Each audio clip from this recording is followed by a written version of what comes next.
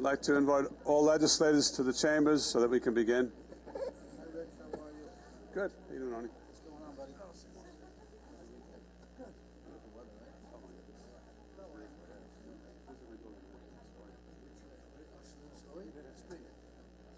that my office stuff? 30th Avenue, right? One block off 30th Avenue. You see all the restaurants? Oh my goodness, on Broadway and stuff like this. You gotta go there on a night and see what's going on. That's a great area. Yes, you just join. Thanks. Where are we? Okay.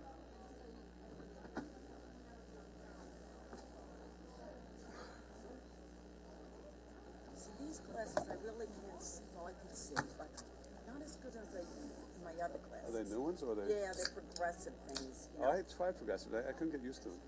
Yeah, I wish I had. I might ask.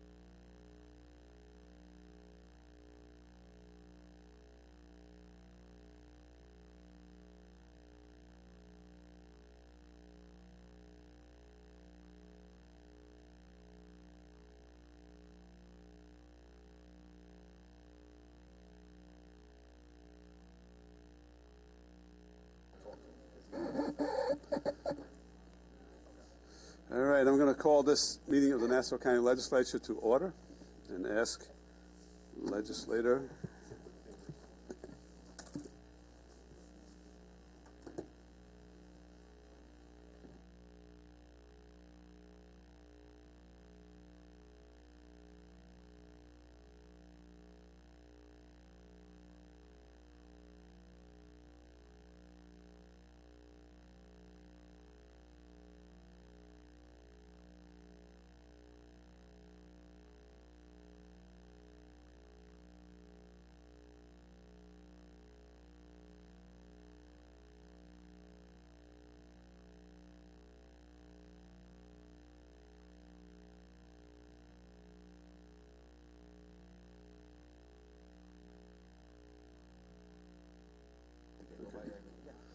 All right. Before we start the meeting today, we are looking for someone who will be able to do sign language at today's meeting.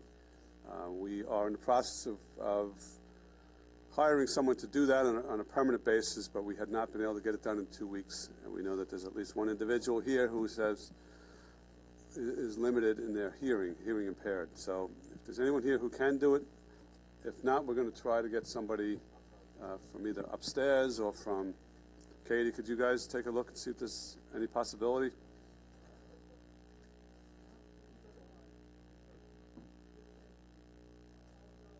No. It is what it is. All right. Yes.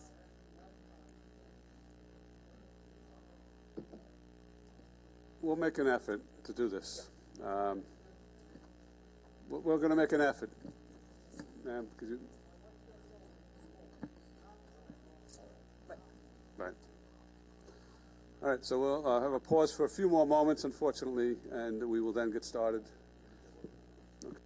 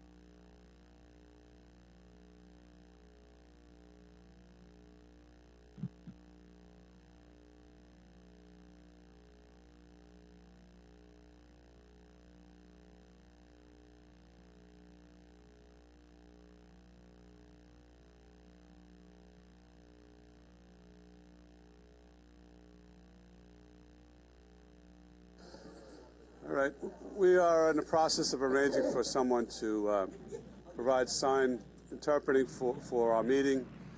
So what we're going to do in the interim, though, is we'll do maybe some of the ceremonial parts of our meeting. So we'll lead the meeting off. We have our top cops. We'll do those presentations, and then hopefully that person will be here before we get into the substance of our legislative meetings. So I'd invite all the legislators back in. Are we all here?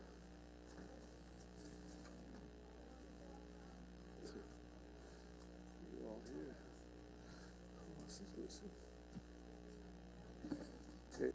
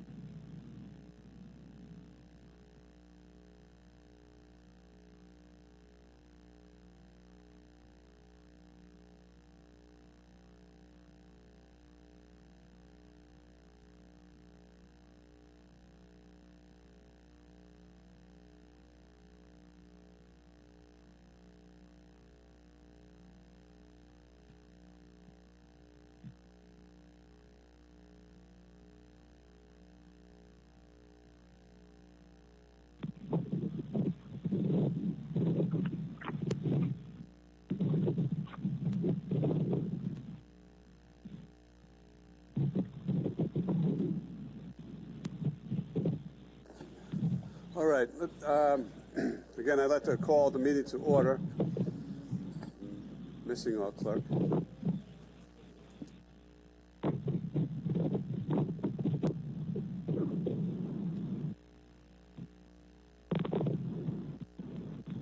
All right. So I'm going to ask Legislator Bill Gaylord to lead us in the Pledge of Allegiance, and I would ask everyone to please remain standing for a moment of silence after that. Sure, if everyone would please rise, face the flag, hand over heart, and join me by saying, I pledge allegiance to the flag of the United States of America and to the republic for which it stands, one nation, under God, indivisible, with liberty and justice for all. Legislator Birnbaum. Yes, I'm requesting this moment of silence on behalf of somebody who I call a friend and who is known to most of you. That is the Honorable Howard Weitzman. Howard Weitzman succumbed to a serious illness after many years of fighting it valiantly. He served as Nassau County Controller for 2 terms, and some will say he was responsible for bringing the county back to fiscal solvency. He was appointed by the governor to NYFA, and he has been serving on that since 2016. And he has also been a mayor and before that trustee in the village of Great Neck Estates. So he will be missed dearly.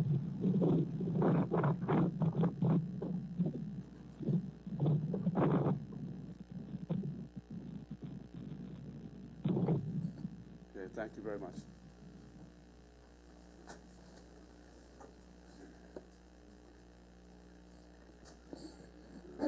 So we will again do the ceremonial parts of our meeting and wait for our sign language interpreter to get here before we start the substantive parts. And I would like to, at this point, do the top cops and introduce President John Wighouse and President Ricky Fussetti for the Detectives Association and Superior Officers.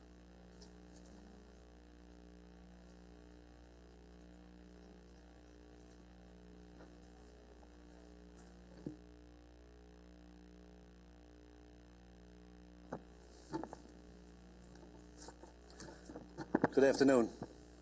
I would like to thank Presiding Officer Nicolello, Minority Leader Abrahams, and the full legislative body for honoring today our gang unit members, Detective Sergeant Hector Baren, Detective Pete Sickinger, Detective George Colby, Detective Stu Cabanillas, and Detective Joe Albergo.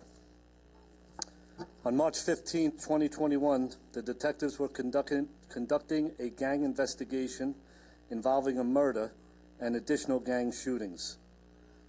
The gang investigation squad detectives were observing a group of known MS-13 gang members in the village of Hempstead. The detectives then observed a black Hyundai SUV with Florida registration drive across a parking lot without headlights on and also making a turn without signaling. The detectives activated their emergency lights and conducted a VTL stop. The suspect vehicle did attempt to flee the scene. However, it was blocked by the detectives' RMP, forcing the vehicle to stop. As detectives quickly approached the vehicle, the driver, Subject Hernandez, was apprehended. Both the front and rear passengers fled on foot, and the detectives engaged in a foot pursuit. During the foot pursuit, the front passenger, Subject Morales, did point a loaded revolver handgun at Detective Sickinger's chest. Detective Sickinger, due to his close proximity of the subject, was able to knock the revolver out of Morales' hand. While attempting to place Morales under arrest, he did resist arrest, and while there were no injuries to the defendant, 2 detectives were injured. The defendants, Morales and Hernandez, were charged with murder, 2nd degree, attempted murder, 1st degree of a detective, criminal possession of a loaded gun, and other various charges. As a result of the many years of experience in law enforcement and the comprehensive training we receive in the Nassau County Police Department, these detectives displayed the utmost restraint on the use of force while encountering these individuals who had previously committed a murder and pointed a loaded handgun at the chest of Detective Sickinger. In this case, and as we also heard last month with our top detectives last month, they were authorized to use deadly physical force, but again displayed the restraint, the utmost restraint. Thank you.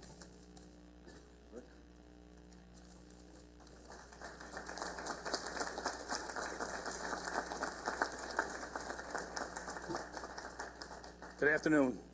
I am Ricky Fassetti, President of the Nassau County Police Department Superior Officers Association. Thank you, John. I'm not going to repeat what John said, so I'm just going to touch on a couple of quick things. So when I was here last month, I told everyone up here you were going to hear a phenomenal story, as you do pretty much every month.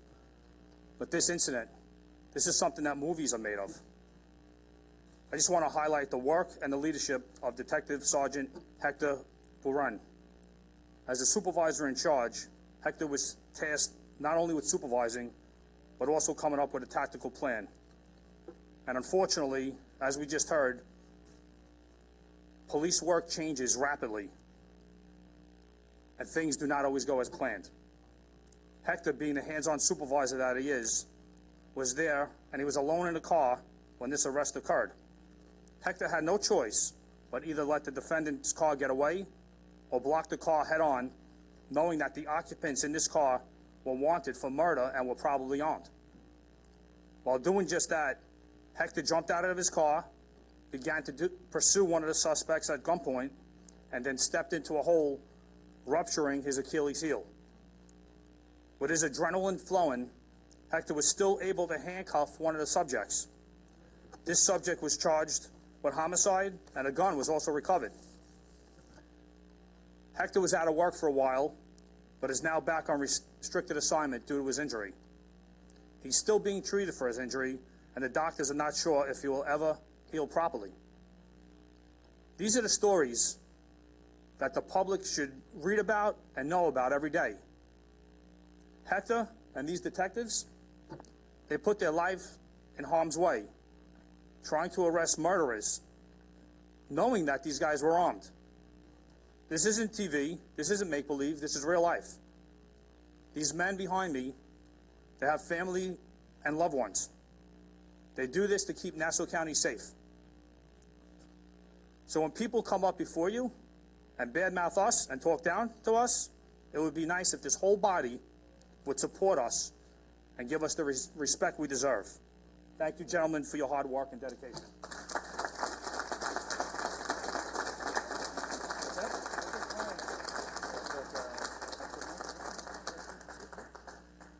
Good afternoon.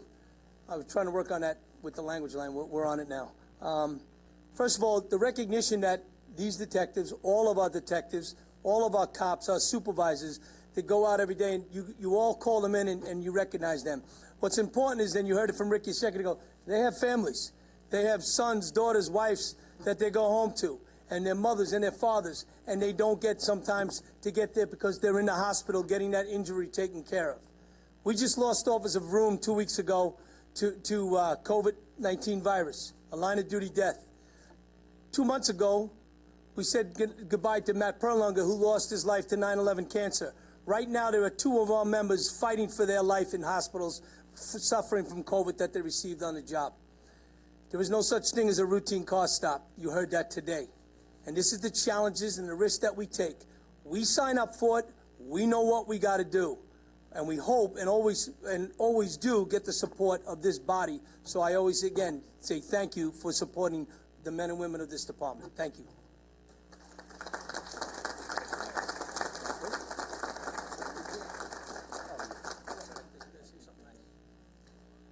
I'd like to thank the county legislature for this acknowledgement. It really goes a long way for our morale during these difficult times in policing. I'd like to thank the commissioner, the chiefs, and my commanding officer from Gang Investigation Squad, John Schmidt, for all their support for what we do. I've been in many units throughout my career. I have to say the detectives in Gang Investigation Squad are top-notch. They give 110% every single day, keep the county residents safe. Thank you very much.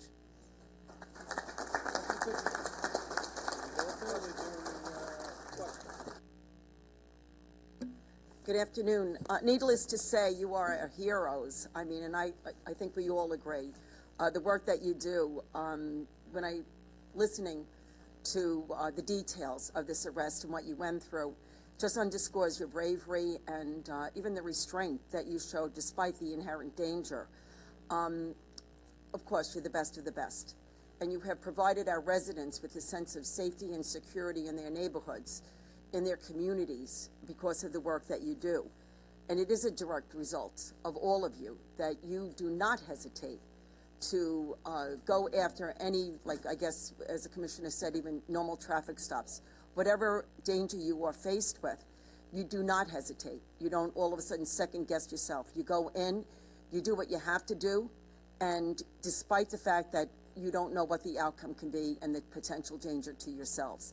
And that really tells a story, because all of you, with the training that you've had, that you are seasoned officers, just lets us know that we are in good hands with all of you patrolling our streets. And I have to say thank you very much, because I can't even expand on, like, to say, I mean, I could probably say a million words to say how great each and every single one of you are. And I thank each and every single one of you for the job that you do, for your leadership under Commissioner Ryder, your commanding officers, and, you know, I thank your families for letting you continue to do this job, because you know what?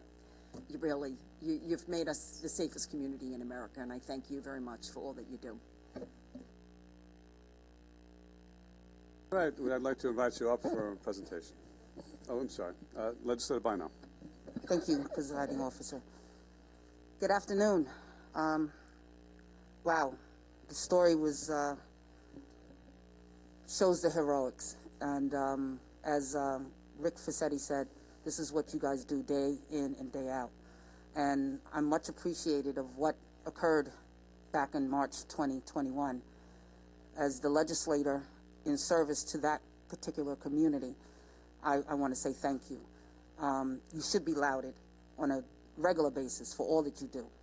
And I think, as Commissioner Ryder said, there is no such thing as a routine traffic stop. But I will say, so I know that the officers on a daily basis are placed in danger. But I will say that when you're working on that gang task force, you really have taken your gifts, your talents, and all that you've been trained to do and put it right in the face of adversity, the most dangerous situations that we could ever hear about. So for that, I say thank you. And, you know, and to your family, I say God bless them and God keep them, because I know that it's stressful to know that each day when you leave the house, they don't know how the day will turn out. So on the behalf of the 2nd Legislative District, and in particular the community of Hempstead, thank you. Okay, we invite you up to join us at the podium for a presentation.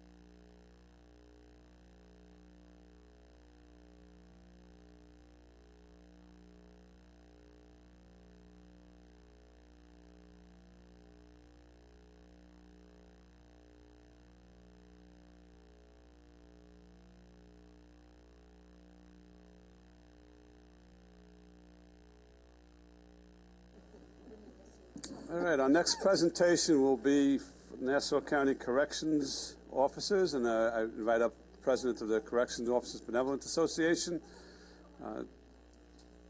Sully, Brian Sullivan.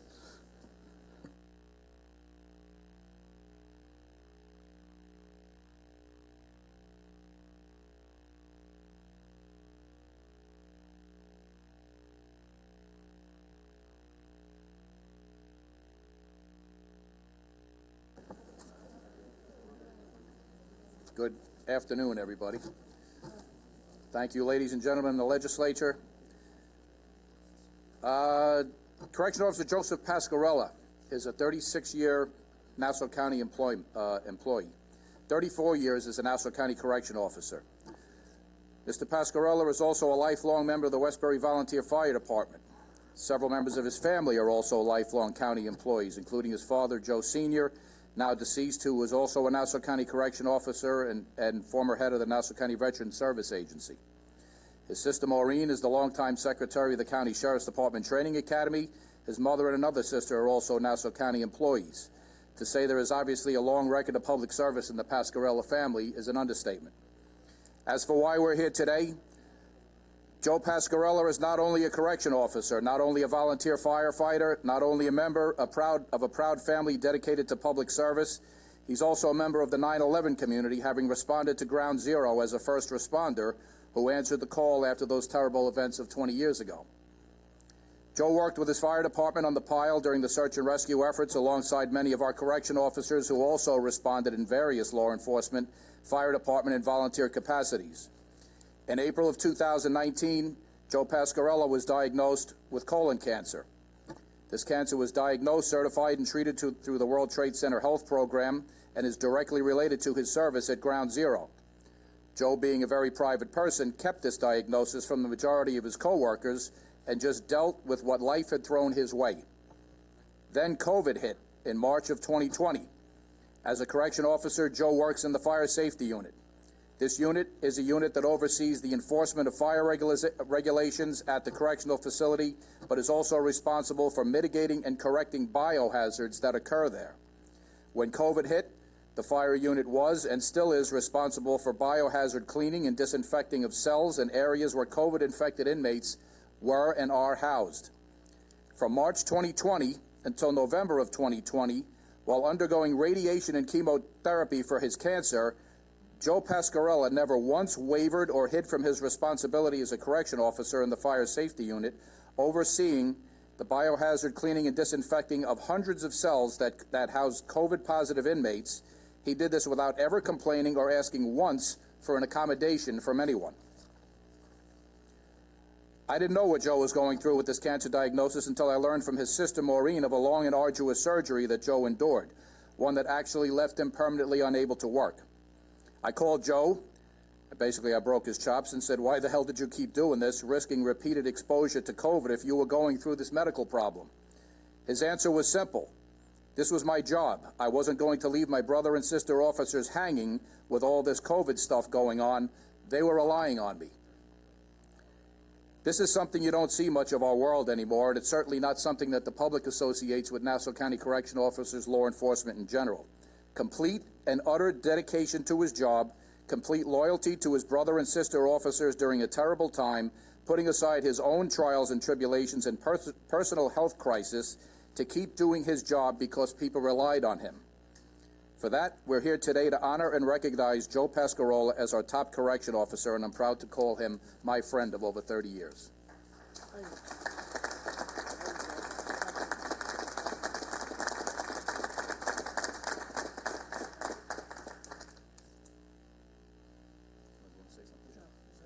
All right, just want to say I want to thank the legislature for taking time out of their busy schedule to honor me. It's been a long trip. Hopefully I dodged the bullet, but only time will tell. And I definitely want to thank the sheriff, and all my fellow workers, correction officers, supervisors, lieutenants, and captains behind me for spending their day with me. The gentleman right here is my supervisor in the unit. He was right next to me in those COVID cells. So he was in the trenches with me. So were a lot of other officers. It wasn't just me, but in the fire service, we learned you leave no one behind. I couldn't walk out on him then. I'm not going to walk out on him now, but I wanted to say thank you, everyone.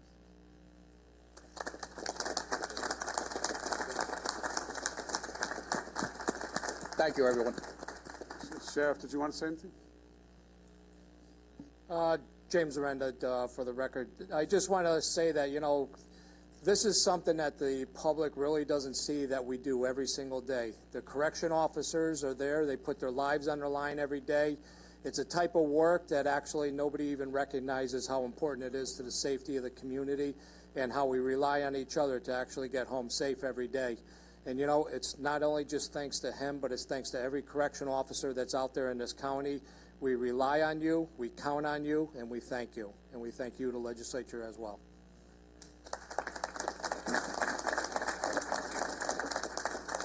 Legislator Schaefer. Good afternoon. I'm so happy to see you here today, all of you, because as was just said by the Sheriff, this is not something we see often enough. We don't hear about what's going on in the jails, except to maybe hear some negative things, but to hear about the heroics and what you're doing there to keep the community safe. You do much more than most people even realize. So it's really an honor to honor you. And Joe, you know, I know you personally. I know your family. I don't know that I even can find the words to say what I feel. Just thank you so much. You and your family are such generous people. I certainly know that, like I said, you know, from a personal experience. But here today now, so many more people get to hear who you are and what you're all about, and the teamwork and the leadership that you have shown. And that is so important, again, just because you deserve it, and also because people need to see what you guys endure and how you keep us safe. So thank you so much. I really, you know, from the bottom of my heart, I just really, really appreciate all that you've done for us, and just for being such a strong example of a human being for all of us. Thank you.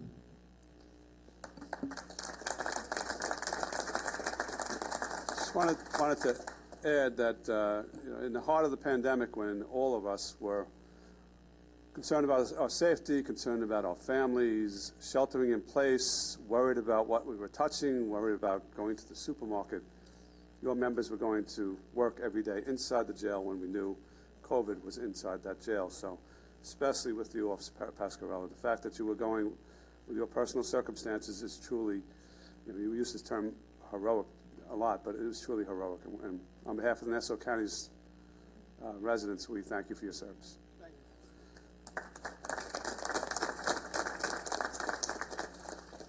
And Joe, I just want to thank you too, and certainly everyone who's standing there with you for all you do day in and out. Certainly your work with the fire service, and certainly over in corrections, what you face each and every day. You know, even when we've just done a tour and we get a little glimpse of what's being done, it just, you know, it just amazes me that you deal with this day in and day out. And then you dealt with it when you were dealing with other issues too. And you and I shared a little bit that, you know, those issues, you're going to get through those. And I just pray for you, and God gives you the strength to keep going and to get through the rest of this. And I know all your colleagues too, they were there helping you get through that each day too, because I know my colleagues were certainly here for me. And I told you, you know, think the positive. We're warriors together and nobody fights alone. So we're here for you. God bless you, and thank you. Yep, thank you. Okay, I'm sorry, Sheila, right now. Thank you. Thank you, Presiding Officer. Good afternoon to you all, and to Officer Pasquarella, I have to say, wow, you are courageous. We didn't know what to do when COVID came down, COVID-19. As Rich said, we were all running scared. And having known firsthand how it is to feel after chemotherapy and radiation, I will tell you, I have the utmost respect for you. Not only the psychological impacts of, you know, dealing with COVID and the disease and the treatment, but the physical. I know it had to be hard to push through that. So I say thank you. You've kept hundreds of people inside that facility who you're entrusted for their custody and their care safe, and then all of your brothers and sisters who were also then, their risk was mitigated and they were able to go home to their families. So I'm happy to see you here today, and I just pray your continued health. Thank you very much. Thank you. Please join us on the dais for a presentation.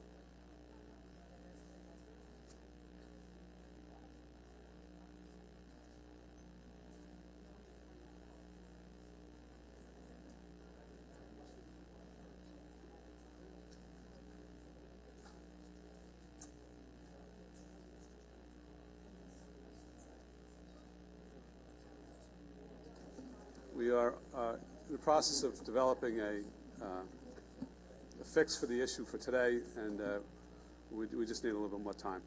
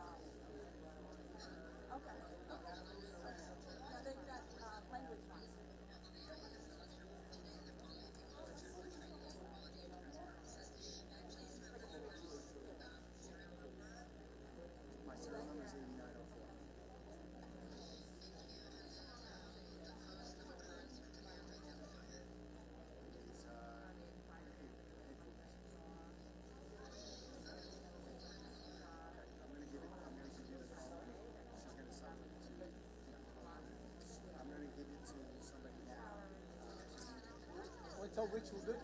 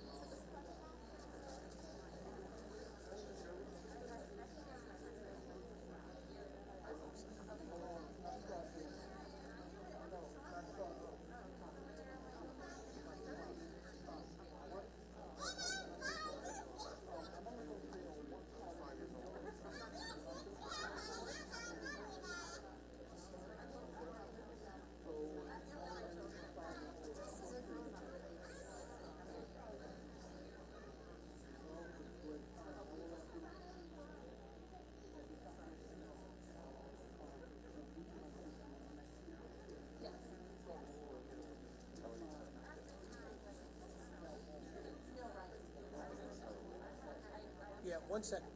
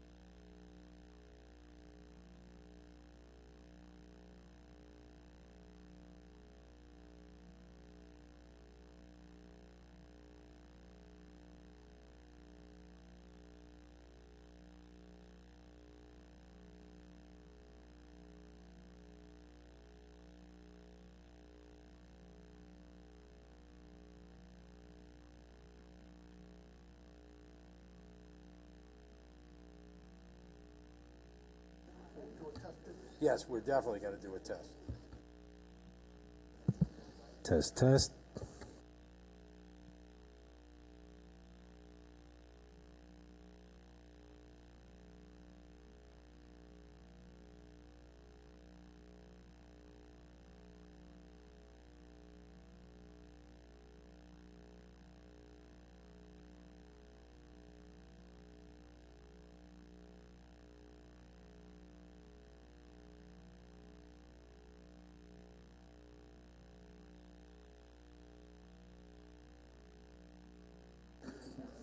This is an audio test for the sign language. Are we okay? Are we hearing it? Do we hear what's being said? Okay, we're good? I can hear, yes, thank you. Okay, perfect, thank you.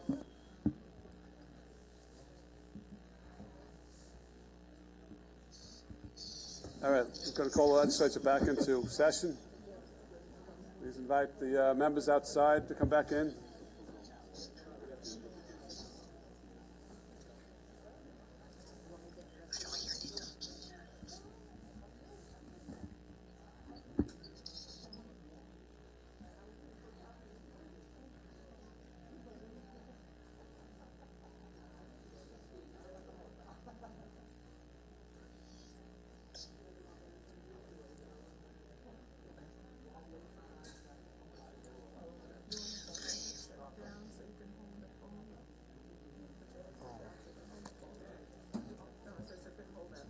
No, it's not his phone.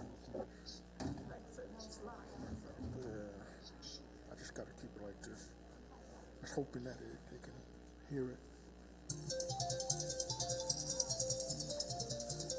Somebody's calling.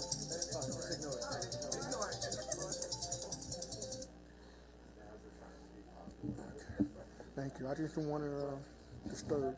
Somebody called me back trying to fix this. Yeah, the mic can see. Okay, so we're gonna turn, sorry.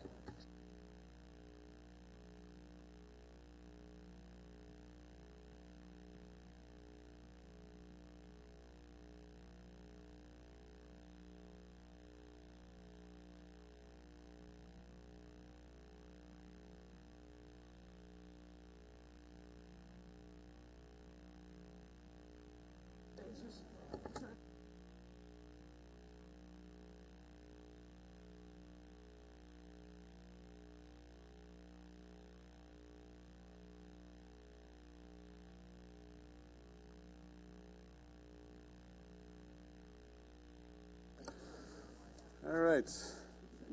Mike, would you like to call the roll, please? Yes, thank you, Presiding Officer.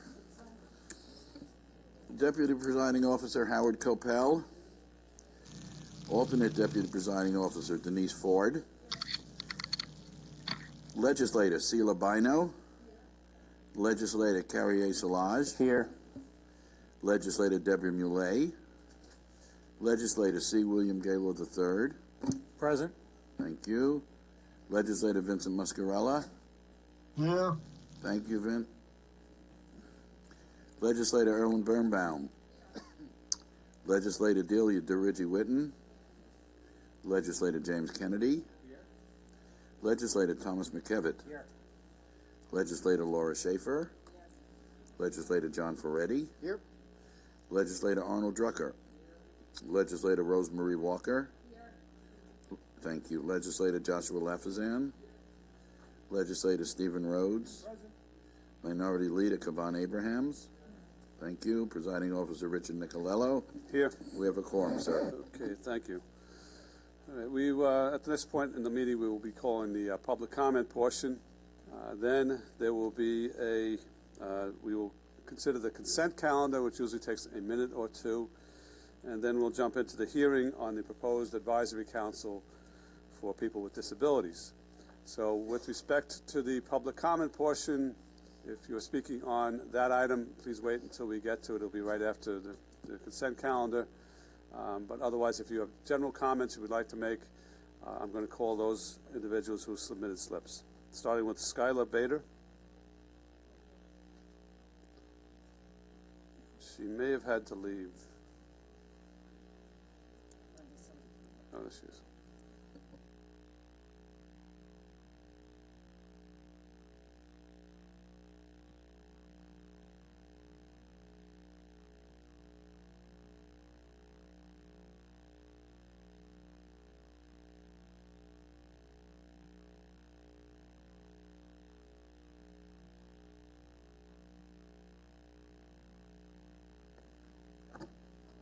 Thank you all for your patience with my special guests today. Hi, love. Last month, this legislature voted to pass Representative Lafazan's ridiculous bill to give police more hate crime protections than I get as a member of the Orthodox Jewish community or as a disabled person. to win way more money from a defendant, but more importantly, to not have to actually prove the intent to discriminate as an element of the case, the foundation of keeping hate crime lawsuits from becoming political attacks. Many of you are lawyers like me and know better. County Executive Curran finally vetoed this wildly illegal assault on free speech only after the Attorney General gave her cover to do so, not because it was the right thing to do. Yet we know that many of you are planning to bring it up for an override vote right before the November election to make Curran look bad. This is a direct cause for Curran's counterplay here today. To your credit, you're not trying to hide anything. You're openly using the crime narrative to consolidate and strengthen your own power, often in a bipartisan, white legislator-only way. And this brings us to County Executive Curran proposing a $45 million increase in the police budget. This is a cheap election season ploy to counter the fact that Curran and every other Democrat on the ticket are being hammered as soft on crime in over 30 GOP attack mailers this month and every political sign on our streets. But the Nassau PD already has nearly $1 billion a year budget and is the 12th largest police force in the country, even though Nassau County is only the 30th most populated county. We already have more cops per capita than the rest of the country, or most of the country, and you want to hire more. This isn't about individual cops. This is about systems and policies and funding. The fact that so many people still choose to think criticizing police systems is an individual attack on officers is the problem. If they can't keep Nassau County safe with a small army for our population size and that massive treasure trove of our property taxes, which funds 85% of their budget, then by golly, maybe throwing more money at them isn't the answer. Curran and the police department already say we're one of the safest counties in the country. So why are we scaremongering about rapists, murderers, and arsonists? Are we safe or not? Nassau PD's own statistics, which they fought like hell in court to avoid releasing, prove they have a problem with racist policing. Commissioner Ryder has repeatedly dodged all public questioning about why their own statistics show that they pull over 5 black drivers for every 1 white driver.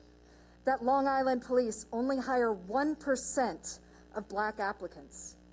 We've known for over 100 years that the #1 predictor of crime is poverty. And rarely have people been as impoverished as they are right now. Huge levels of unemployment, evictions, decreasing job benefits, new disabilities from long COVID, and the costs and availability of child care and medical care. Yet nothing Curran does can satisfy her enemies, from fly-by-night police union contract approval votes here to rejecting all public accountability of the police department last April. No matter how much she betrays her black, brown, and disabled constituents who suffer most from the Nassau PD's discriminatory policing, she was never going to escape this Democrats are soft on crime disinformation campaign. Throwing more money at the PD's billion-dollar property tax treasure trove is fiscally irresponsible and morally wrong. In no other government office would we accept an office refusing for years any public oversight or accountability while simultaneously demanding more huge amounts of taxpayer money. That money could actually make the lives of Long Islanders better, fighting poverty, which would actually lower crime, lowering the property taxes that are driving residents away, hardening our grid against hurricanes, heat waves, and flooding, mitigating the constantly increasing risks of the climate emergency. 1/3 of my massive property taxes goes directly to the police department. We're paying the second highest property taxes in the country by county, yet our firefighters are unpaid volunteers with other full-time jobs. When I was pregnant, I was told not to rely on getting an ambulance because we had only 4 ambulances serving from the 5 towns to West Hempstead. This is not good stewardship of our tax money. Instead, in May 2020, these police threatened me in front of this building from 10 feet away with riot gear and riot guns and an armored personnel carrier parked down the block at the CVS. Please sum During up. a peaceful protest because it was late and they wanted to go home. Follow the science. Nassau PD's own statistics. This is a bad use of money, and it is a political ploy of scaremongering, political propaganda, trying to make us vote out of imaginary, racist, xenophobic fear of our neighbors. Thank you. Richard Clolery.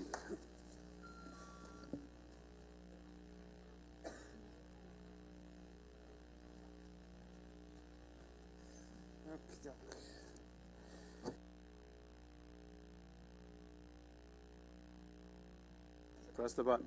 Sorry, sorry, my bad. I know you think, to the members of the legislature, I know you think that I'm some useless SOB begging for charity in regards to increasing funding for the buses, but I am not such a person. I work in Nassau County ever since I moved here. I pay my taxes, I shop, and I eat here. I don't ask for much except for maybe a working bus system that is properly funded. When I first came to Hicksville, I was next door to the N73-74. I had access to the Hicksville LRR station and to the Nassau County Mall, which is in Levittown. But when I lost, I had to learn how to walk to the Rick Road to catch the N49 if I wanted to go to the Nassau Mall, or later on, take a bike trip to the Hicksville Railroad Station if I wanted to go into the city on good weather days. On bad weather days, I had to take a Yellow Cab and later on Uber, which can be very expensive after a while if you catch my meaning. Which brings up the main benefits of a well-run bus system rather than a subpar run one. You can go shopping, to work, to play, whatever, while reducing the effects of climate change. I know that I've said this before, but I feel this is becoming more important as cars contribute 30% of greenhouse gases to our climate change problem. If people were encouraged to take the bus instead of their cars, maybe this fact of life can change. Look, I understand why you're reluctant, whether it has to be because of why the suburbs were formed and the car-centric culture that was formed. I want you to understand that I'm not after people's cars, just a better future for everyone. Today, I am including this article from MSNBC concerning climate change and the importance of walking and public transportation in this changing world. Please read before you make your budget decision. Thank you.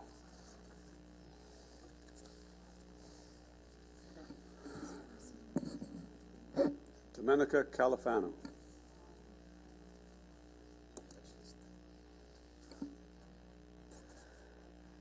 Hello. Is it on? Hi, how are you? I'm here on behalf of the 4th Precinct in Nassau County. The discrimination and the hate needs to stop. I have a niece that has an order of protection against an individual. She's going to get killed by it. Nassau County courthouses do not care. I spoke to Patrick Ryder today. I'm hoping he will be able to help me. I can't say much because I have a 3rd lawsuit pending against Nassau County Police Department, and I'm going to be winning it. All my charges were dismissed. That's one thing. The second thing is the town of Nassau County is doing roadways. My great deal of concern that I did speak with Denise Ford, her office. I never heard back from them. There's one handicap ramp on the corner of my office that's horrendous. It's slanted, it's warped, no one ever came to fix it. On the other side, it's County Road. There's no handicap ramp, but there's no ramps at all. I have a great deal of concern to people in wheelchairs that can't move around on that corner. The road that they did last year, the county road that they repaved, it's already breaking. It's a split in the road. Spoke with Denise Ford's office. Of course, no one calls me back. They were going to help me. It's been over 2 months. The other thing is the fire marshal has been giving violations to Rough House Rescue in Island Park. They're not standing behind their violations. These animals are going to die. Health Department in Nassau County is aware of thousands of dogs coming over the border of Texas with no health certificates, distemper, polo, getting all our dogs sick here. The Health Department does nothing about it. The other thing with the Health Department, it is a disgrace. The money that this county has, that the holding facility for inmates in Nassau County has species, rodents, mice, electrical wires hanging No individual should be in a holding tank or in a facility in the county in these conditions. These people will get very sick, including the Sheriff's Department in East Meadow. That place is absolutely disgusting with black mold and white mold on their walls. Where is all this money going to? The health department does nothing but sit back. The SPCA, Rogers, does nothing. We have a place, Rough House Rescue, in Island Park with thousands of dogs there that are sick. The place in Kentucky was shut down. We spoke at the Town of Hempstead meeting. Maybe they will do something about it. I'm hoping that the county here will look into the health department, the SPCA, and the fire marshal to see what is going on with this facility, Rough House Rescue, that's all over the news. People's dogs are dying. They're adopting the dog dies. No one has health certificates, the dogs are not spaded. The police department don't enforce their laws. We need help here in the county. I'm not sure who could handle the handicap ramps by my building. It's Long Beach Road. I have a great deal of concerns about that. We have a lot of disabled people coming off buses. They can't walk. One side there's a handicap ramp that's all slanted. They've been, the Town of Hempstead, but it's really county. I need some kind of help or some kind of direction to go into this. I don't find it fair that we all heard about this young lady that got killed by her boyfriend. I don't need this to happen to my niece. There is an order of protection against this individual that keeps coming around the house in the 4th precinct, does nothing about it, but harasses me and discriminates against me and hates against me. It needs to stop. I would love to show you some videos of Sergeant Crawford pulling his gun out on me, an 8-year-old and a 10-year-old, but unfortunately I can't show that video because I have an ongoing lawsuit against Nassau County. Nassau County is well aware of it. I spoke about it several times. Please bring attention to these poor girls that have order of protections and will be getting killed, and bring it to everyone's attention to get help. Your DA's office does not help.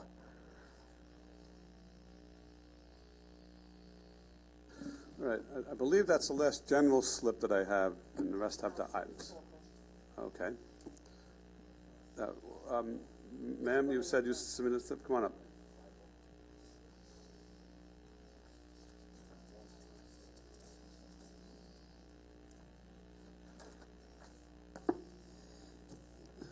I'm sorry, I'm a little nervous. My name is Paula Werner. I don't think, did you submit a slip? Yes, I did. I don't have it. So after you finish speaking, please fill out a slip and give it to the clerk. Oh, I'm sorry, you're right. I have it. Oh, you did? Yeah. Okay. Yeah. Thank you. Okay. My name is Paula Werner, and I'm here today to speak to you about issues affecting animals in Nassau County. Last year, this board passed a law. It has been my experience and the experience of others that on numerous occasions, issues and concerns have been reported to Nassau County SPCA to no avail.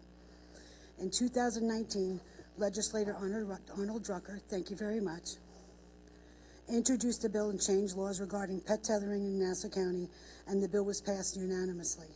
Again, thank you. And later served as a model for a very similar bill passed in the town of Hempstead. However, the SPCA claims to be unaware of this law, despite their attendance in initial meetings during the process and creation of this law. Sadly, this has led to a well-meaning law, but not being enforced. Any law without enforcement is not worth the paper it's printed on. Residents across the county have reported instances of violations of the law during the winter months. Many of these reports have not been investigated and outcomes have not been provided. To give you an idea of a bigger picture, I'm not alone in this report. And these extends beyond violations of tethering laws pertaining to how and when animals can be kept outdoors in cold winter months and extreme weathers. In a little over a week, over 125 signatures have been gathered through a change.org petition imploring the SPCA do their job. As per the SPCA contract with Nassau County, the SPCA is required to enforce not only at the state level, such as Article 26 of the New York Ag and Market Laws. It says, but not limited to, which not limited to means that he's only not supposed to just enforce Article 26, but the other laws as well. Reporting of animal abuse and neglect are in many cases referred to rescue organizations and to the police. These include reports of dog fighting, poor conditions of a pet store days prior to these reported to the news stations, and more. I'm respectfully requesting an audit and investigation into the SPCA's investigation practices and reviews of the county contract with the SPCA before more animals are needlessly harmed. I do have the contract between the county. I do have other people that I have printed out that have seen and tried to contact the SPCA, which I have a copy for all of you. What is the point of having a law that you all passed and thought was important if we're not going to enforce the law? Not limited to means that they need to be called. I have a young lady here that called me at 9 o'clock at night. I'm just rescue. I got the police over to the house with so many puppies in horrible conditions. But the SPCA was called all day, not a response. This is not something we want in our county. We want our animals treated with respect, and the people that are calling for help. I hope you all agree on that. But we also need to find out why they're not enforcing. How many tickets were given? Speaking to Officer Geller in August, which I have the email because I spoke with him purposely, he never was even aware that the law passed. This is an SPCA officer. I had to send it to him myself. He also said that he wanted to get paid per ticket that they write. The county offers a contract for a reason. They don't get to pick and choose what they want to enforce. Nobody does. It's the law. At least that's what we think as citizens. 120 citizens in less than 2 weeks signed that petition. It's important. We need to defend our animals. There are a lot of laws that need to be put in front of our county, but animal welfare is really one of them. Do you know the dogfighting ring that was called on? I gave it to the Suffolk County Police when they did that raid last week. Nobody was aware it even existed. How sad is that? I gave them all the information for the person, and they're taking care of it. Our DAs should have had that. Does anybody have any questions? This is sad. The pet store that was on the news asking for our public for $30,000, they were called a week prior by rescue people. These puppies were in that store. Not one call. The reason why he showed up was because we asked Channel 7 to call. They should call. Thank you, Ms. Werner. Appreciate it. Okay. Do you agree? Anybody agree? Yeah.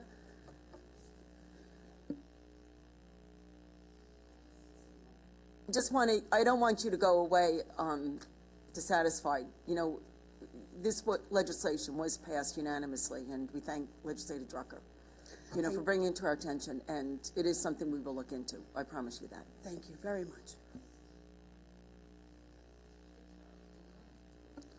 Mita Meriday.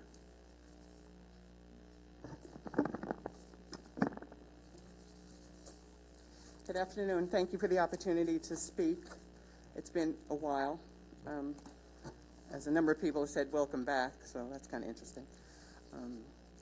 I don't necessarily always feel welcome in this building, but since I'm also a taxpayer, it really doesn't matter. My concerns are many, but I will try to stick to specific issues in the interest of time, and I do want to be able to speak during the hearings. So, as it pertains to a number of the resolutions, I wanted to touch on those, particularly number 771, the resolution to honor the rescue and recovery workers that worked at or near Ground Zero. As we all know, many of us have experienced it firsthand with loss, with illness, with other situations. I myself am dealing with health challenges because of my work at Ground Zero, and standing here representing the thousands, hundreds of thousands of civilians and civilian first responders who are still out there who are not a part of the program. I appreciate the fact that you want to have a resolution to honor that, but we need more than that. There are hundreds of thousands of people, NASA, including NASA residents, who are not a part of the World Trade Center health program, which provides, for even specifically for me, the resources that have helped me to stand here with the accumulating conditions that I am facing, because someone has to be that voice. So in addition to the resolutions and the recognitions and all of that, which is important for people to remember and for those to heal and for those to move forward, we need to actually initiate some true legislation, and not legislation like the legislation that I worked diligently with the current county executive to address the growing and continued disparity for veteran businesses that are still left out of the mix, for minority and women-owned businesses that are still left out of the mix. That law, that bill is sitting somewhere on somebody's desk gathering dust. Enough of that already. We need to do more. Less talking about it. Time to be about it. This resolution about changing the mailing policies. I always find it interesting in this county. Prior to elections, you come up with certain resolutions that are beneficial for either the majority, or if you have an issue with the current county executive. And then as soon as the election is over and there's a party flip in the leadership position, guess what? That bill goes away. I stood before this group to advocate for an inspector general before a prominent election. The majority was like, no, we don't need it. As soon as their candidate lost, the next month they voted for it. Interesting, isn't it? So you can decide what you want to do with the postage. You're all going to find a way, whether you're in control or in power, to get your mailings out and continue to utilize, or as most people think, waste taxpayer dollars. And let's talk about the disparity in taxpayer dollars. New York State requires a disparity study as it pertains to the lack of advantages and resources for the development of minority, women, and veteran-owned businesses. We have volumes of disparity studies. We have yet to have any proactive and productive initiatives to address that disparity that could create jobs for our service-disabled veterans. And I know for many of you, not being able to have your parades and your breakfasts due to COVID took away a lot of the majority of the work that you actually do for veterans. But guess what? They still need a job. They still need housing. They still need to maintain the pride that they stood up there and defended this country in foreign lands, and sometimes right at the capital of the United States of America. So let's talk about that. Now you have agreements for non-for-profit organizations and for parks. There's a trust, 51, to endorse the application of a trust for public land for a grant, an Empire State Trail Extension project. I live in Baldwin, North Baldwin. We have a preserve that's sitting there that's often used as a dumping ground after a superstorm or a hurricane. That preserve could get funding from the state. Do you realize Nassau County utilizes and seeks the least amount of state funding to reclaim properties that could be used for its residents? Again, we pay the second highest taxes, as was previously mentioned, but we are least class citizens when it comes down to the resources that we pay this $3.3 billion budget. And I'm wrapping up, presiding officer. But again, if we don't stand up, if we don't speak up, if we don't step up, we're going to lose the vital resources, the diversity, the inclusion. That's not an issue here. It's not about a Republican thing or a Democratic thing. Right now, it needs to be one thing, it needs to be one people, and we need to work together. Enough of the nonsense, because people are dying out here. We are dying out here. Voices are not being heard. Let's make a difference. Thank you. Thank you, Mita. Kevin McKenna.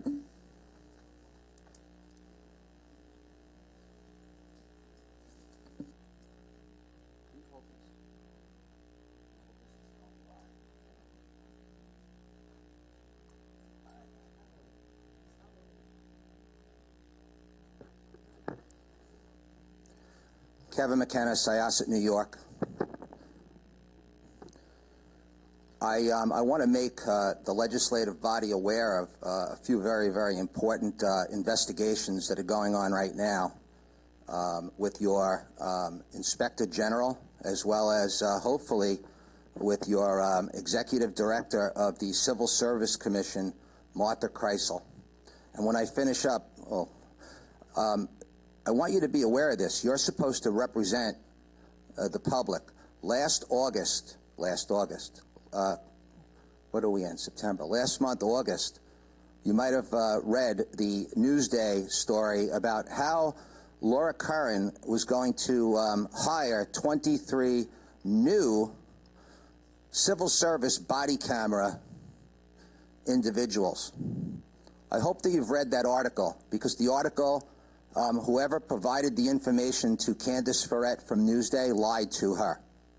I have provided facts and details to your Inspector General, to your Civil Service Director, Martha Kreisel, who right now, Martha Kreisel, I asked her specific questions in an email that are clearly within the civil service jurisdiction, and she didn't answer the email and then finally answered and said it's not within her area. So I want you to know that it's been brought to the Nassau County Public Corruption Unit's attention, and your Inspector General, Jody France, actually acknowledged me this morning, and she is hopefully on top of it, and if necessary, I will bring this to the Eastern District of New York, as well as the Attorney General, and if need be, I will take a ride up to Albany to see Kathy Hochul, because you have violated civil service laws, and Commissioner Patrick Ryder is the one orchestrating the whole situation. Secondly, you might have saw, and by the way, I'm sorry, full disclosure, my name is Kevin McKenna, and I want you to know that I am a writing candidate for Town of Oyster Bay Supervisor, and I also founded, as you probably know, Town of Oyster Bay News 6 years ago, and we're being broadcast live right now, and the purpose of Town of Oyster Bay News was to expose corruption in the Town of Oyster Bay in the Venditto days, but I have since expanded my horizons, and there's plenty of corruption going on inside Nassau County. So, with 2:17 left, I hope that you go on my page, and I hope that you watch the interview that I did, the live interview that I did with a gentleman named Carl from Bethpage. Carl, over the last 5 or 6 years, Carl has been scammed by a gentleman named Constantine Susaris, who is a known scammer to the Nassau County District Attorney's Office. He has been arrested by the Nassau County District Attorney's Office, and guess what? He was let out, and he's out on probation right now, roaming around Nassau and Suffolk County, continuing to scam other seniors. And the Suffolk County DA's office is well aware of him as well. What you need to know is that your sheriff's department, our sheriff's department, was given judgments. There were judgments signed by judges in Nassau County to get the money. He scammed this guy, Carl, over $500,000. Watch my live interview of him. Your sheriff's department's supposed to be enforcing the judgments. Carl called up the sheriff's department Friday. The sheriff's department said that because they hadn't heard from Carl lately, that they closed the case. The sheriff's department does not have the legal authority to close a judgment that's signed by a judge. So you might want to find out what our sheriff's department is doing with our taxpayer money. In my last 40 seconds, you legislators are supposed to work for us. I appreciate Legislator Rose Walker. She's responsive when you send her emails. Legislator Drucker and Legislator Laffasan, they continue to ignore legitimate emails, not just from me, but from other members of the Syosset, Hicksville area. These two individuals do not belong to be legislators because they hide when difficult questions are asked. And you could smile all you want, Legislator Drucker. I actually caught him in a parking lot this past Sunday, and I went up to talk to him as a gentleman, and he ran away from me because I call for Drucker and Lafayette's immediate resignation from the legislative body because they do not represent the constituents in that area. Lafayette has a post on his page saying he answers all. You could smile too, Josh. Keep smiling because you're one and done, buddy. Have a nice day. Thank you very much. Thank you. All right, there was, I believe, a lady at the back. She had a hand up. Okay, Ms. Treston, if you're speaking on a disability bill, it's on next. What? Okay.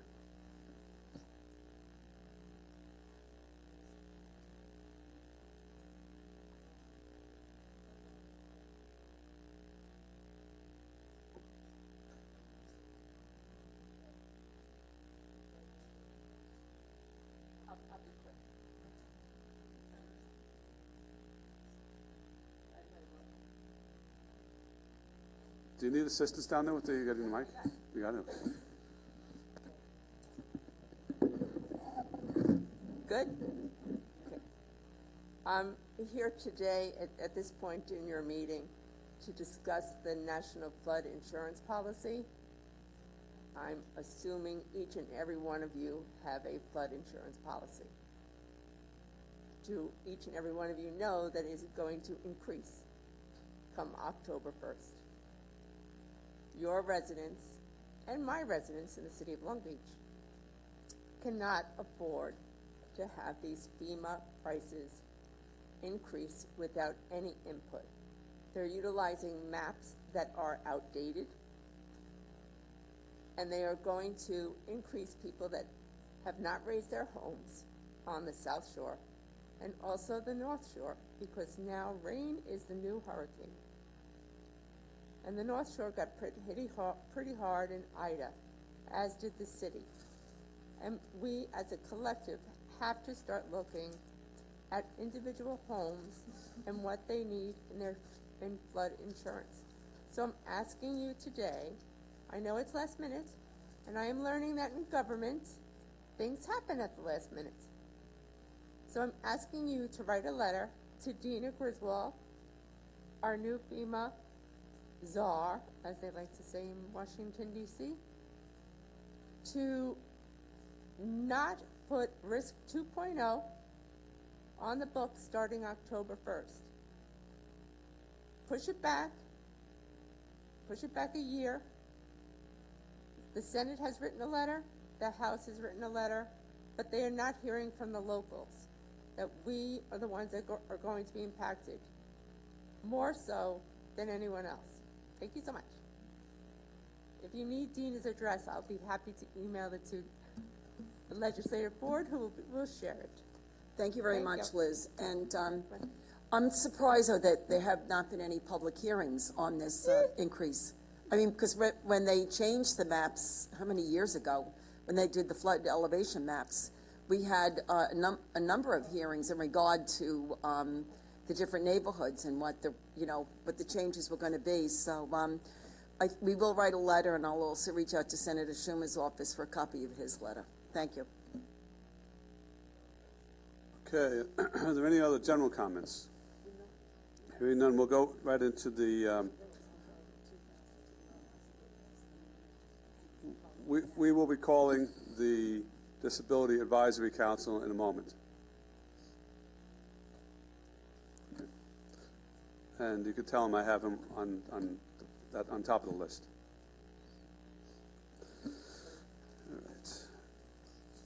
The consent calendar consists of items that went through committees a couple of weeks ago.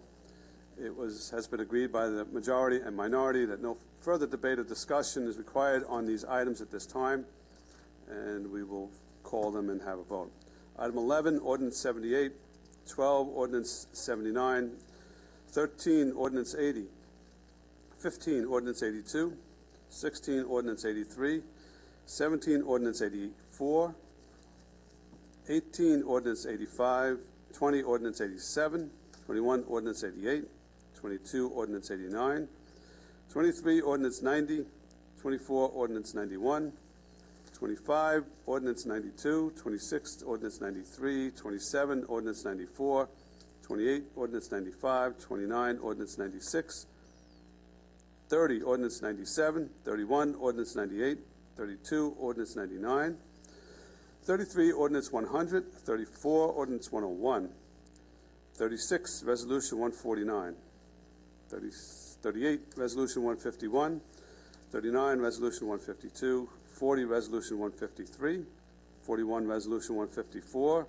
42, Resolution 155, 43, Resolution 156, 44, Resolution 157, 45, Resolution 158, 46, Resolution 159, 47, Resolution 160, 48, Resolution 161, 49, Resolution 162, 50, Resolution 163, 51, Resolution 164, 52, Resolution 165, 53, Resolution 166, 54, Resolution 167, 55, Resolution 168, 56, Resolution 169, 57, Resolution 170, 58, Resolution 171, 59, Resolution 172, 60, Resolution 173, 61, Resolution 174, 62, Resolution 175, 63, Resolution 176, 64, Resolution 177, 65, Resolution 178, 70, Resolution 183, 73, Resolution 186, 74, Resolution 187, 75, Resolution 188, 76, Resolution 189, 77, Resolution 190, 78, Resolution 191, 79, Resolution 192, 80, Resolution 193, 81, Resolution 194, 82, Resolution 195. Any debate or discussion among the legislators? Oh, I was going to say that. Motion by Deputy Presiding Officer Coppell, seconded by Minority Leader Abrahams. Any debate or discussion? All in favor signify by saying aye. Aye. Those opposed, those items pass unanimously. Item 1 is a local law. It's a hearing on a local law to establish the Nassau County Advisory Council on People with Disabilities, moved by Legislator Rhodes, seconded by Legislator Bino. All in favor of opening the hearing signify by saying aye. Aye. Aye. Those opposed, carries unanimously. The hearing is open. Did you want to say anything about the council before we have public comment? Thank you, Mr. Presiding Officer. We did have the opportunity to discuss the purposes and intent of the legislation during committees, but I did just want to state that the real purpose behind this bill is making sure that we listen to the voices of those in the disability community to ensure that we're providing proper services, to ensure that they have full and equal access. And the best way for us to be able to do that is not trying to imagine for ourselves, but by actually listening to those who are walking that walk and living that life every single day and having to deal with the special challenges and issues that they have to face in accessing county properties and accessing county services and providing valuable input to us and to the county executive in ways that we can try and make our county more inclusive for all of them. I spoke about my personal experience, and my dad, John, was a teacher over at Island Trees Junior High School for 32 years, and dealt with multiple sclerosis for most of my lifetime before his passing in 1994, and being wheelchair bound for the last 15 years of his life. We got to see as a family firsthand many of the challenges that he faced, and he was fortunate in that he had family, that he had access to an aid, that he had access to a handicapped vehicle that enabled him to get to and from doctor's appointments. What happens to individuals who don't have access to those services? And we want to make sure that that as a county, we're listening to the voices of those who are dealing with that on a daily basis to make sure that we're doing all we can to guarantee the promises that we made when the Americans with Disability Act was passed 31 years ago, to provide full and equal access to the extent possible. And I hope that by creating this advisory council, by listening to those voices and listening to a cross-section, a wide cross-section of those from that community and those that work in that field to try and provide those services, that it will make us better as a county, make us more effective as legislators, and most importantly, make our county accessible to all of our residents. So I would urge my colleagues to support the bill. Okay, thank you.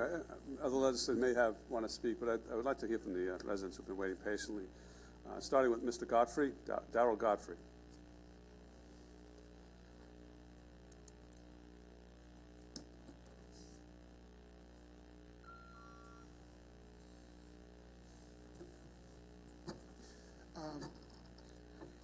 Can you hear me? Yes. All right, thank you. My name is Darrell Godfrey. I'm going to give you a little bit about me. I know I spoke to you before. First of all, I want to thank y'all for providing me with an interpreter today. Thank you very much for working diligently to get me one. My name is Darrell Godfrey.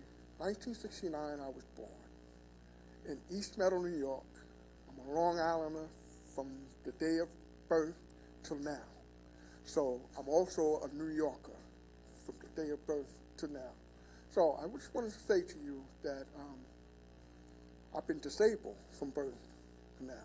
So as growing up in my social life, being just a person who was disabled, I was kind of ashamed at one point. As I got older, I became proud to be disabled. And not only am I proud to be disabled, I'm also proud to meet people who are in some similar situation that I am.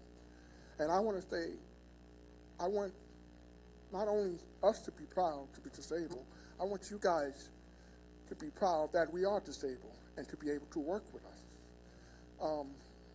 They passed many laws in the past for people who are disabled. In Nassau County, as much as I see it, it's like they don't know how to approach people with disability. And I understand, number one, I applaud you for starting, but we didn't start yesterday. We've been disabled from the beginning of time, and just people with disability have been on this earth from the beginning of time as well. So what I'm trying to say is that not only that you need people who are disabled, but when you have people that work in, when you have people to work, please excuse me, I'm a little nervous, but when you have people that work inside public service offices and other, like hospitals, et cetera, that's when we need our services the most. And if people are not trained to deal with people who are disabled, it becomes a very difficult task for people who are disabled. I don't know if that makes sense to you if I said it, but we are disabled, and we don't ask to be treated like little kids. We're asking you to treat us as our disability are. And, so we have problems in our social life, and we have problems coming into dealing with our official members, and specifically the police department. I've been pulled over time, told the police officers I'm hard of hearing, deaf. They wouldn't know how to deal with people like me because they're deaf. They're hearing. So they wouldn't know. They were not trained in that matter with people who are disabled. So I'm hoping that the 303 21LE will help enhance those difficulties for us. And really, it's really like today, now that you got me the interpreter, I'm in my elements now, Thank you, I appreciate that. But, like I said, this is not the first time I've been here, and I told them I told everybody last time that I was here, that I was coming from now on. I'm late arriving, but I'm not gone. So, and neither of the individuals that are disabled, they're not leaving either. And we're hoping that, you know, listen, I don't see anybody, sorry, I don't see anybody up here in your panel that is disabled. And we need people who's in the political atmospheres to be disabled. So if y'all can help us create a panel that be able to represent the county and the state of New York just like you are.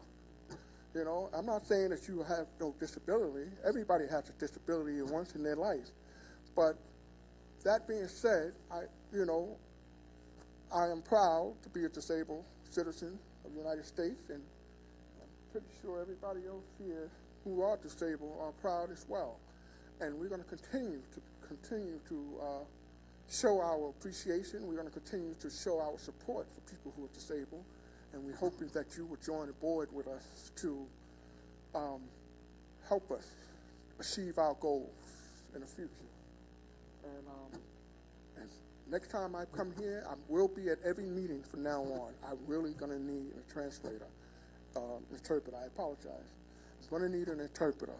I need three interpreters, because she get tired, and it's by law that she's supposed to have 2 or 3, depending on how length the length of the meeting. All right, and now I want to do my general, because I try to do the general. What I do want to say is, it's going to be real quick. You know, you people here have some type of authority. I think y'all can exercise your authority on a local level and a state level as well.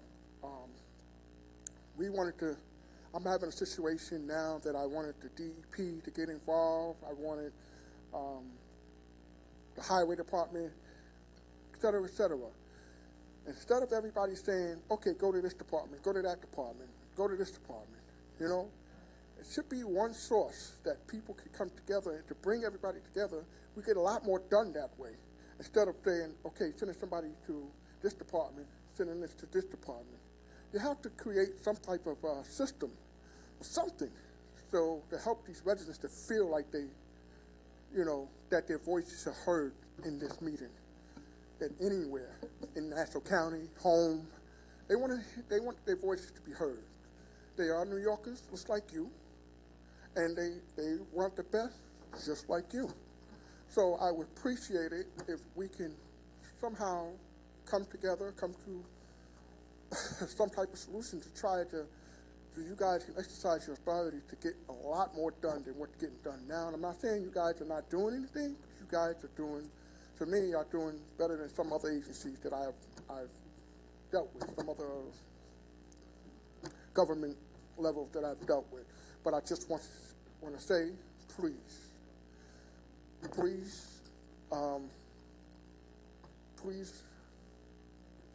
help me having a translator, an interpreter here every meeting. You're getting money from the government for her, to support for her to come here, and along with others to come here. It would be helpful for me and if anybody else's need. And whatever service you have. And I got one more thing. I had a very difficult time parking. We see parking numbers out there with number signs, but disabled parking, I have seen 0. I see like, what I could count total in this area right now, in that parking lot, 2. Out of all Nassau County, 2 that wants to come to this building. Right. That's all we allow. We need more. And if you guys can please help us and provide just, you know, disabled parking for us. And the last thing, there are disabled parking going on right now that you have provided throughout the county and throughout the town of Hempstead. We have a problem. People who don't have the placards are parking in those areas, and they're not giving us, the people who have the opportunity who are disabled, to park there. We have to wait until they leave or whenever it is, we have to suffer. And I think if you take that seriously for a second, you know, imagine if that was you Thank you, Mr. Godfrey. Okay. I apologize, and thank you very much for giving me the Thank you very much.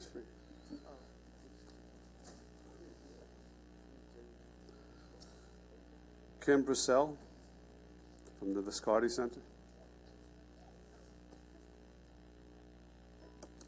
Good afternoon. I'm just going to speak very briefly because I did have the honor of speaking to all of you 2 weeks ago, and I felt the support for this advisory council from all of you. So I'm here once again just representing the Viscardi Center and the thousands of individuals that we have served for over 70 years here in Nassau County, asking you once again to vote to have this council put in place. And I'd also like to ask you to consider having a representative of the Viscardi Center as part of the council, since we can bring so much expertise. Sir, could you just step back? I'm a little uncomfortable Mr. with you McKenna. filming me. Thank you. I'm sorry. Just asking if you could consider having the center as a representative, since we have been serving people with disabilities on so many levels for so many years. And I thank you this afternoon. Thank you. Councilwoman Treston.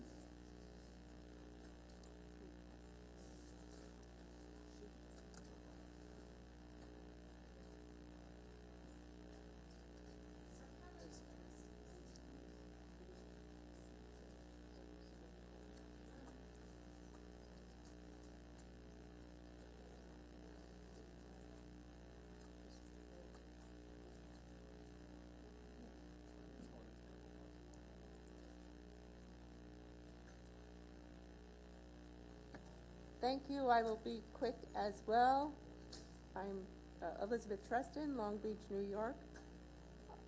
I'm, again, very appreciative that this is finally happening. God bless you. I was here was that 2 weeks ago?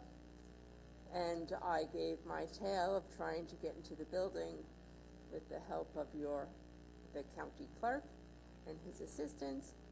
And that should not be. So I'm going to ask and make a request of you today that you adapt. We have all adapted during COVID with Zoom meetings, which is something that people with disabilities have been doing for years. And now it's a new thing, and you like it. So now I want you to, when you're leaving this building today, or when you're coming in tomorrow, don't come in the door that you usually come in. I want you to go up the ramp, if you can find it, because the sign is, again, not there. I'd like you to try and come into the door and push it and push it and push it, because it will not open. Because it's been this way for years. But now we're going to put a stop to it. We are moving forward. You are moving forward with this task force. We're going to change policies that will impact everyone for the better. And I appreciate that. God bless you. So thank you very much, and have a good day. Thank you. Thank you very much, Liz. And I think that it should be noted that Liz Treston actually is an elected official. She represents the city of Long Beach on the city council. So she was elected 2 years ago to a 4-year term, and we are blessed to have her as one of our city council representatives. Liz, I do want to let you know that we did speak with Katie Hurst from the administration in regard to that entrance. We are going to, I guess, we never realized that none of us ever go out that door, so we never realized there was a ramp, in all honesty. So we are going to have it, we had designated, I guess, on the back of the building on the other side as handicapped accessibility. But because this entrance is closer to the visitors' parking lot, we are going, Katie, we are going to have that looked at so that we can have the button work with security, so that the police officer will be able to see who's coming into the building, if they have to go out and help escort, so that it's still a safe entrance, but it's a handicapped accessible entrance as well. So we are going to work on it. It might take a little bit time to do it, but it will be done. Thank you. We will also be looking at the handicap spaces in our parking lot to make sure that there's sufficient number by law and just to make sure that the people are accommodated who are coming to visit these meetings. Next speaker is Nadia.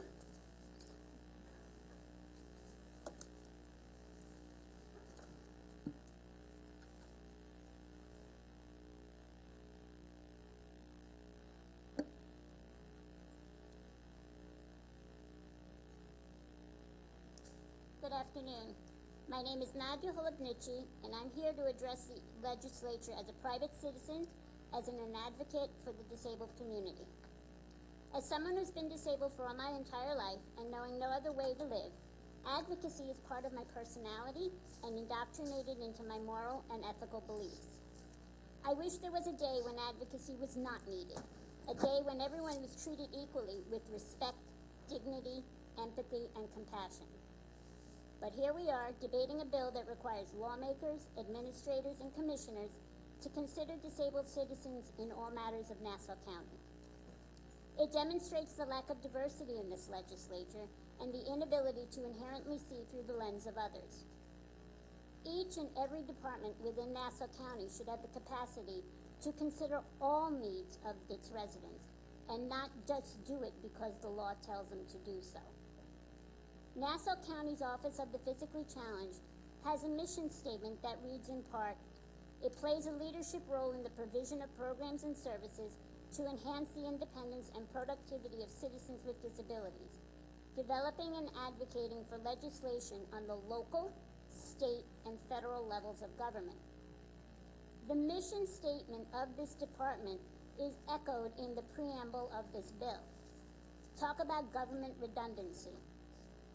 Be that as it may, as this advisory council comes together, I would like to see the Office of the Physically Challenged leading this council and not just be an enumerated participant. This office should be presiding over the council, aggregating the advice and recommendations, and continually presenting the findings and guidance to the legislature. Without putting the Office of the Physically Challenged at the helm of this advisory council, you are undermining its purpose. I do also have serious reservations regarding the composition of this bill. It lacks important considerations, details, and accountability. Without including the police department, the planning commission, community development, human rights commission, information technology, and Department of Labor into this advisory council, you demonstrate the lack of insight and inability to truly understand the level of systemic integration needed in Nassau County. I believe that if not executed with sincerity and robust intent, it can potentially stall any progress in creating a more inclusive society for the disabled in Nassau County. Instead, I reckon this bill will provide a scapegoat for complacency and dysfunction. I surely support any intention to create a more inclusive community for everyone, but I know the approach to the inequities for the disabled should have been handled differently. I question the motives and timing of this legislation as well. The manner in which this bill came to be, its content, and its lack of true bipartisanship makes it nothing more than an election year showpiece, and I truly hope you prove me wrong. Thank you.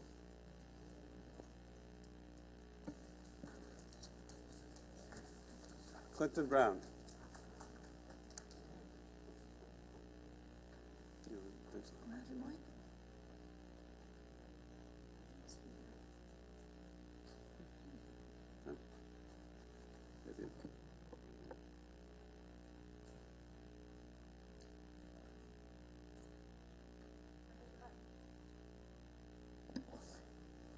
Well, if I come here next week, I might as well take a spot behind the desk. Feel like I almost work here at this point. Just to lighten the mood a little bit, I'm not here for a PR stunt or to get on any sort of buddy's bad list, but I'm here to represent the Viscardi School and the Viscardi Center and represent people with disabilities. I introduced who I was last time, my family, a long history in Nassau County and in Hicksville, and the fact that I don't see disability as a liability. I see it as just another facet of Clinton Brown III. It's every one of your responsibilities to represent people who look like me and are disabled. The council is great. It's going to be a support service, but I just want to make it known that it is it should be a group that supports the facilitation of what people with disabilities need, which is equal. We're not special needs. We just have the same needs everybody else does. I think the mindset and the way we speak about disability needs to change. From what I've heard today, there were a lot of words that I didn't really appreciate. Not a knock on anybody, but maybe a wake-up call for us all to do a little homework. Sometimes we come to work and we get told, you didn't do too good today. Happens to me. And that's fine. There's nothing wrong with that. But I'm here to help. I'm here to support. And I would love for Viscardi, which has a 60-year history of helping people with disabilities in the New York area gain employment, gain independence, and become equal members of society. And I'm excited, and I hope that I'm considered to be on this auxiliary committee, because I think I'm somebody who is a solution-based individual and not somebody who dwells in the past, but somebody who wants to make the future brighter and better for people with disabilities. So I appreciate that the council is looking at this. I hope we pass it, and I look forward to becoming a change maker in this community. Thank you very much.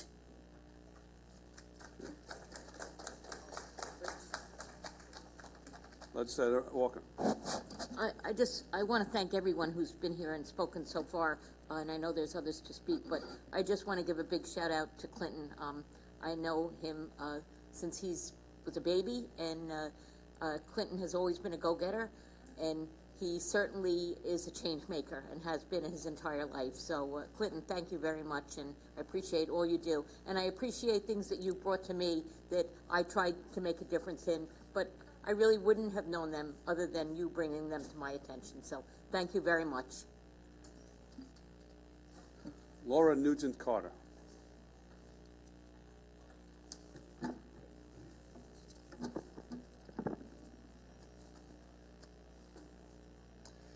Good afternoon, legislators. My name is Laura Nugent-Carter. First, I want to thank you for giving me the opportunity to speak with you today about the proposed bill to create the Advisory Council on People with Disabilities. I'm a lifelong Nassau County resident, and I come to you today because I envision a world where wheelchair users in Nassau County can live as freely as able-bodied people. And I have, before I continue with what I prepared to write, I just want to say that the scrambling of you trying to find an interpreter, and Legislator Rhodes, I'm going to address you. You know, you said in the beginning that you are listening to what the disabled people said. 2 weeks ago, Darrell stood here and spoke before all of you and said, I can't hear what you're saying.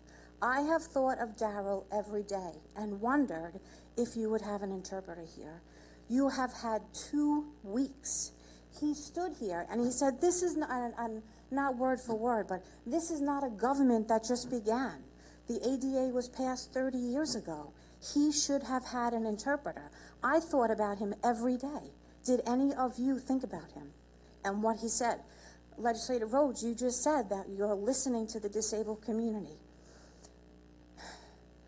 I pulled you aside after last week's hearing, and I said, please don't use the word wheelchair bound. It's offensive. The correct term is wheelchair user. And today, you said my father was wheelchair bound. So you're saying that you want to listen, but are you really listening with an open heart and open ears and open eyes? Because,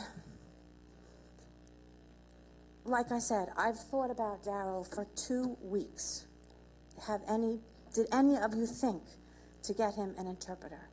And it's unacceptable to come here and scramble. And you know what? Not just for Darrell, but what about people, you know, I watched the legislative hearings online after. What if somebody who is hearing impaired wants to listen, or wants to hear, wants to watch. The interpreter should be standing in front of the camera so everybody can hear. So that's that, but I'm going to continue. I apologize. Okay. So I'm here to tell you, and this is very timely, that anyone can become disabled in the blink of an eye. In an instant like that, your life can change. It doesn't matter what age, what gender, what race, or socioeconomic status. It can happen to any one of you, or anybody in this room. And no one thinks it's going to happen to them. I didn't. And you know what? In 2007, I was hit by a car, and today I stand here on 2 prosthetic legs. I was an athlete. I was an extremely active, independent person. And like that, my life changed. It can happen to anyone. Trust me. So, although I stand here on 2 prosthetic legs today, I've spent most of the last 14 years as a wheelchair user. Please write that term down. I beg of you, please write that. I want to see your pens moving. Wheelchair user is the appropriate term. Do you hear me? Shake your head, raise your hand. Okay, I hear you. So I don't want to come here and hear again a wheelchair bound. I do not want to hear it. Confined to a wheelchair, I don't want to hear it. Okay, so I use the last 14 years as a wheelchair user, and when I take my legs off every day, I obviously use a wheelchair. The challenges I have faced over the last 14 years reach far beyond my physical capabilities. I was unable to continue my career and needed temporary public assistance. In addition, I had to navigate inaccessible housing and infrastructure, medical expenses, transportation challenges, as well as emotional, mental, and spiritual distress. I am excited and moved to know that Nassau County wants to improve the lives of its disabled residents, who are often not seen and heard. The creation of this potential life-changing council that you will be voting on today is a great start, but it's only a start. I beg of you, please do not make this council something that is just for political show. Make it count, make it powerful. Enable this council to improve, truly improve people's lives. The council must be set up to be meaningful. That starts with who will be on the council. Like most able-bodied people, I had no clue how difficult and far-reaching living with a disability is. Ms. Nugent, please wrap up. The council must also be empowered to have a strong voice in shaping programs and policies that will result in specific, tangible benefits. Thank you for your time. Thank you. Nicole Weingartner, on behalf of the Helen Keller Services. Good afternoon. My name is Nicole Weingartner, and today I'm representing Helen Keller Services, who unfortunately couldn't make it last minute. They are strongly supporting this bill to establish the Nassau County Disability Advisory Council. Helen Keller Services aligns with the values of such an important council to improve the lives of individuals with disabilities, addressing quality of life issues such as transportation, accessibility in a number of areas such as communication, emergency response, employment, and community services. Helen Keller is committed to working together with the council to remove barriers which may prevent anyone with a disability from living a fully integrated life in Nassau County. The comprehensive duties of the council outlined in the bill will surely ensure that Nassau County has a matter in which to gain much needed input from its residents, who are often marginalized and least considered when proceeding with decisions and priorities that will impact their lives. Thank you very much. Thank you, Nicole. Teresa Hassler.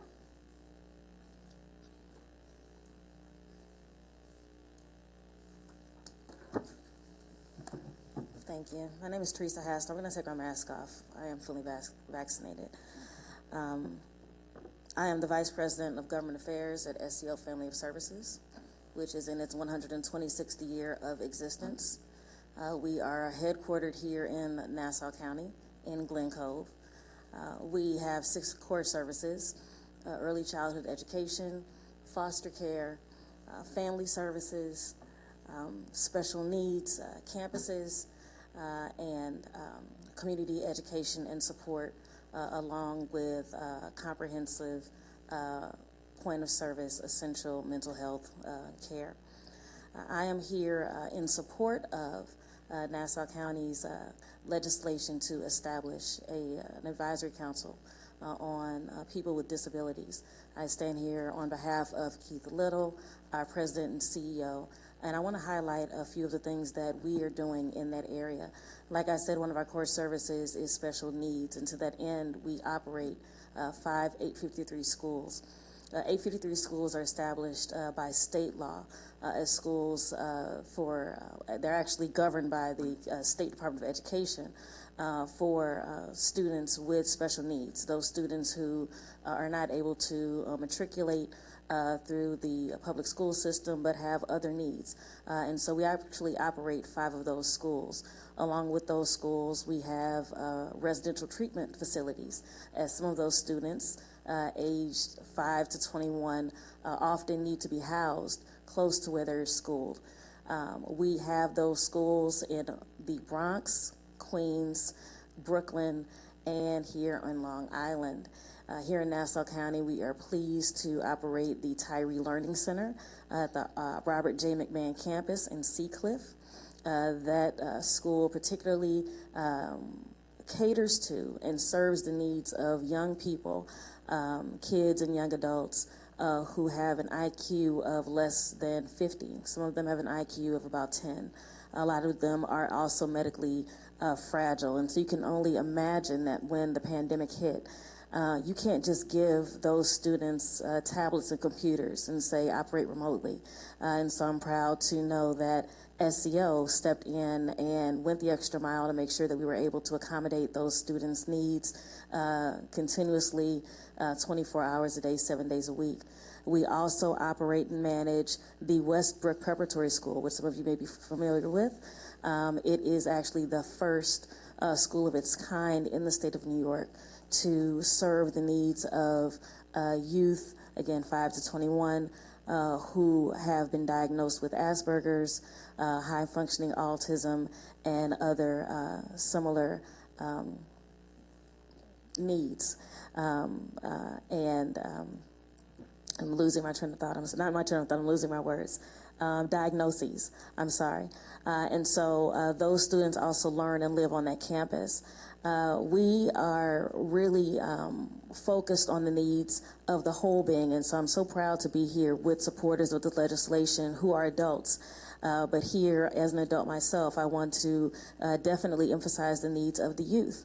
You have so many people here who have been living with disabilities all of their lives or most of their lives. And so really wanting to make sure that as you consider this advisory council that you do not neglect those children who are growing up, having to adjust and navigate to life. Of course as adults, but also as children.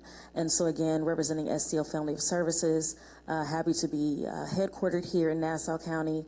We have a workforce of approximately 3,500 individuals. We operate over 80 programs with over 100 locations. Again, that is in New York City, but also in Nassau and Suffolk County. But again, wanting to emphasize the programs here in Suffolk, Tyree Learning Center and Robert J. McMahon Treatment Center in Seacliff, and the Westbrook Preparatory Academy. I'd be happy to answer any questions that you may have. I'd be happy to leave my card here, and I thank you so much for allowing me to present today in support. Thank you. Thank you.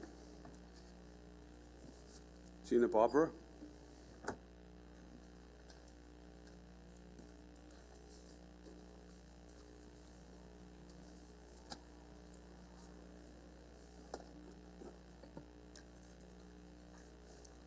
Good afternoon, Legislature, and thank you for giving me the opportunity this afternoon to speak before you. We come before you today for the passage of the Disability Advisory Council for Nassau County, and I am very, very excited to be moving forward on this bill. I think it's going to do very, very good things for the entire disability community and Nassau County as a whole. It's more than overdue. We have the Americans with Disabilities Act that was passed 30 years ago. All 19 of you, shame on you for allowing that interpreter to not be here at the very beginning of this meeting. Any government meeting requires a sign language interpreter.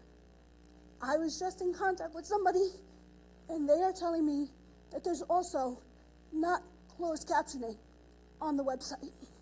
Once again, shame on you. We came here 2 weeks ago. We presented this bill more than a month ago on the steps of this very legislature. Shame on you. Let's get it together. Let's make Nassau County the county it should be, and let's stop playing the party politics that's being played behind that dais right now. We have full support from the legislature on a bipartisan matter from the 13th, which I'm grateful for. But the nonsense, if we're going to move forward, needs to be collective between the council, the legislature, and the county executive. I have one question for you. We've been here 3 times. Where's Matt Dwyer from the Office for the Physically Challenged? He has not commented. He has not said anything. He has not put anything on the public record. Enough. We're not doing this as a political show of support. We're doing this to better a community. And if we're not going to do that, why are we here? We're here to better Nassau County. Everybody, government officials, the county executive, and I know that there's more people that are in support of this bill, but it needs to be done correctly. Right now, we face the fact of we do not have clear structure as to how to apply for this committee. That was never spoken. There are issues with the fact of what is the function of the committee? And as somebody said earlier, maybe the Office for the Physically Challenged should be in charge of focusing on this committee, because considering the fact that he can't even show his face here today, at that press conference, or on the 13th, is very sad. Where are the disabled community in the county of Nassau if the Office for the Physically Challenged cannot oversee what is going on here? Now, moving forward, there must be an interpreter at every meeting. Not a question. We cannot get caught in this situation again. I thank you for your time. I look forward to be considered for the committee, and I look forward to working with everybody to make Nassau County the county it should be. Thank you. Thank you. That is all the slips I have in this item. Okay. Any legislators would like to make any comments? Presiding officer, I'd like to speak.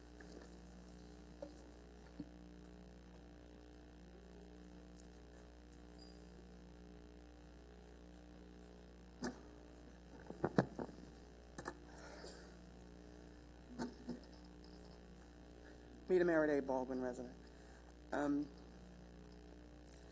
I'm in support of this legislation, but it's clear that by the voices that were heard previously, and I appreciate anyone who comes and steps up and speaks to their issue. But there are, unfortunately, similarities to the structural defects in this bill that have been so eloquently spoken prior.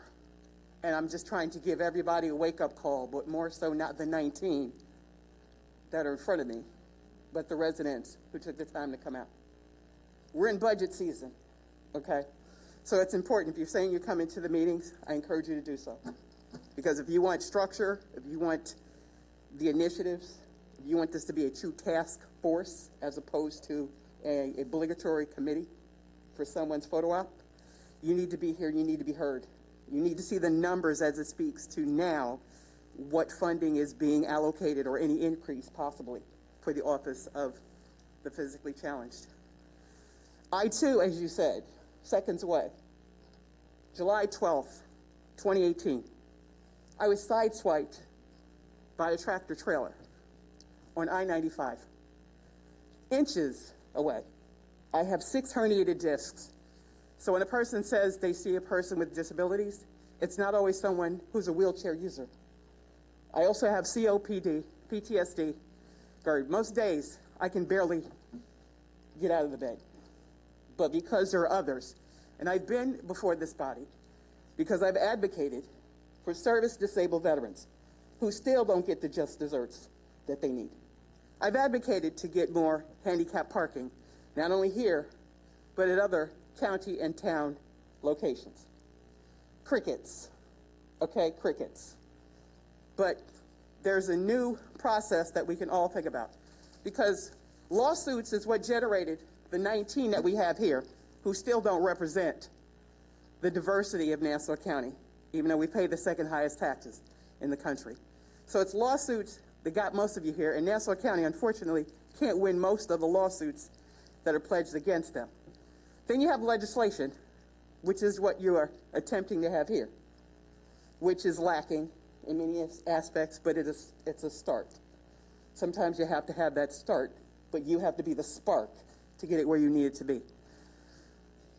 But the legislation is not enough, because again, 4 years ago, I stood before this body, implored them to step up their efforts for, again, service-disabled veterans, for resources, supports, and inclusion and equity, and equitable distribution of the resources to better serve that distinguished community. Crickets, okay? The layer of dust that's sitting on that legislation, okay? The committees, the advisories, the conversations, deaf ears, okay? Deaf ears.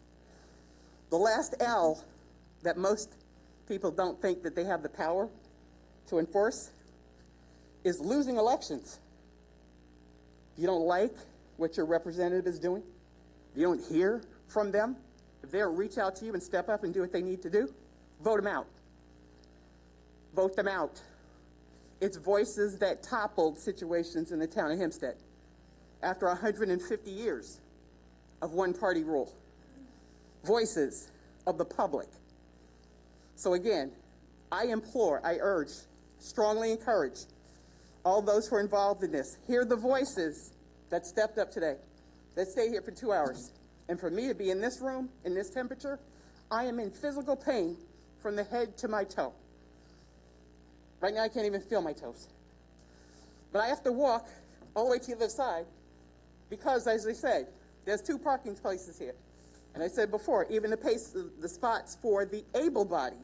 You can't get into the visitors' parking for all of the employees that park in those spaces. I brought that up before. Crickets. Crickets. Well, we need to do something about the crickets because the crickets don't pay the taxes here. The residents do. So if anybody's listening, you need to make this something that's viable. Again, you need to make this inclusive. You need to define something and make a true difference with this. Because you haven't done it with a minority business process. You divided that up, and now you have 4 different groups fighting over the same less than 1% of county contracts. Make this one work. Thank you. Okay. Any legislators wish to discuss this?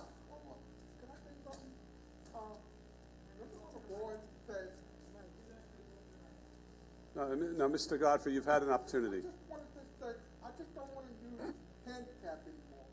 We are all disabled. Can you get that handicap out of our language, please? That's all I have.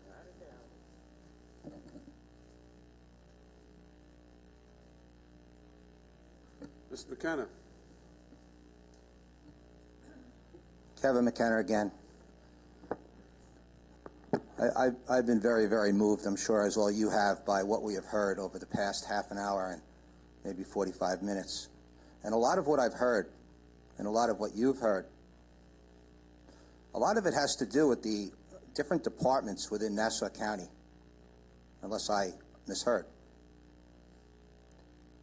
And, you know, Miss Meriday just triggered a thought, and I always love listening to her. Is Laura Curran listening? Laura Curran, you guys are not in charge of the different departments in Nassau County. Laura Curran is responsible for the departments the way that they're run in Nassau County. I'd like to know, and I'd like an answer, and maybe Legislator Drucker can answer this question because I know that he pals around with her. Is anybody here in this room right now from Laura Curran's office? I'd like to know the answer to that. I'm sure the public would like to know the answer to that. Is anybody here from Laura Curran's office? And I'll take it to the next extent. Will Laura Curran listen to the comments of the public at this meeting? Why does every Nassau County executive hide? Why do they hide? How come we, the public, why isn't Laura Curran sitting right there listening to this meeting? She's not the President of the United States. She's the county executive of a county on Long Island. And I'd like to know, Legislator Drucker, if anybody is in this room from Laura Curran's office so that she will hear the importance of what has been conveyed in this meeting. I give you my 3 minutes.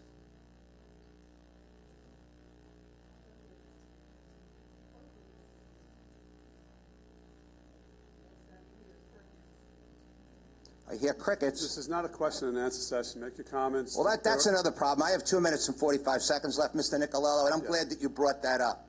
I'm glad you brought that up. It's not a question and answer session. I understand. I understand. Where do these taxpayers that pay your salaries, in what setting, where can we ask questions and get answers? Because for the past 3 months, I have an email into Legislator Drucker's office about an environmental issue in Syosset that he continues to ignore. It's a simple question. I want you all to know what the question is. The question is, you guys heard about, I got 1 minute 50 seconds. I'll tell you a little story. Amazon. Mr. Mechanic, This is a hearing on this legislation. Okay. You want to speak to this legislation? Okay. Speak to the legislation, or your time is up. Okay. As far as the legislation, I'll be honest with you. I don't understand the legislation. Maybe in my last minute and 20 seconds, maybe you can give me Mr. Nicolello, or maybe Mr. Drucker, Legislator Drucker, maybe he could give us an explanation for the public, because I wasn't given any agenda before I walked into this meeting. When I walked into this meeting, when I go to even the town of Oyster Bay, you go into the meeting and you get an agenda. When I walked in here today, unless I missed it, did I miss it? All right, I missed it. I apologize. Legislator Drucker, explain to us at high level what this legislation is about. Do you even know? Do you even know? Because for the last few weeks, all you've been doing is taking pictures out in neighborhoods. So, do you know what this legislation is about? Thank you very much. Are there any legislators that would like to have a discussion at this point or have any comments? Go ahead, Legislator Rhodes. Yeah, thanks. Just to give a thumbnail sketch, a couple of things were taken into consideration when creating the legislation for the Advisory Council. First of all, the membership and the mission of the council is actually defined. as far as what the council is what we're looking for the council to review. Advise the county executive and the legislature on issues regarding individuals with disabilities and recommend legislation. Review policies for their impact on persons with disabilities and provide recommendations to the county executive and to the legislature. Review the budget, 4-year plan, capital budget, 4-year capital plan, and make recommendations to the county executive and to the legislature. And review parks and preserve infrastructure and make recommendations on improving accessibility to programs and to locations, to programs, and to services.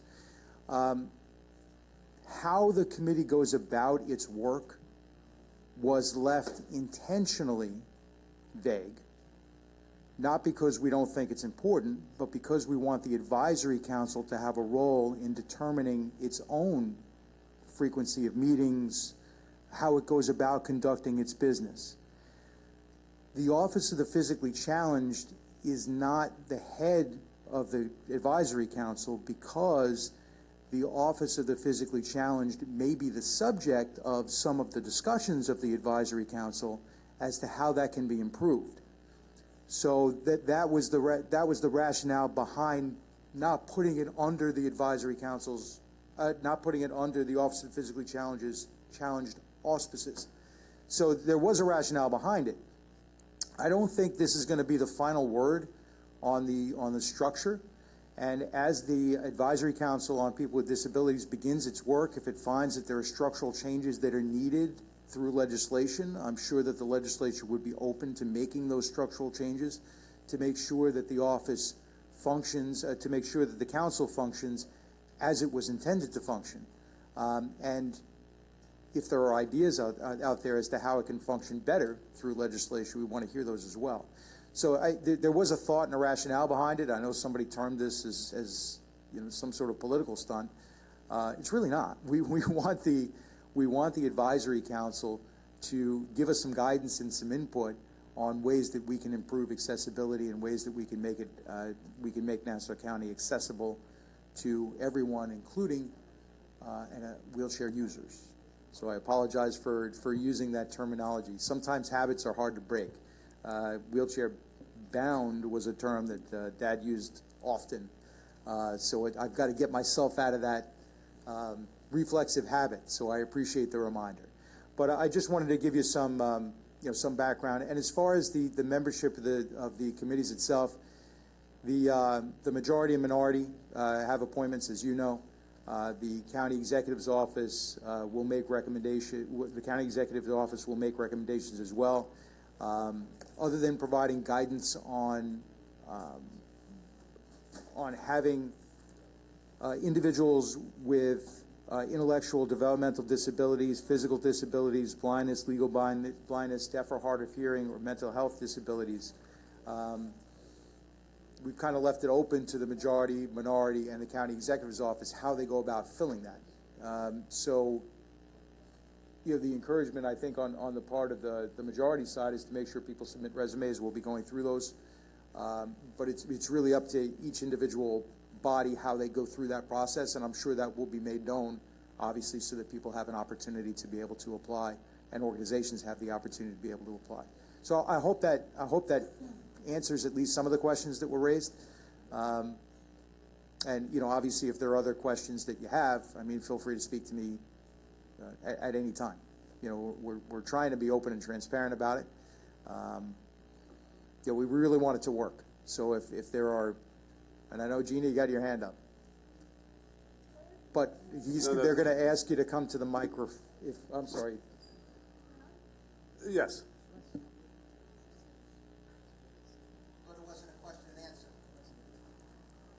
Just for a point of clarity, where are those resumes being sent to? You said that to send the resumes, but where are we sending resumes to? That's what we're trying to get clarity over here. Thank you. Well, at this point, the council has not been formed, so we need, once the council is formed, obviously, there's an entity that can receive them. But in the meantime, I believe you could send them to your legislators. You could send them to the county executive's office, actually, it would be better to send it to your legislators. You know they'll be gathered and kept. So if you just wanted to send them to us, minority leader, majority leader, clerk, we will all accept the resumes. Okay. All right. Legislator Coppell makes a motion to close the hearing.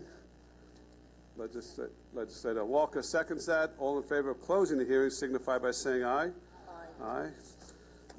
The next item is 6, which is a vote on a proposed local law to establish an Nassau County Advisory Council on People with Disabilities. That is moved by Legislator Rhodes and seconded by Legislator Muley. I've had a full debate and discussion, so at this time I'm going to call for a vote. All in favor signify by saying aye. Aye. Those opposed? That passes unanimously.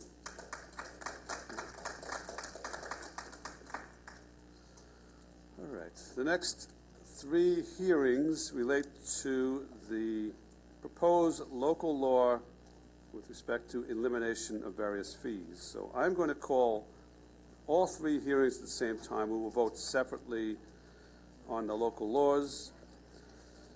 2, a hearing on proposed local law to amend the Nassau County Administrative Code in relation to the public safety fee. 3, a hearing on a proposed local law to amend the Nassau County Administrative Code in relation to fees charged by the county clerk to any individual who represents documents for recording and indexing or satisfaction or cancellation of claims and liens. Number 4 is a local law to amend the Nassau County Administrative Code in relation to the verification of section, block, and lot information in instruments presented for recording. So I'm going to call to open those hearings. Legislator Coppell makes those motions, seconded by Legislator Schaefer to open the hearings. All in favor of opening the hearings signify by saying aye. Aye. Aye. Those opposed? Okay, the hearings are open. These 3 items will do the following. They will remove the so-called public safety fee, which is now $55, which will go down to 0. That is the fee that's tacked on top of the other fees that people pay with respect to, for example, red light tickets. The tax map verification fee will be eliminated entirely. That is currently $355.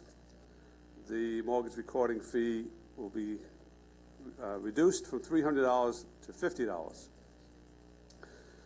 The county's financial position has changed for the better, largely because of sales tax revenues, which have done very well, but also because the county has refinanced its debt and has greater ability in terms of its finances at present. The tax map verification has specifically been ruled to be unlawful and unconstitutional. We are by a Nassau County Supreme Court judge, a New York State Supreme Court sitting in Nassau County. We understand that that's before the appellate division, but yet, as we sit here today, it's been ruled unlawful and unconstitutional. And the reason for that, the court ruled, is because it is not connected to a service. In other words, the fee does not actually pay for the actual service, which calls into question the other 2 fees as well. So, to go forward with these fees, to rely upon them in budgeting, to rely upon revenues from those fees under these circumstances is an extremely risky proposition for this county. But more importantly, as I said, it gives relief to our residents. In particular, with respect to the tax map verification fee and with respect to the mortgage recording fee, people are closing on their houses within the next couple of days, by tomorrow. People are filing instruments, and there is uncertainty over these fees, whether they're going to exist, uncertainties of whether the county is ever going to have to repay all these fees if the appellate division supports the local court. So it's important to get this certainty back into the equation. It's important to get these fees off the books and give our residents some relief. That's my statement. Anyone want to speak to the item? Okay. Legislator Ferretti.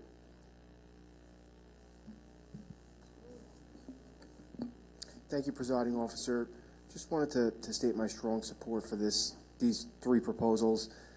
This is something that I know from working in her office. The county clerk, Maureen O'Connell, has been opposed to these fees from the outset. Working in her office as her deputy and then chief deputy, I joined her in being opposed to these fees years ago. But now I think that it's pretty clear, based on the recent decision from the Supreme Court Judge Brown, that these fees are not only excessively high and a burden on our constituents and residents, but also illegal. And so we are able to do something now. We need to do something now. And as the presiding officer said, if this is to pass today, I would urge the county executive to sign it immediately.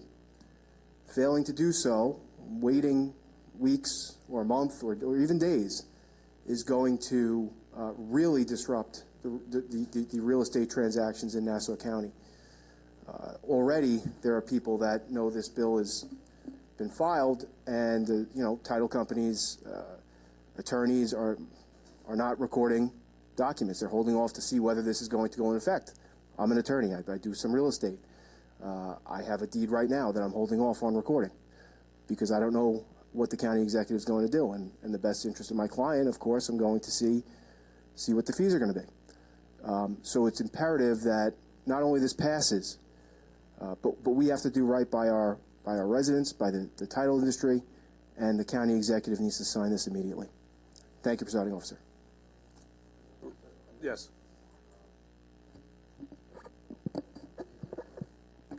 So, a couple things. As we have indicated before, and I know Mr. Ferretti and Mr. McKevitt were not here, but we were against the fees almost 5 years to the date, or 5 years to the month. We were against them every time since then. I find it astonishing that the majority has chosen now, I guess it's 30 some odd days before the election, to propose this fee removal from the budget. So just to correct for the public, the folks that are here, what we're witnessing is the majority attempting to correct their wrong. They all passed this, except for Mr. Ferretti and Mr. McKevitt. They all passed it. Every single, and Mr. Coppell, thank you, Howard. They approved it. But now they want to correct it. And it's funny, you're seeing the timing of when they want to correct it. But we're ready to stand with them. However, it is our understanding today that procedurally, every single bill that needs to be before us, or in this case, this particular resolution, or ordinance, I'm not too sure, needs to be, local law, I'm sorry, needs to have been vetted for 17 days. Their bill doesn't even meet that criteria. So here we are again at the 11th hour. We don't know what exactly they want to put in place to replace the revenue. They haven't talked about that part. They've talked about basically fixing or addressing the fees, which absolutely, the public safety fee has been a nuisance since you passed it. It's been awful. The tax verification fee, it's been awful since you passed it. We voted no. And last but not least, the mortgage recording fee has been onerous on our residents since you passed it.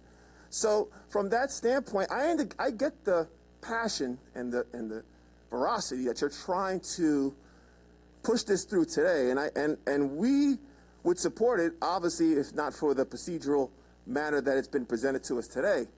But at the same time, there is some fiscal responsibility that goes with stewards of the county. And I would love to be able to hear, even though it's not an issue of any of these hearing items today, I would love to hear how you plan to plug the hole that these fees that you passed, that the majority has passed 5 years ago.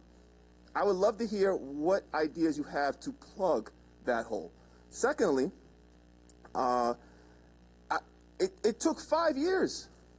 I mean, we went through how many budgets? 2017, 18, 19, 20. Now we're in 21. We are in our 5th budget cycle.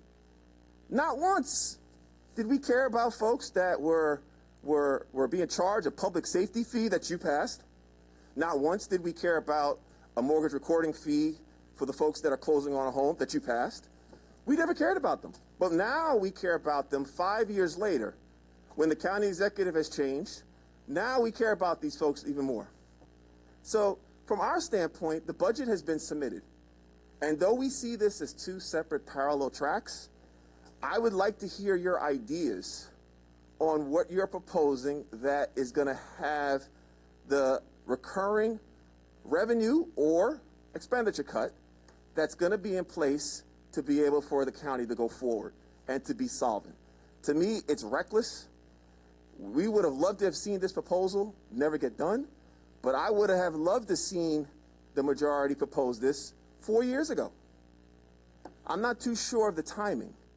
That being said, as I said before, we in the minority, we have been steadfast against this fee from day one. And to me, it seems a little bit disingenuous to say that we are against the fee. And even to your case, Mr. Ferretti, you had 4 years, or I don't know when you've been elected, I'm sorry. You had time to do this every single cycle. You had time to do this, quite frankly, before the county executive presented her budget. But you chose to do it today, or we chose to do it a few weeks ago, which to me, it seems more about political theater than anything else about serving people. But again, from our standpoint, and I'll defer to counsel if I'm incorrect, we believe, and we would love to hear from someone from the county attorney's office if that's possible, but we are under the understanding, even though with all the fiscal concerns and constraints surrounding this bill and the timing and everything, it was not filed timely during the 17-day period. And if I am incorrect in saying that, I would love to have someone from the county attorney's office or potentially maybe from your council, or you can advise me on that particularly. Yeah, I have one point to make. As the minority leader spoke about all of these years that have gone by and how we have not taken any action. On January 1st, 2018, the county executive became Laura Curran. And in all the days of more than 1,000 days since, she has not proposed a change to these fees. In all of those days, not one of my colleagues to the left of me have proposed a change to the fees. So when he talks about we, he's referring to themselves. They had the county executive. At any point during that time period, the minority could have proposed a bill, the county executive could have supported it, the fees would have been eliminated, number one. Number two, we've gone through 3 budget cycles. The county executive had the opportunity in every one of those budget cycles to withdraw and remove these fees and chose not to. The minority had the ability during every one of those budget cycles to submit an amendment to withdraw those fees, eliminate those fees, but chose not to. So to say, well, we have done nothing for 4 or 5 years, they're talking about themselves. They had the opportunity. They had the county executive. I mean, every time we made amendments for the last 3 years, they've been vetoed and supported by the minority. So we didn't have the ability to change this. They do. You know, they railed against it. You know, an illegal motorist tax, it was called. And guess what? When they got in control, they kept it. And now they're upset because we want to remove it. I mean, it doesn't make any sense at all. We should be voting to remove these fees in a 19-0 vote. We should not be throwing up procedural obstacles. You know, we can wait another week. We could schedule a meeting next week to do this. Unfortunately, there are tons of people out there who are closing on their homes in the next week. So, again, they're in a state of limbo. The county executive, who knows what she's going to do because she's chosen not to reveal her hand. So those people who, again, are closing on their houses, filing instruments, are in a state of limbo because they just won't tell you where they stand. You know where we stand. We've submitted this, and we will vote today if we can. If we get the support of the minority in this, they can waive that procedural rule But if not, then we'll put it off for a week. We'll do it next week. Legislator Gaylor. Thank you, Presiding Officer.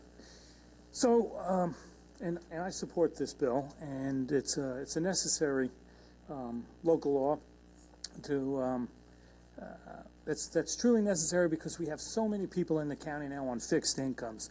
Our seniors, our veterans, our low-income families are all affected by this. Those that want to buy a house, try to live the American dream, are paying such exorbitant fees at the county clerk's office to get their deeds recorded. At a time when 65% of homeowners saw a tax increase, this is the timing is perfect. You know, I heard the minority leader and the theatrics, because that's really all it is, theatrics. You know, when he fails to recognize the fact that he had the last 4+ years to introduce a bill from the minority concerning the fees, and has failed to, but yet can sit there and say that this is some kind of game playing by Republicans is just simply absurd. And we recognize that fact, that it's absurd theatrics coming from my Democratic colleague. But in any case, you know, at a time where we saw 65% of homeowners see a tax increase due to a failed reassessment, we see low-income folks, seniors and veterans who are calling our office pleading for help. We hear it. We hear it. And we're doing something about it. You know, there was a recent ruling from a judge that said these fees were questionable and said they may even be improper. The county's taken that to appeal now. We hear that. We hear what's going on around us at this particular moment in time, and we're reacting. So Mr. Gaylor, I'm listening to you. Excuse me, but I'm talking, legislator. Mr. Gaylor, you're talking like Mr. Gaylor. You're talking like you didn't. Mr. Gaylor, I'm sorry. you're talking I'm sorry. like you're talking over me, which is inappropriate. I haven't yielded my time, nor have I yielded the floor to you, sir. So I would expect the respect from you to me to let me finish speaking. You are talking, Mr. Gaylor. When I'm done speaking, you will have your turn, sir. But until that time, sit back down and be quiet, sir. I should just take my place, I guess, right, Mr. Gaylor? Sit back down I know that's the way you would like, Mr. Gaylor. Yes. Be quiet at this opportunity. I have not yielded the floor to you, sir. And therefore, you need to be quiet. I should be quiet, yes. Yes. Sit in my place, yes. Would you like me to sit in a corner too, Mr. Gaylor? Should I sit in a corner? Theatrics. We see the real you now. Mr. Gaylor, no, the reality is, Mr. Gaylor, you voted for it. Just remove That's the part you can't deny. Did you vote for it, Mr. Gaylor? Did you vote for it 5 years ago? Join us now, Did you vote for it? Did you vote for it 5 years ago? I did vote for it. Yeah, so that's the point. That's the point. You didn't care about. You didn't care about motorists. You didn't care about residents. You didn't care about homeowners. You voted for it 5 years ago. Just be quiet for a moment. You'll have your opportunity. You didn't vote for it. You voted for it 5 years ago. Where was your compassion then? Where was your compassion then, Mr. Gaylor? Where was your compassion for motorists and homeowners then? All right. You're trying to pull the wool over their eyes. That's what you're trying to do. And you can tell me to sit wherever I want to sit and be quiet, but I'm telling you, I'm not going to let you dupe the taxpayers and the residents of this county. That will not occur. Not on my watch. It's you who's duping the taxpayer. We voted against it, Mr. Gaylor, and I'm not going to let you chastise our caucus as if we are the obstacle in this. In such a manner that you must agree with me. You created the obstacle, Mr. Gaylor. That's what you did. You voted for it. Not going to be part of the as well as the majority, except for Mr. Ferretti and Mr. McKevitt, to be respectful. And legislator Ford, you voted for it, and now you want to correct your wrong. Legislator Capel, legislator Ford. That's what it's about. Right.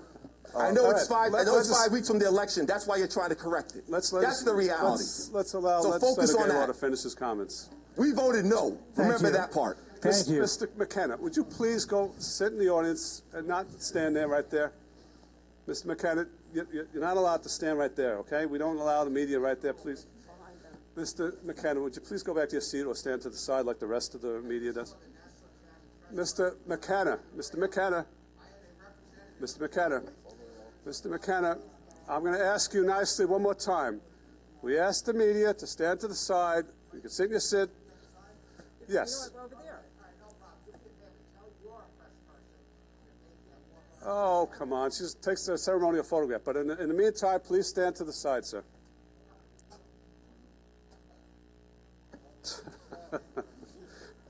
In any case, thank you, Presiding Officer. It's time to pass this law. I'll leave it at that. Legislator Ford wanted to say something, and then Legislator Capel, and then Legislator Ferretti. Well, I would like to just put on public record that I did not vote for the public safety fee when it was passed. So, but in all fairness, it was passed. I did vote for the mortgage recording tax and the others.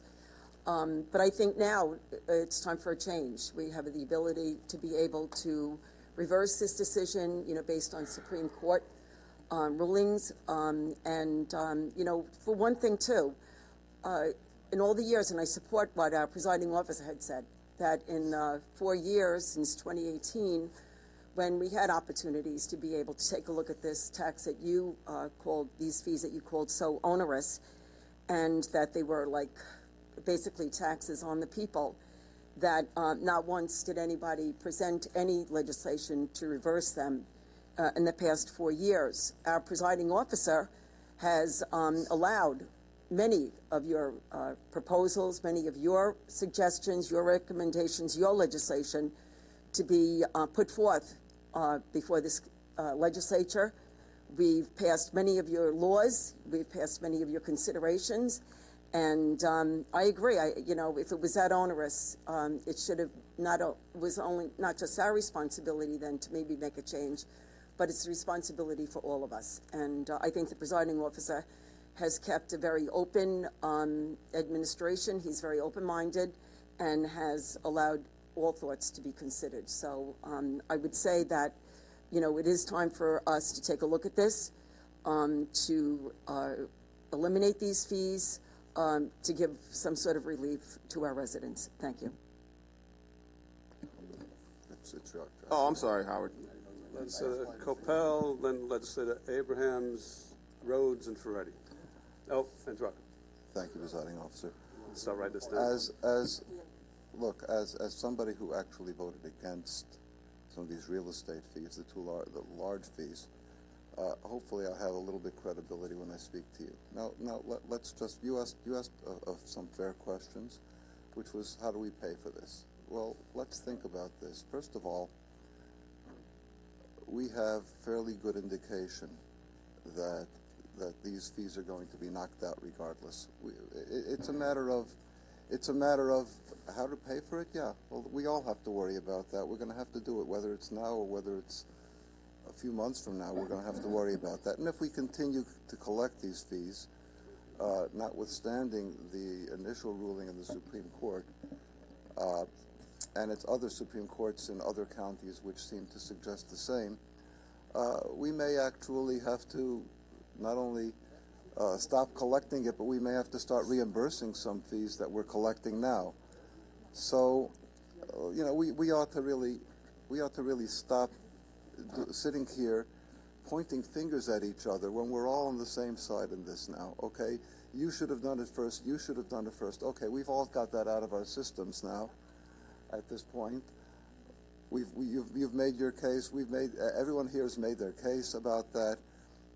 You're bad guys. You're bad guys. We're on the same page here. We all want the same thing. So now, how do we pay for it? Let's work together on that. We do have some ideas, and I think we've put that forward. There's an enormous increase in sales tax over what was anticipated, over what was budgeted. We do have some resources, and we can use those things here. But as I say, my final word is, look, we're on the same page. We've made our cases, our political cases. The reporters have heard it. Everybody's heard it. We know where we all stand. So now let's work together and get it done. Thank you. Minority Leader Abrahams, Legislator Drucker. I think Deputy Presiding Officer Copel addressed some of the issues or some of the concerns, but not directly. In all due respect, Deputy Presiding Officer Copel. I think to have a very prudent and focused discussion, we need to have more concrete items If this local law was to move forward, assuming the procedural matters were not in place today, if this local law was to move forward, you would be knocking out tens of millions of dollars out of the budget for the fiscal year 2022.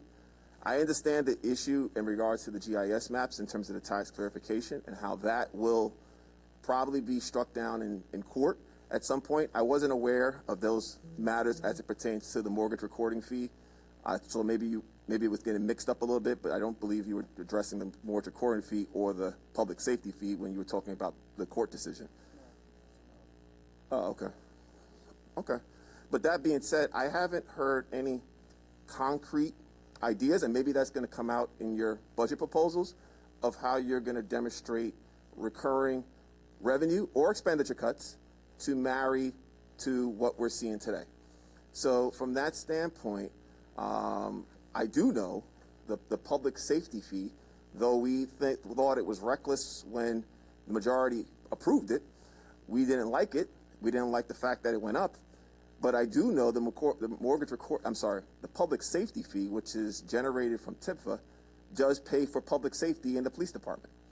So I would love to hear from the commissioner on how he planned to make up the transfer that goes to his department, which I believe is $25 million, Michelle? 25.3? 23.5 million. I would love to hear from his department. So it sounds like to me, again, the majority has chosen to take this very bluster, and I heard from Mr. Gaylor in regards to his remarks, and, very blustery and tough, and we're going to help you taxpayers. But really what they're not doing, they're not helping the taxpayers, because they know ultimately if this can't go forward because fiscally there's no money to do it. When they passed it, there was resources to do it, but there's no money to do it today. There's no solution here. There's no ideas. What can help taxpayers is a proposal that's in the county executive's budget that's going to reduce everybody's taxes. What can help taxpayers is a $375 direct deposit for checks that's going to be mailed to payers, but they sat on their hands for almost 2 months. So they're going to try to pretend today that they're the defenders of the taxpayer, but they're really not. They had 5 years, and don't get me wrong, 5 years to correct this. Now, they're going to say, you could have done something in the minority. We were at times at 7, 8, potentially. You had the majority all that time. You not once thought about correcting it, not once. In 5 years, you never thought about doing it. And we know the reasons why, because the county wasn't flush with cash. We couldn't have done it. We understand that. See, at some point, you got to roll up your sleeves, and you got to take on the fiscal responsibility. You just can't come up with ideas. And not once, no disrespect to my good friend Howard Coppell, not once did I hear a proposal to replace the money. Not once. The county executive has put forward what we believe is a fiscally responsible budget that has a tax decrease in it.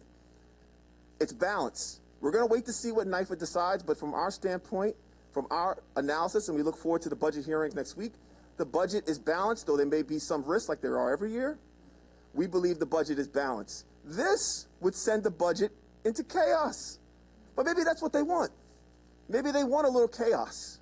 A couple 30-some-odd days before the election, to show taxpayers that we're going to reduce your fees. Oh, by the way, that we instituted. I mean, do you really think the taxpayer is that foolish?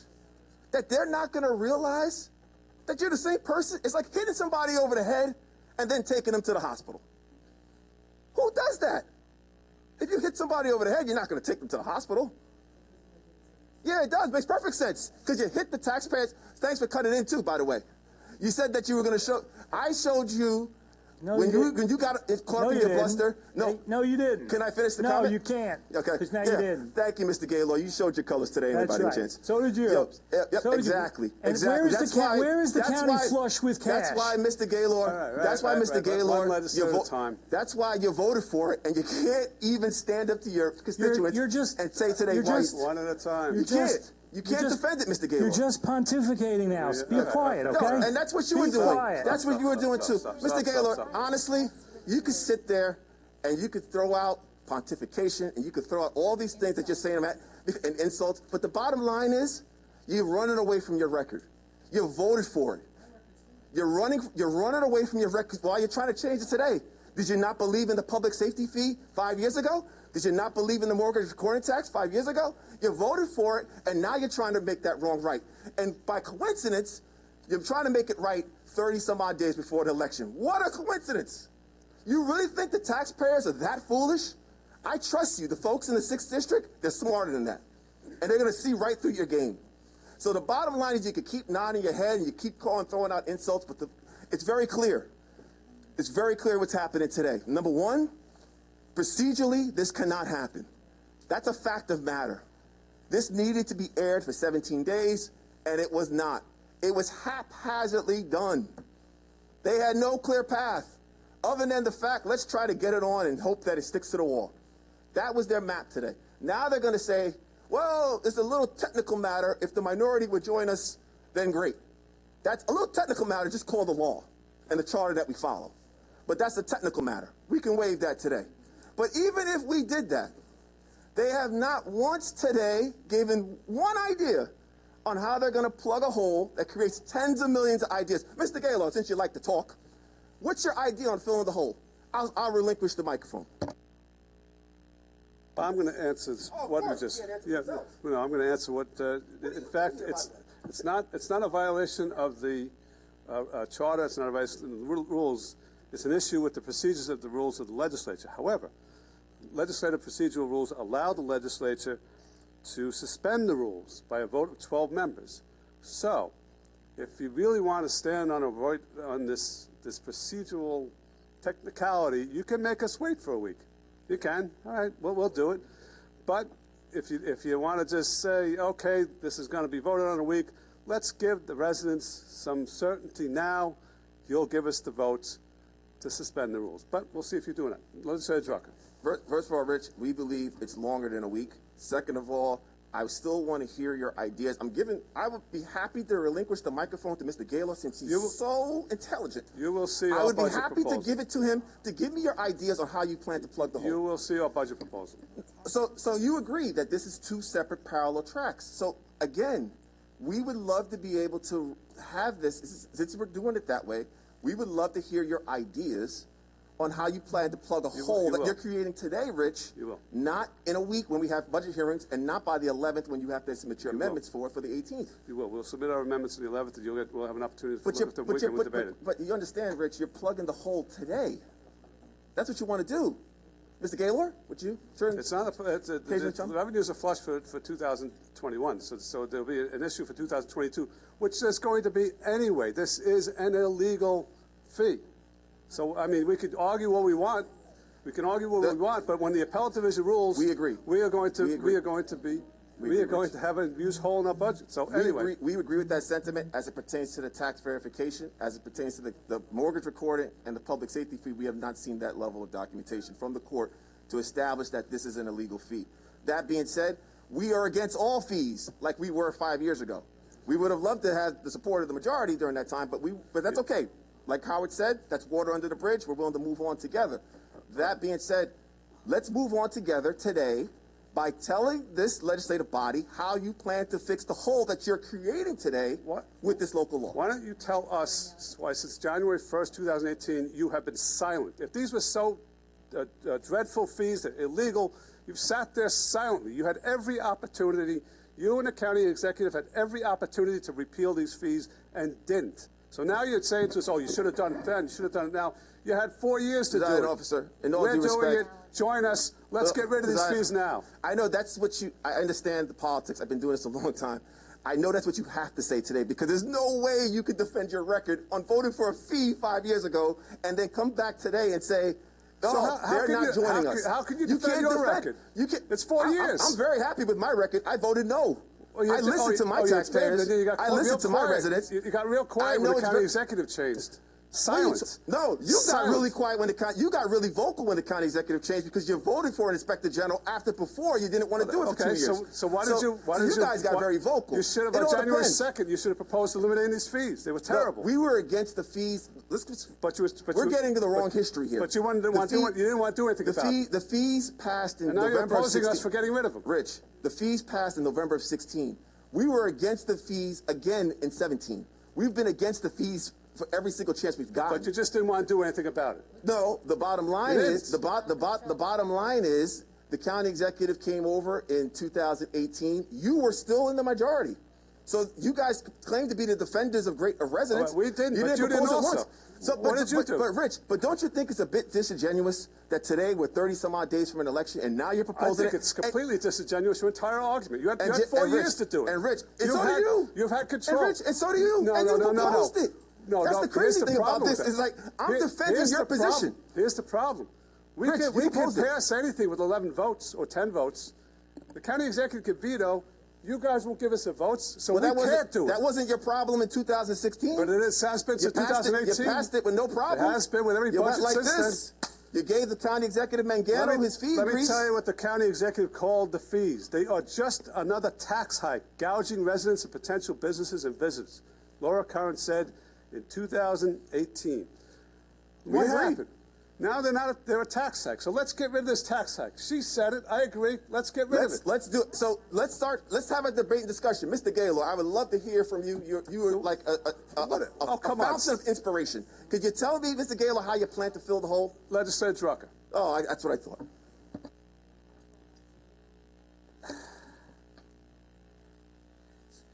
All right. I'm going to come at it a little bit of a different direction. You know, there's no one on this legislature who finds the fees pertaining to the recording of documents related to real estate transactions more abhorrent. You know, as a real estate attorney, those fees in particular, the tax map verification fee, the deed and mortgage recording fees, are incomparable to other jurisdictions. Myself and this caucus have decried the consistent increase in these fees since 2012 and certainly since I've been on the legislature. But we as legislators have a duty to provide the necessary critical oversight to legislation that has a significant fiscal impact on the county's budget and by extension the taxpayers' wallets. This politically fueled legislation has been dropped on our laps prematurely without any semblance of showing how the $600 million hole blown in the budget will be plugged. And by the way, Deputy Presiding Officer Coppell, sales tax is not a recurring revenue, so we can't use that. You know, so in my opinion, it is fiscally irresponsible to pass this now without allowing the budget process to be completed or how the fiscal impact will be affected. So I plan on abstaining on this item until the full disclosure is given.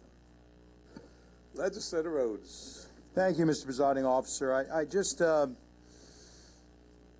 seems as though many of my colleagues on the other side are engaging in a little bit of revisionist history. You know, while the fees did pass in 2016, they neglect to mention the circumstances under which those fees passed. And members of the minority caucus at that time had the opportunity to vote against it because they could. No, I said had the opportunity to vote against it because they could vote against it. It was just hold on. And you did vote against it. All right? You voted against it because you could.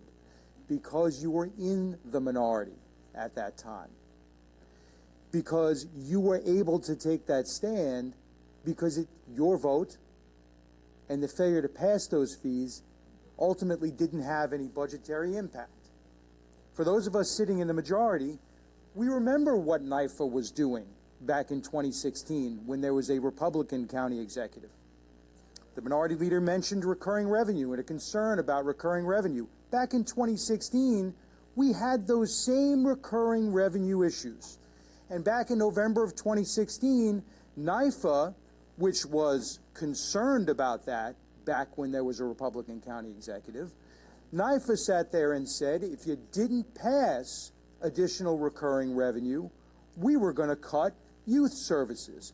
We were going to cut training for volunteer firefighters, and a whole laundry list of discretionary items that NIFA was going to cut automatically if we didn't plug the hole that they created by eliminating $36 million, I believe was the fee at the time, the amount at the time, $36 million in revenue out of County Executive Mangano's budget. Nobody wanted to vote for these fees. But the bottom line is, we didn't have a choice but to vote for those fees. Otherwise, youth services, training for volunteer firefighters, and all of those discretionary funds were going to be cut by NYFA. What's different today? Is the county in better financial position today? Why?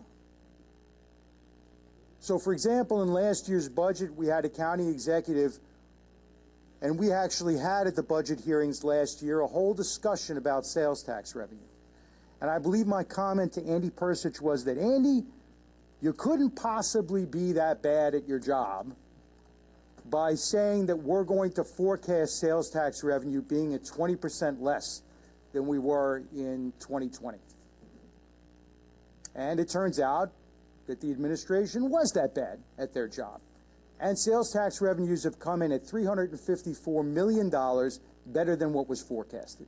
They're actually 13%, not over 2020, they're 13% over 2019, before the pandemic. So the bottom line is that the county is in a financial position today to pass this right now. Because right now our revenues as a result of, in the 2020 fiscal year, from these fee collections actually have already met budget expectations. So the next 3 months, if we eliminate these fees today, the next 3 months are already paid for. Going forward, when we present our budget plan, you will see that we are able to pay for the lost revenue as a result of these items. Last year, NYFA, who was concerned about recurring revenue and was concerned about the county's borrowing, insisted that they were going to blow a hole on our budget if we didn't approve $1.4 billion in borrowing, so that the county could achieve short-term revenue savings at a cost to future taxpayers. And that was a decision as a legislature that we were put in a position that we had to make. The end result is that has given us the cash to be able to pass this fee cut right now. And there's no reason to wait.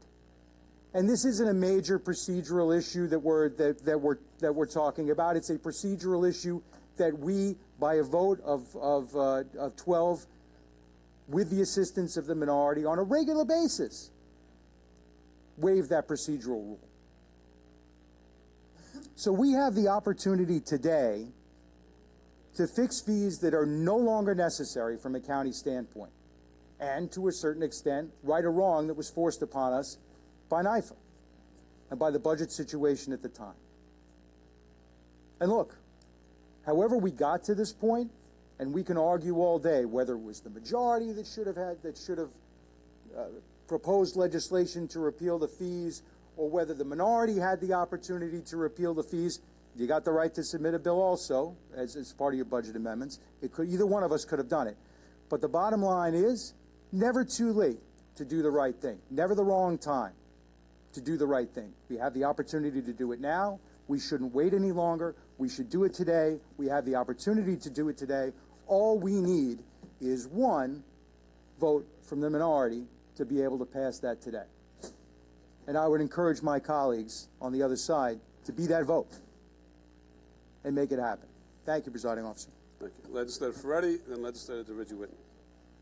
Thank you, Presiding Officer. You know, we saw some theatrics this afternoon. I don't know, maybe the minority leader is forgetting. I'm not, because I was here with the county clerk sitting right over there back in 2015 when there was an item on the agenda to raise the recording fee from $150 to $300. And it's not true that that was a partisan vote. In fact, that was an 18-1 vote. Now, I'm not sure which legislator on the other side of the aisle was not elected at that time. I don't think Legislator Drucker, obviously, Legislator Lafayette Muley were not there, but I'm not sure who was there in 2015, but the idea that you're sitting there saying that this was all one side voting for it is factually incorrect, okay? It was an 18-1 vote, November 23rd, the recording fee, November 23rd, 2015. Well, you might want to check on that, because it was in my head, you know, there was a vote that was 18-1. I remember because I was sitting right there. And I went back and looked because I remembered. Maybe you're not remembering, Minority Leader. Maybe you forgot. But you were implicit in that as well.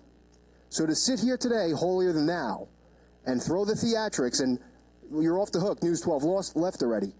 But it's disingenuous, it's inaccurate, and you have to correct your own wrong today for your constituents.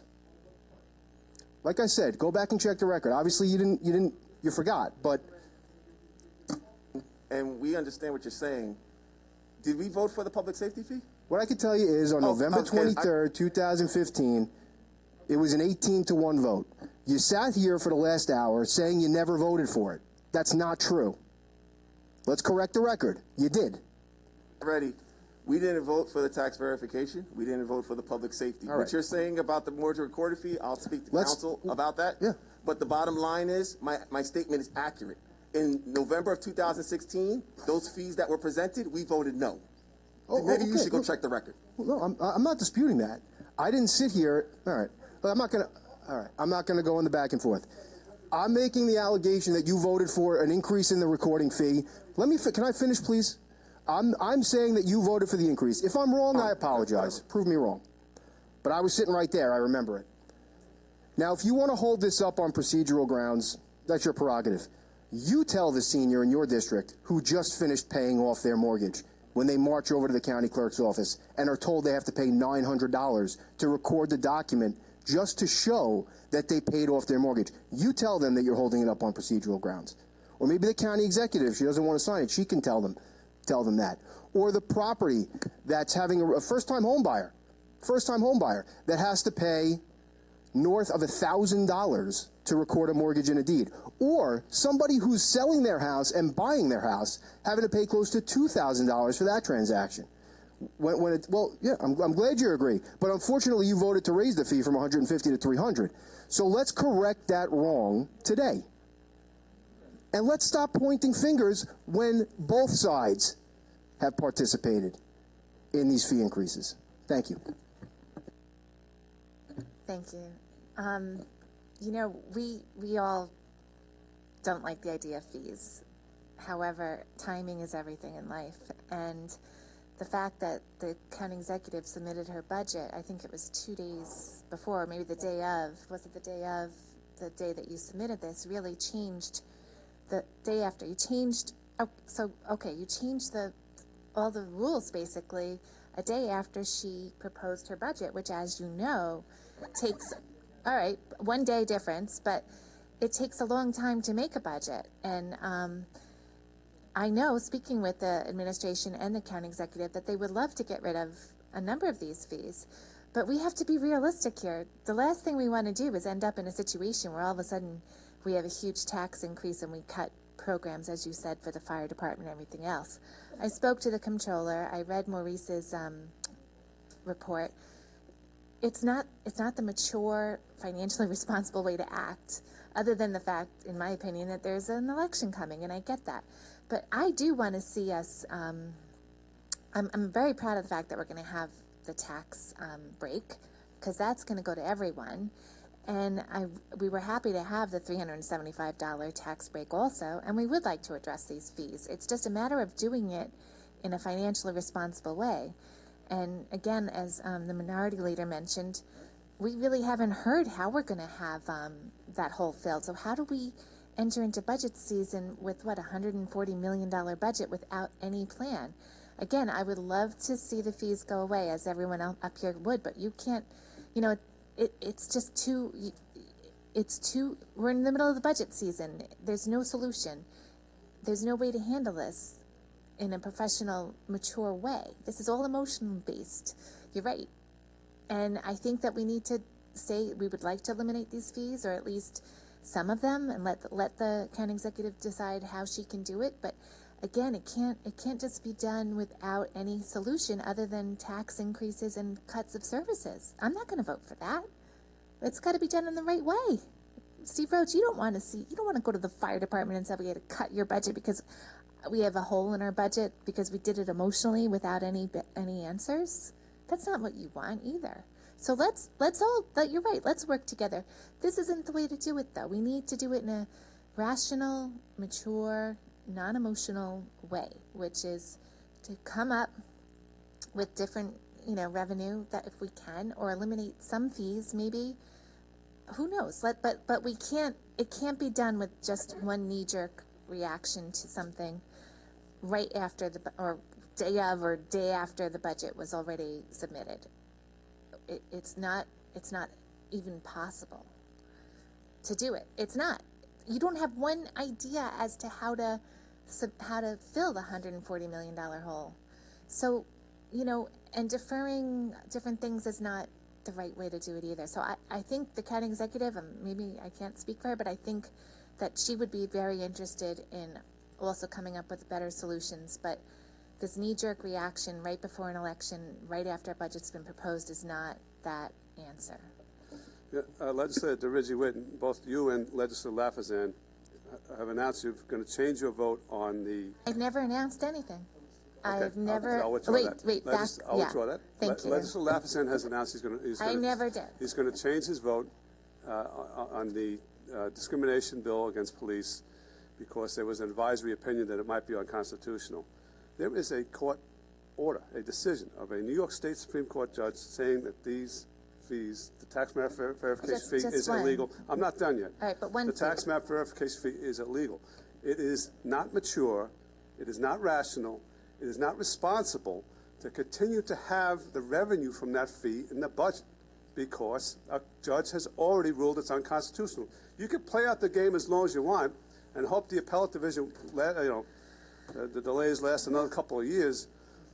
But you could, A, the appellate division could rule before that, and B, there's a risk here that at some point a court's going to say you have to refund these fees. So I don't see how it's rational, mature, or responsible to keep this in the budget. But we're not talking about a number of years. I never said that.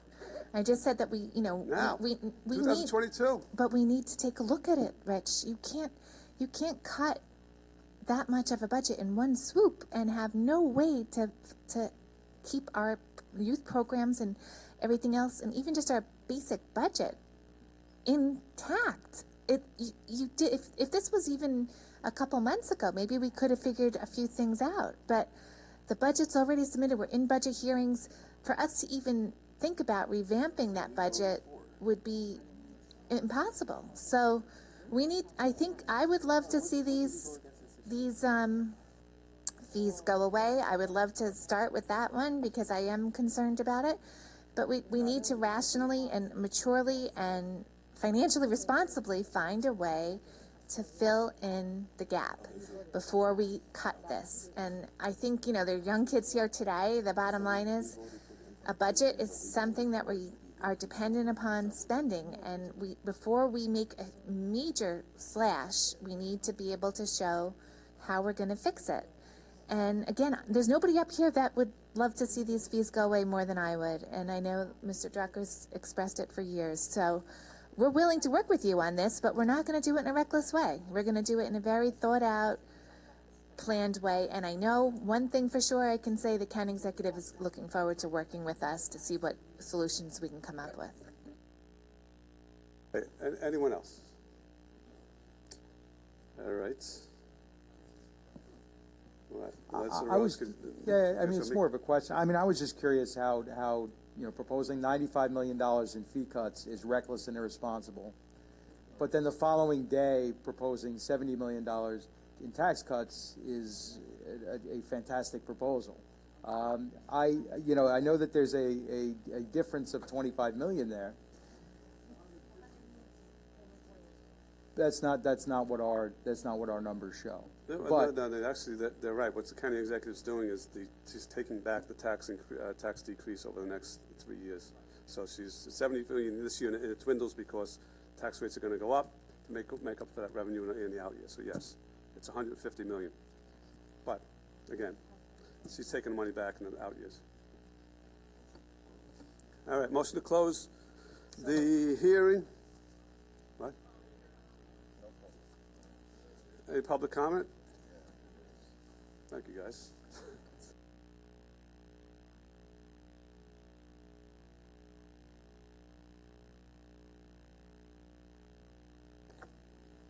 Very interesting. Earlier, well, I'm going to interrupt you for a second. Deputy Presiding Officer Copella has to leave for religious observance, so unfortunately he will not be here to vote. Go ahead, okay. Mr. McKenna. Okay. It sounds to me like, I come from the business world, and I was in sales management. I managed a $20 million office in Manhattan. And if I was the county executive right now,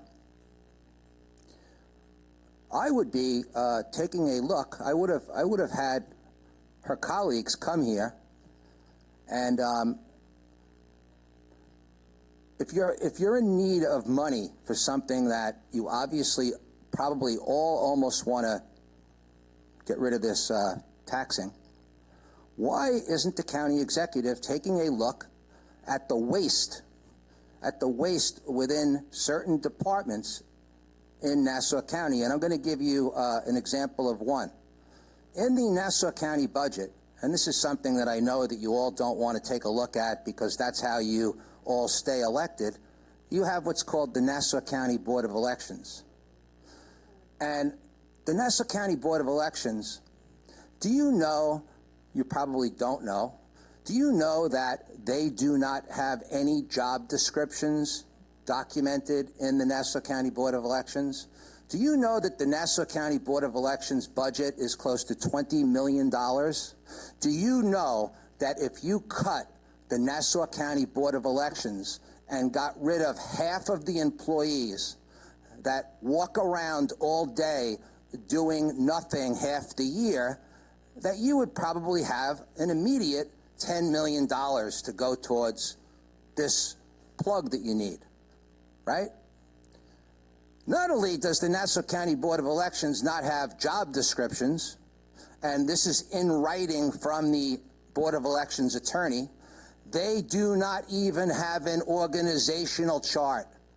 Laura Curran approves the budget for the Board of Elections without an organizational chart for the Board of Elections. With 2 minutes and 50 seconds left, I'm going to give you another area that right now, as Mr. William Gaylor, no, it was actually Mr. Ferretti. Mr. Ferretti earlier, I think, used the term, or maybe it was Mr. Gaylor, that we're not flush with cash. Well, you know what? You are flush with cash in the Nassau County Police Department forfeiture fund, the Nassau County Forfeiture Fund. Fact, it has not been audited by Mr. Jack Schneerman from the day that he came to Nassau County. Fact. You have millions and millions of dollars in the Nassau County Police Forfeiture Fund that nobody knows about. So maybe you should take some of that money and plug this hole. As I started out, if I was Laura Curran, I would be working with all of you and hiring a consultant to eliminate the waste within different departments and take that savings and put it towards this where you're trying to plug a hole.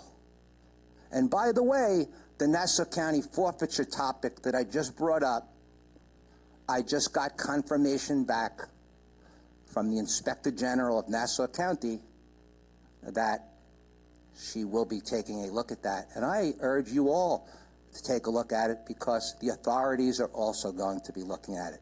Thank you very much.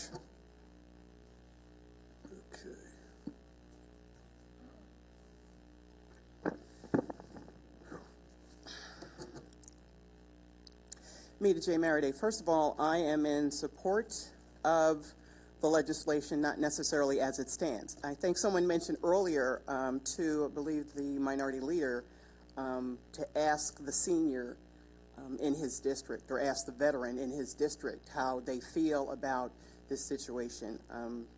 Not a senior yet, but representing those who are in those districts that are being consistently disadvantaged with regard to this, and having had situations where residents had to put off getting information about their homes that they were, for the most part, in jeopardy of losing because of the onerous fees, I'm in support of this. But I believe that what the minority leader was bringing to the table speaks to those residents who can't come to these meetings during the daytime because they have to work the 2 and 3 jobs to basically try to keep a roof over their heads and over the heads of their family members, many of whom are in wheelchairs or have other disabilities or have other situations that preclude them from being able to work, so that one caregiver has to maintain a number of jobs. So having an actual answer, having information with regard to what you're going to use or what you're going to supplement that hole, because you take money out of one pocket under the guise that you're putting money in the other pocket. Most of these people now don't have any more pockets. There's no more lint to get anything else from. So if we're asking to have the answers, and if the elected officials are asking to have answers before you just make these decisions that sound good in Newsday, that this county also pays advertising to, or News 12 or whatever, we expect our elected officials to give us those answers. We've already had the step and fetch it, dice and slice opportunity where we have more residents who are living on the streets or living in fear of being evicted. Nassau County, again, continues to be the least funded with other resources outside of taxpayer pockets. That's the other reason why we pay the second highest taxes in the country. We don't pursue the federal and state funding, American Rescue Plan, American Recovery Act. No, we continue to go to the pockets of the taxpayers. And one of the few people who has been in those meetings before Laura Kern became county executive, when Ed Mangano was here, when you had that minority that sat there and said these fees are onerous, and the majority said we're going to put them in anyway, even with the NIFA restrictions and regulations, yes, there were those few voices, including my own, that said that was going to be a problem, and it's going to continue to be a problem because, once again, you're putting something out there that's going to look good in a photo op, and it's going to get some of you reelected who probably don't need to be.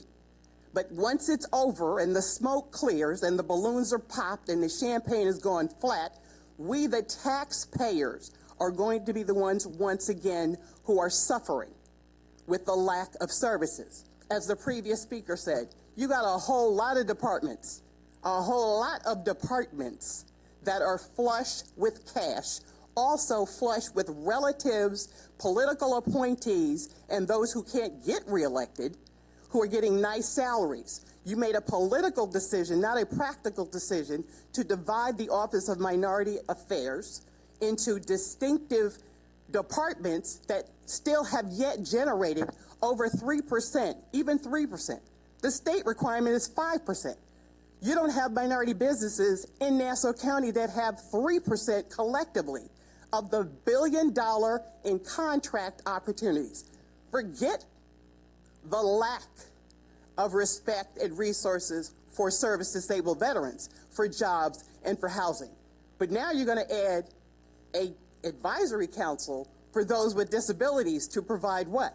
Possibly a ramp for them to get to the park? What about their housing needs? What about their parking needs? What about their actual occupational needs to get to the jobs that they need?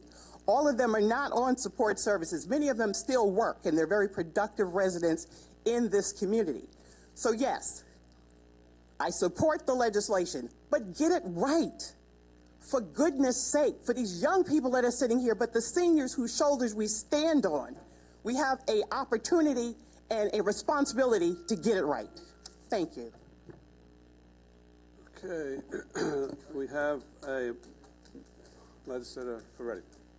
Just wanted to follow up because something that Ms. Meriday said kind of triggered this in my mind, and I want to just get these quick points out just so everyone has the practical ramifications of the tax map bill and the recording fee, and I'm sure Legislator Drucker and Legislator Muscarello could confirm, as we're doing some real estate. When you talk about seniors, when you talk about young people, number one, seniors, they go to pay off their mortgage, they take a satisfaction. I can't tell you how many seniors working in the clerk's office would say, I'm not paying this, and walk the other way and say, I'm just not going to record it. Not going to record my satisfaction. Well, you know what? One day, when that house gets sold, you need a satisfaction. And unfortunately, as we all know, we misplace important things sometimes. So what do you do when Astoria Bank turns into Sterling and you can't get that satisfaction one day? You got a big problem. You got a big problem. And a lot of the seniors are not going to pay $1,000. They just turn around and putting the satisfaction under their bed, number one. Number two, when you talk about young people, there's plenty of young people trying to start families, trying to, to live here in Nassau County that are not putting down 20% on houses. They're putting down small amounts. It might be $3,000. They might get an FHA loan. They might get other types of loans. And they're actually financing these fees. They're financing these fees. They're paying interest on these fees because it's not $10. It's not $50. It's thousands of dollars. Time is of the essence with this. I really strongly, hope that everyone thinks about their vote with this. But, in light of the fact that it's probably going to pass, I would say I hope the county executive really signs this very quickly. Thank you.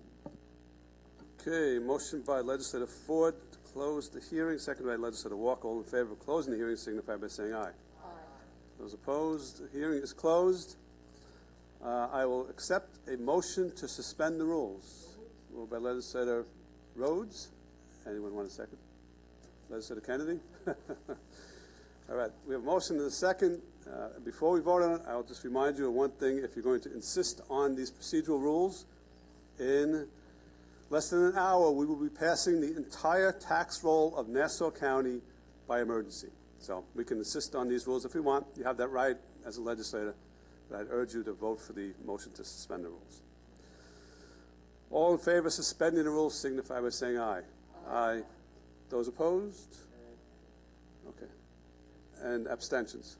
Legislator Laff stands one abstention. All right, so Legislator Copella's left, so we have 10 votes in the affirmative, 7 votes in negative, and 1 abstention. So the motion to suspend fails.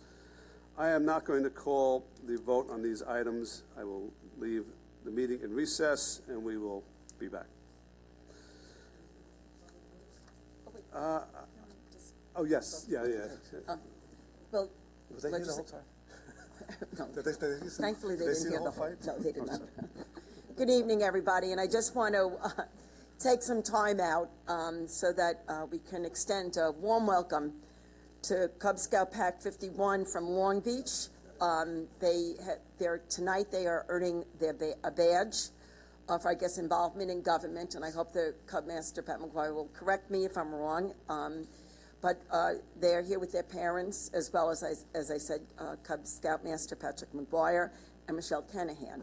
So I would like to, and I hope I say the names right, but I would like to introduce all of you to our Cub Scouts, okay? Ryan Kenahan, Patrick McGuire, Luke Wright, Finn Spiro, Bobby Reed, Mason Recoy, Lucas Kubla, Brendan Decker, Liam Lappy, Cameron Crywee, and Tyler Crywee. So I hope I said your names right. And I want to thank you all for coming tonight. I know we're a little crazy up here, but we all are very good friends, and sometimes we just like to get some energy as we sit up here in the dais. And I want to thank the parents for letting your Cub Scouts come here tonight.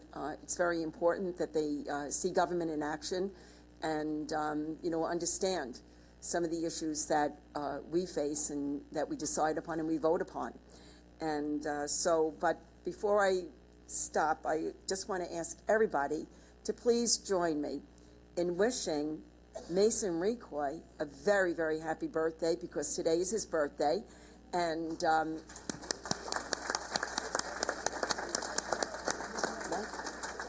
and I hope Mason could stand up and can you let us know how old you are today? 10 years old, wow. Okay. Mason, I really can't remember when I was 10, because it was really a very, very, very long time ago. And but maybe Legislator Ferretti, because he's so young, maybe Legislator Lafazan probably. You could probably recall 10 years old much better than I can. But once again, thank you very much for coming, and I thank all my fellow legislators for extending a warm welcome. And just to let you guys know that I'm not going to starve you. We have pizza for you, and Patty will be coming to get you so that you can have some dinner on us. All right, and thank you very much. And please, Cub Master, come on up.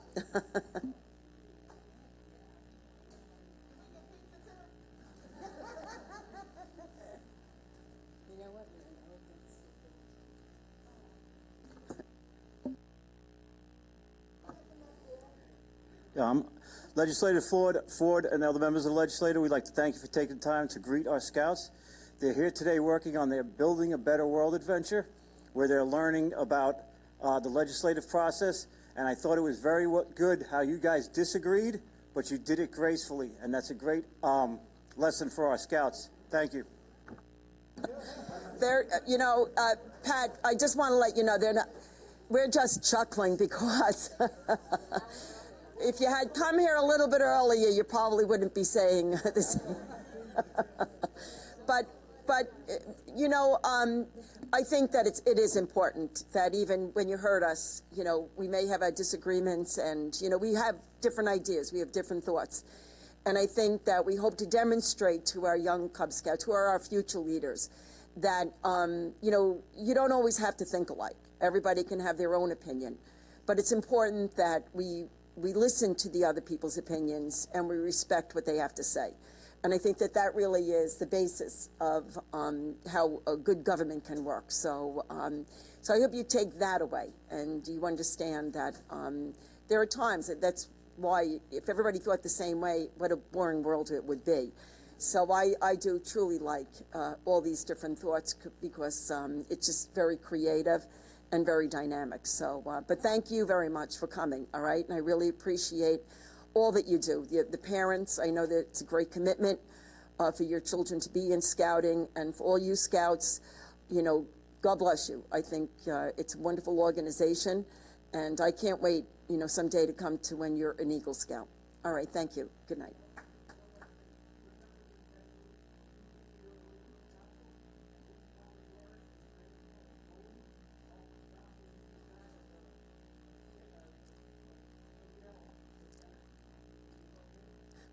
Go right ahead. Thank you. Bring them up here for a picture.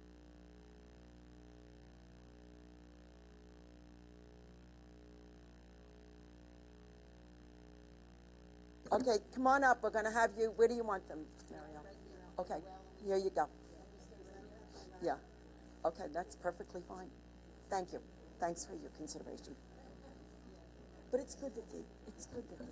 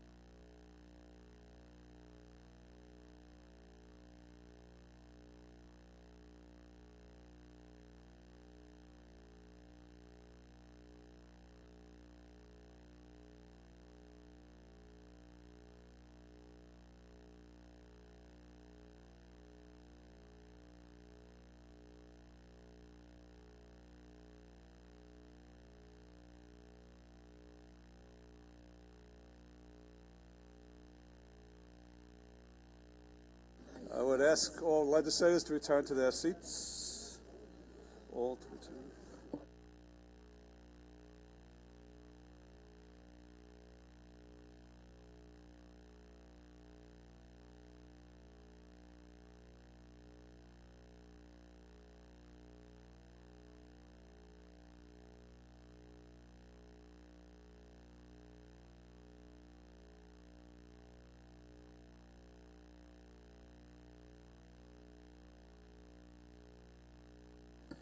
All right, the next item is 5.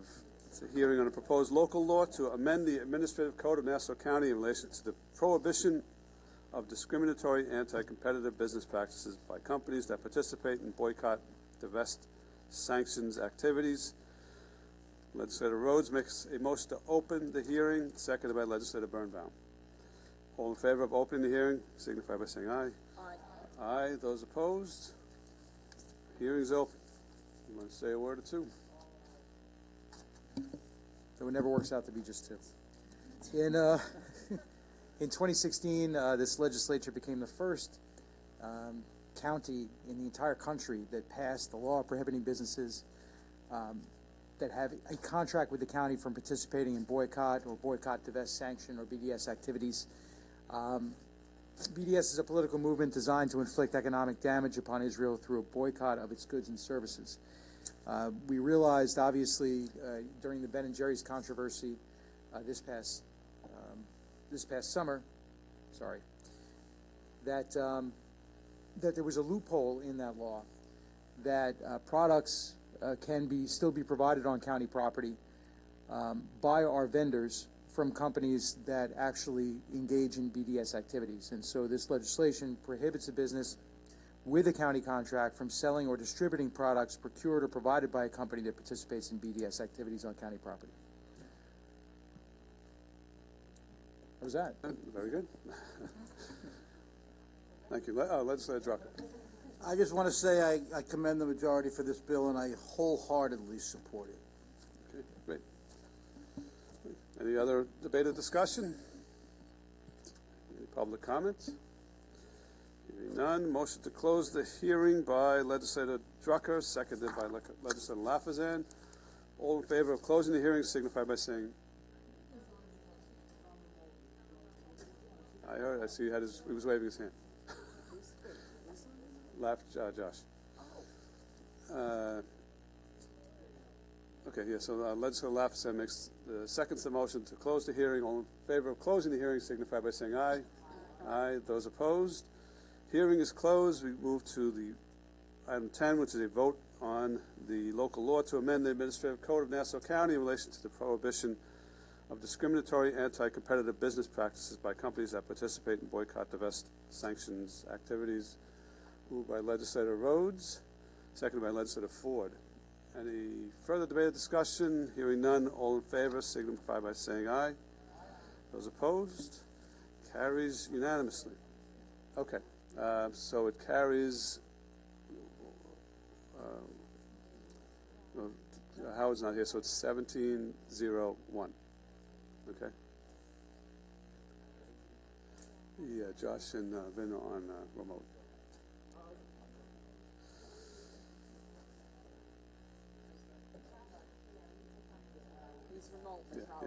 Yeah. On item 14, next item, I'm sorry, actually, we're not calling item 14. It relates to the fee items, which we did not call.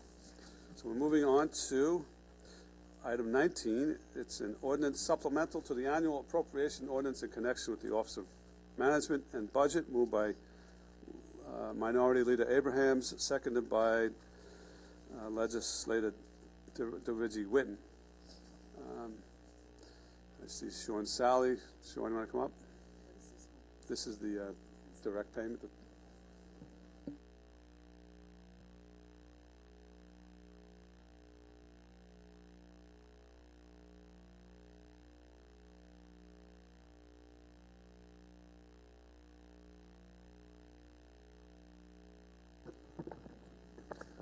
Good afternoon, legislators. Sean Sally, Nassau County Department of Public Works.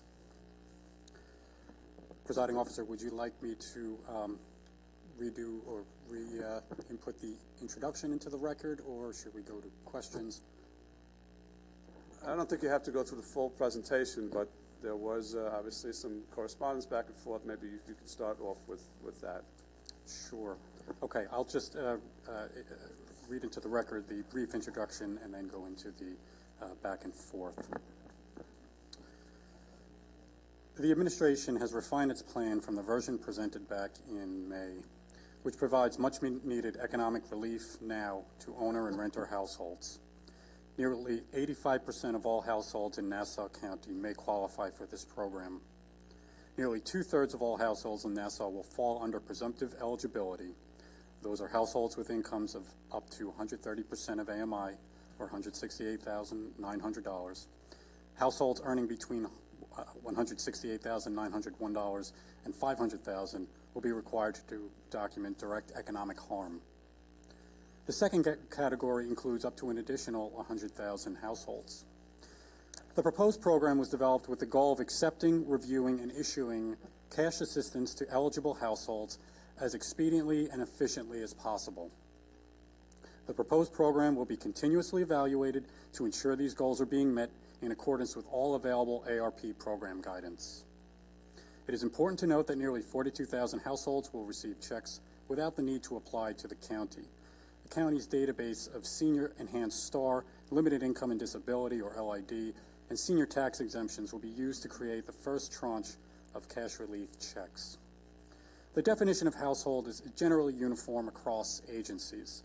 The U.S. Census and HUD define household as essentially all persons living within one housing unit. For HAP, or the county's HAP program, it is about which households are eligible to apply, who from that household may apply, and how does that household apply. Renters and ownership households in the two income eligibilities may apply. The head of the housing unit is eligible to apply. The head of the housing unit will be required to submit an application through the county's Boost HAP portal. The head of the housing unit is verified by submitting a mortgage statement, primary leaseholder document, utility bill, homeowners or rentals insurance, in the name of the person applying. The person applying must also submit his or her 2020 IRS 1040 form. Only one form per household, unless filing is married. Filing separately, then both married persons will need to submit their respective 1040. The address on the 1040 form must match the address being claimed in the application. The program includes one check, or calls for one check per household, and it is on a first-come, first-served basis. There may be exceptions. There may be applications where further review is required. Those exceptions will be remedied as part of the review process. That concludes my introduction. We do have Connell Denyon from the County Attorney's Office on the line today, who is prepared to summarize the outside legal firm's opinion on the legal questions posed by the legislature and questions that were posed during the Rules Committee meeting 2 weeks ago. Connell, if you're on the line, I'll turn it over to you. Thank you, Sean.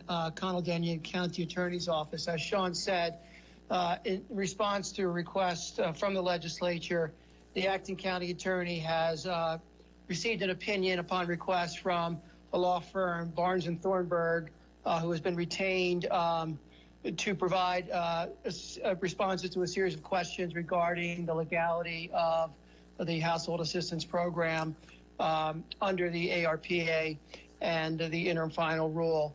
I assume that everyone on the legislature has received a copy of the opinion, and if you have any questions, I'd be happy to answer them. In general, there are positive responses, I believe, to all of the questions. That the county's proposed program is in compliance with the law and the rules. And again, any particular questions, I'd be happy to go over them with you. Thank you, Connell.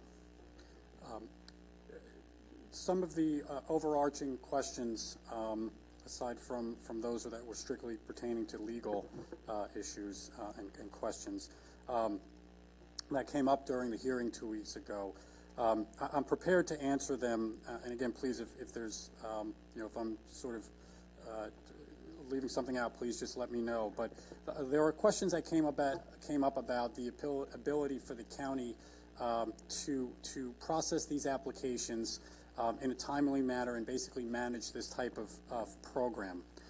So we can say at this point that we have procured the firm of KPMG to assist us as a county contractor in reviewing the applications that come through the portal and recommending approval. Their fee will not be taken out of the $100 million appropriation. Their fee, based on doing $100 million worth of applications, will be roughly 4.6%.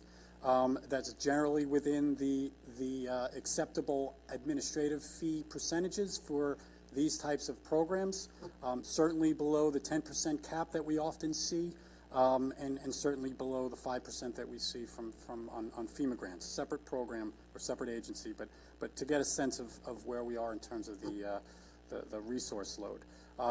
Of course, KPMG has a tremendous track record in this type of work, and we're very confident that they will work hand in hand with us in ensuring that applications are reviewed in a timely manner. Households are verified, addresses are verified, all the data that comes in is verified, and again, that we're making sure that we roll out this program as efficiently as possible.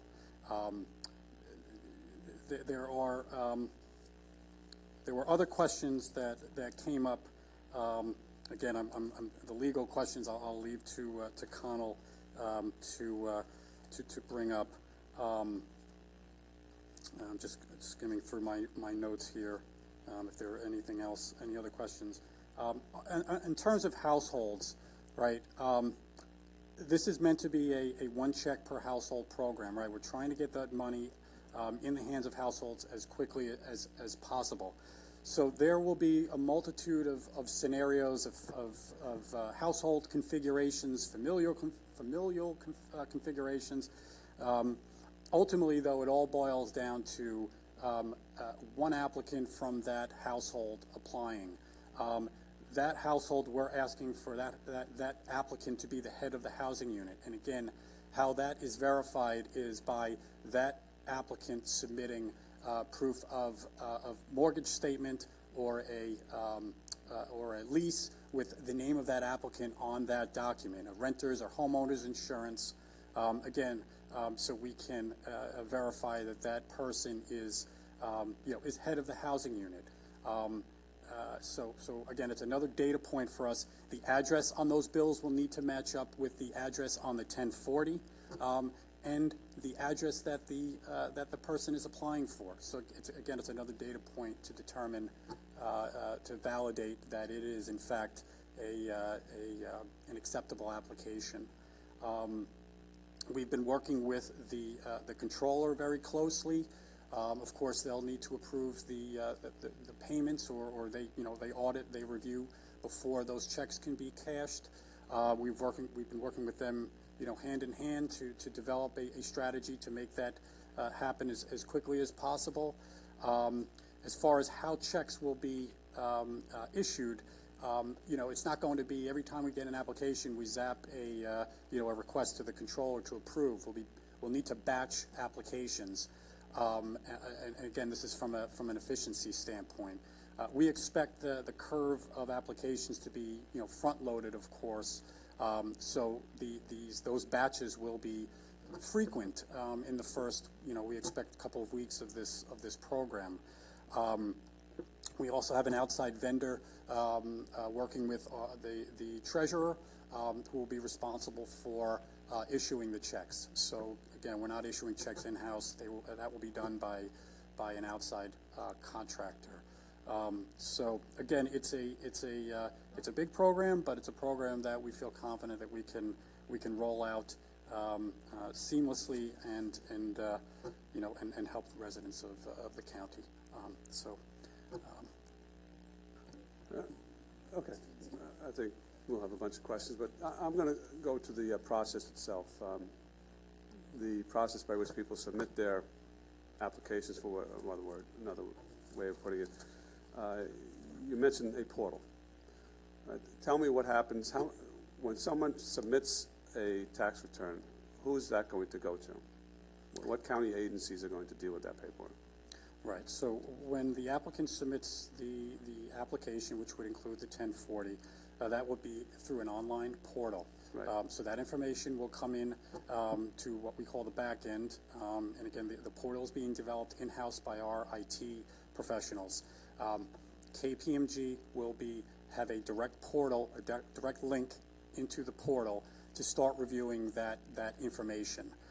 We made sure, and IT was very adamant that we're not distributing information via email. This is not over the back end is not on the internet. KPMG staff will need to remote in via VPN secure connection directly into the portal. That's a safety measure. So once that 1040 is received, along with the application and the other documents that accompany the 1040, they'll be reviewed directly by KPMG staff at the first level. If there are in KPMG's review, if there are issues that arise or circumstances that they feel uncomfortable making a call, they will reach out to IT, who will then distribute to which department deals with those what we're calling exceptions. Again, they may happen, right? We don't know, all of the different household configurations that could potentially exist. But again, but simple. The portal will be accessed. The back end of the portal will be accessed directly by KPMG, who will do the reviews. Which county agencies will have access to the tax returns and other documentation that's submitted? There will be no other agencies reviewing the information. The backup, call it the 1040, the proof of residency, all that backup documentation will form the back end, if you will, of the claims that go to the county controller. As for auditing and QA/QCing and other controls. We're working on, again, we're not looking to send via email these files, these packages. We'll be looking to do so in a secure fashion. If it had to be emailed, there's a way to encrypt email so that it's all that information, that sensitive information is protected. But as far as agencies, we're really just looking at the controller, and then the Treasury, who will communicate with their outside vendor, who will cut the check. So my question wasn't who's going to review, which agencies will have potential access to the tax returns and other documentation. You mentioned now controller, Treasurer's office, any other departments of the administration? No. What safeguards will be in place for safeguarding that information? Sure. So KPMG, of course, they're a Big Four accounting firm. They have internal controls to ensure that the information that the reviewers are seeing, right, as part of their review is kept confidential. They have, again, internal controls. They've developed policy in concert with Microsoft to ensure that information is kept confidential. At the time that information goes from the county to the controller or to the Treasury, we'll be developing, whether it's non-disclosure forms or other internal policies to ensure that confidential information does not leave the eyes and ears of the folks who see it from the county side. But we're very confident that KPMG has the policies in place, the protocols, and the wherewithal to review this information in the utmost of confidentiality. All right. So the KPMG obviously will have access to the documents, as well as the controller, Treasurer's Department, and IT. Anyone else in the administration will have access to these documents? Not as it's currently structured. I'm touching upon this at the hearing, at the committee level, but we just went through months ago with the vaccines, thousands of people, tens of thousands of people who had difficulty navigating the county's existing and the state's existing means by which they could schedule a vaccine. Difficulty navigating the voicemail system. So there is a mass of people out there who are not going to be able to just upload a document onto the portal. What is the plan for those people? Sure. So for folks who are, well, I'll just start by saying we will be issuing information through social media, through other electronic media to ensure that those who are comfortable and are able and proficient in using the internet to submit data will be able to do so, and will know how to do so. Those who are not, that's okay too. We are training up our Boost Resource Center staff. They're housed in Eisenhower Park. We're also training up our outreach offices so that they can go out into the community and assist not only with getting the word out, but actually having a physical location where folks can come in and actually submit their applications and can be coached through the application process in real time. So we'll be looking to set up another in-person center at 40 Main Street in the village of Hempstead. That is an existing county facility.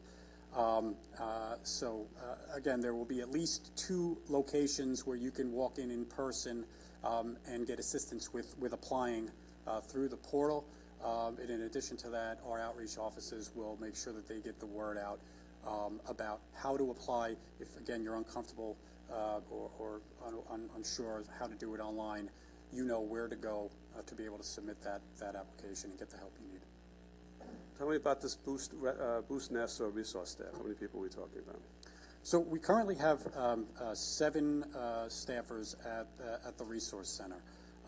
There is a plan to staff up, if need be. We're also training our Office of Constituent Affairs, and so if there is a surge of applications, we can allocate those resources accordingly. And by that I mean we can send people to that resource center to essentially help with the intake if we do get, I don't want to say the word flooded, but if we do get a large influx of folks looking for assistance. So there is some flexibility there on our side. Tell me about constituent affairs. How many people are you going to dedicate to this? I don't have a number for you right now. I know the training is tomorrow morning with their entire office.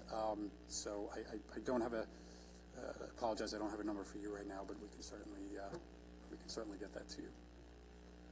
Okay, I have no further questions for now. Sure. Go ahead. Good evening, Sean. All right, thank you very much. I guess just as a follow-up on, some of the questions by the presiding officer. So we're going to have 2 physical locations that seniors will be able to get to be able to apply, or anybody will be able to go to apply in person. What was it, 40 Main Street, and what was the other location? And the Boost Resource Center, which is in Eisenhower Park. In Eisenhower Park. So we currently have staffers there that will be working with our restaurants and our nonprofits to help them be able to apply for their, for the grant. And it was an excellent presentation. I do want to say Dr. Regina Williams came to one of the chambers. And and she had indicated that what they do is they allocate an hour time frame for each restaurant or non-for-profit.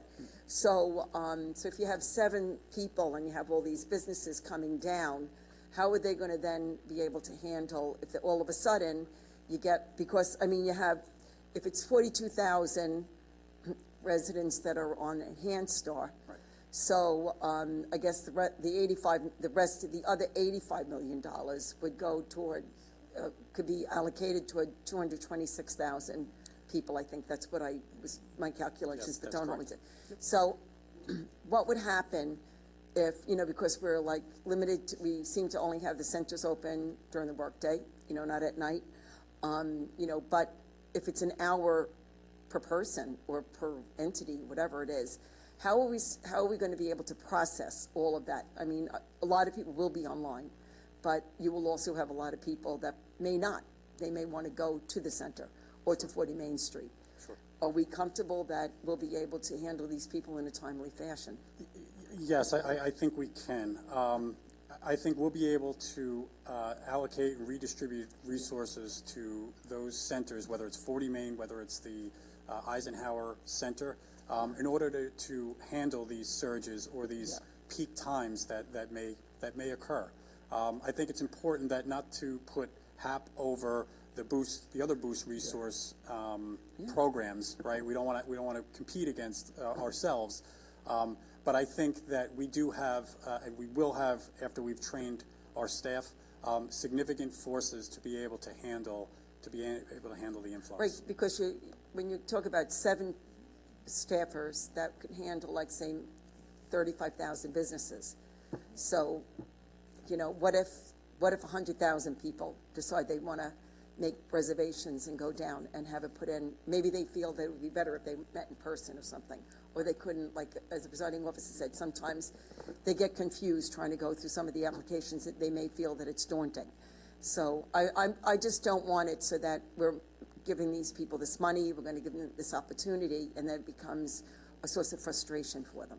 When all of a sudden, because I know, like after Sandy, when everybody had to apply for things, or even when the stimulus checks, so let's go something really, not too long ago, how frustrating it was for people to see if they were getting a stimulus check, to put the information in for a stimulus check, or even people who were applying for unemployment. They couldn't get through to the New York State website. They didn't know, whatever.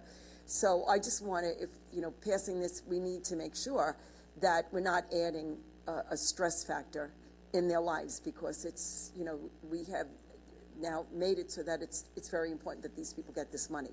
And it'll help them with whatever. With the holidays coming up, I'm sure a lot of people will say, hey, maybe it's going to buy my Thanksgiving dinner and stuff like that.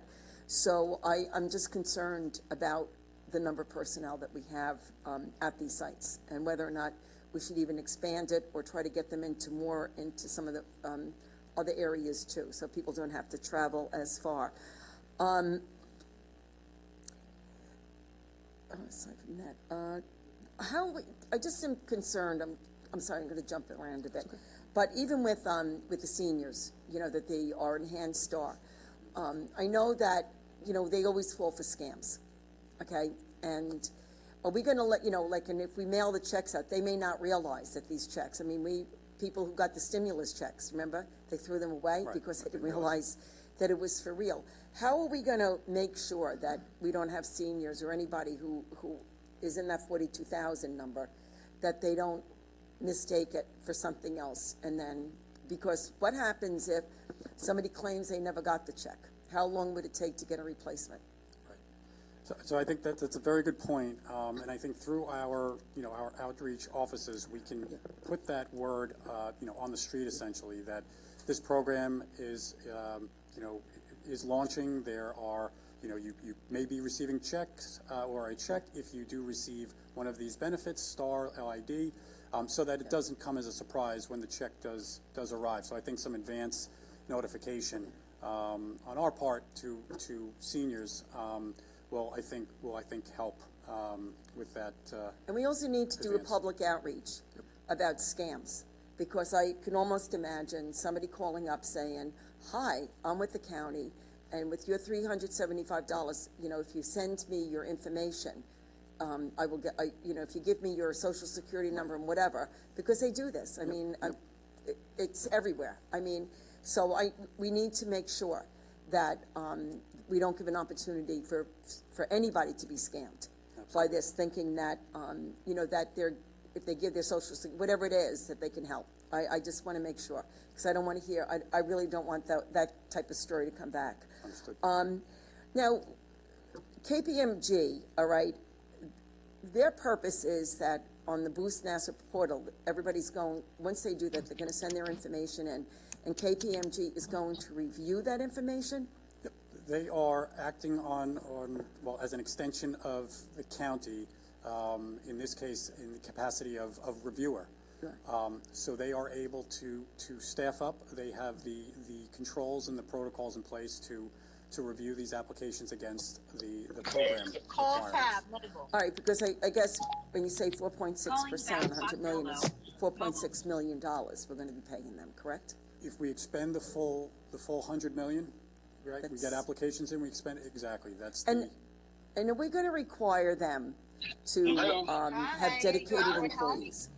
Meaning that not just anybody who works at KPMG could one day, like, you know, like on Monday it's going to be Sean and Denise, they're doing it. Tuesday it's going to be Rich and Rose, you know, dealing with everything. Is it going to be consistency? Is it going to be where they have, like say, a certain group of employees that will be handling these applications and reviewing them, you know, so that it's not everybody, but it would be like, say, 30 people, you know, I don't know how many people, but whatever, 30 people that would be dedicated just to working on this program.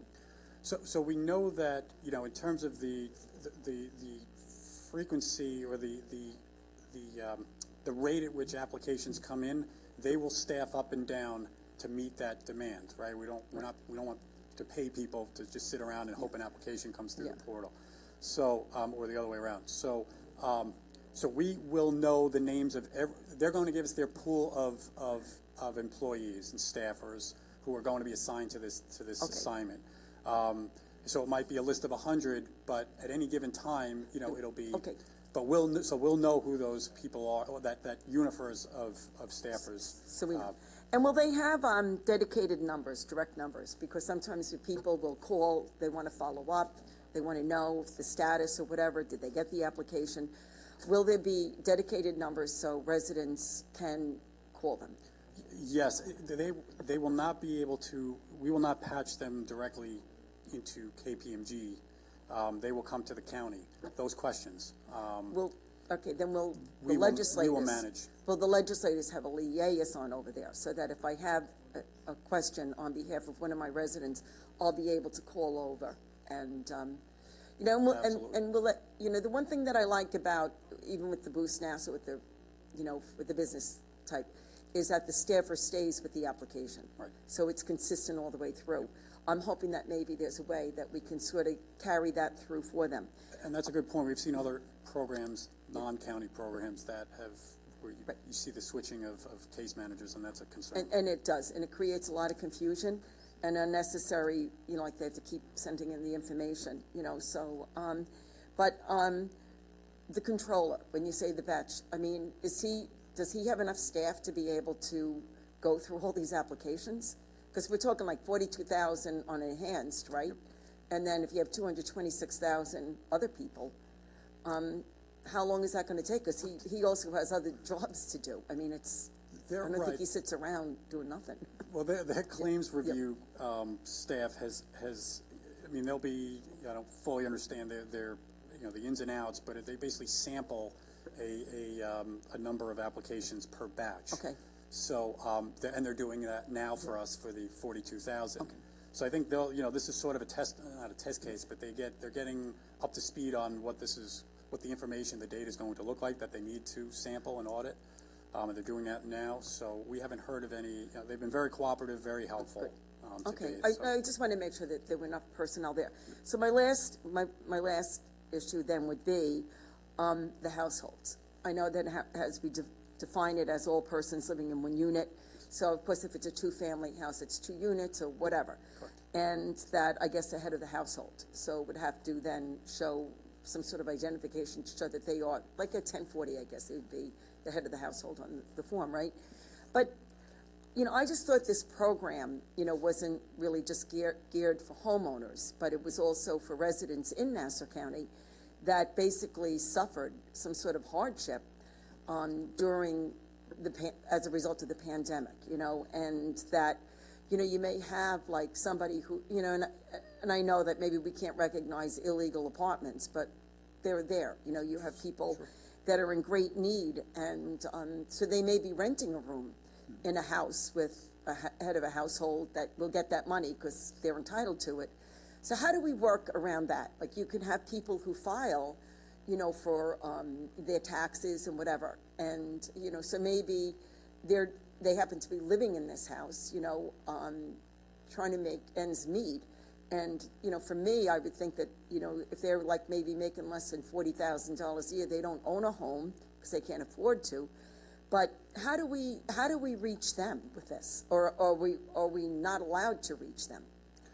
Well, no, if so rental households and ownership households are eligible. So, you know, tenure neutral, if you will. If you're a household of, you know, five people, right, the head of the housing unit will be eligible to apply, right, and receive the check. So if that's one person in the 4 or 5 person household, right, you know, the idea is that, again, the intent is to get this money in as many households as possible. So if you have a 4 or 5 person household of maybe, you know, of lower income, that money could be used for household expenditures, whether it's utilities or lease or mortgage or otherwise. So I understand and can understand that, you know, it may not go to the individual who needs it most, you know, if they're, you know, 4 people renting, you know, unrelated renting in a 4-bedroom. But again, if that, you know, if they're all talking to one another and they use that, you know, one person gets the check and they use that to offset the cost of rent or of utilities or, you know, whatever it may be, then the whole household benefits. Correct, if it's one family. Well, if it's a household unit, even if they're not related, they you know, there should only be one electric bill, one cable bill, one, you know, gas bill.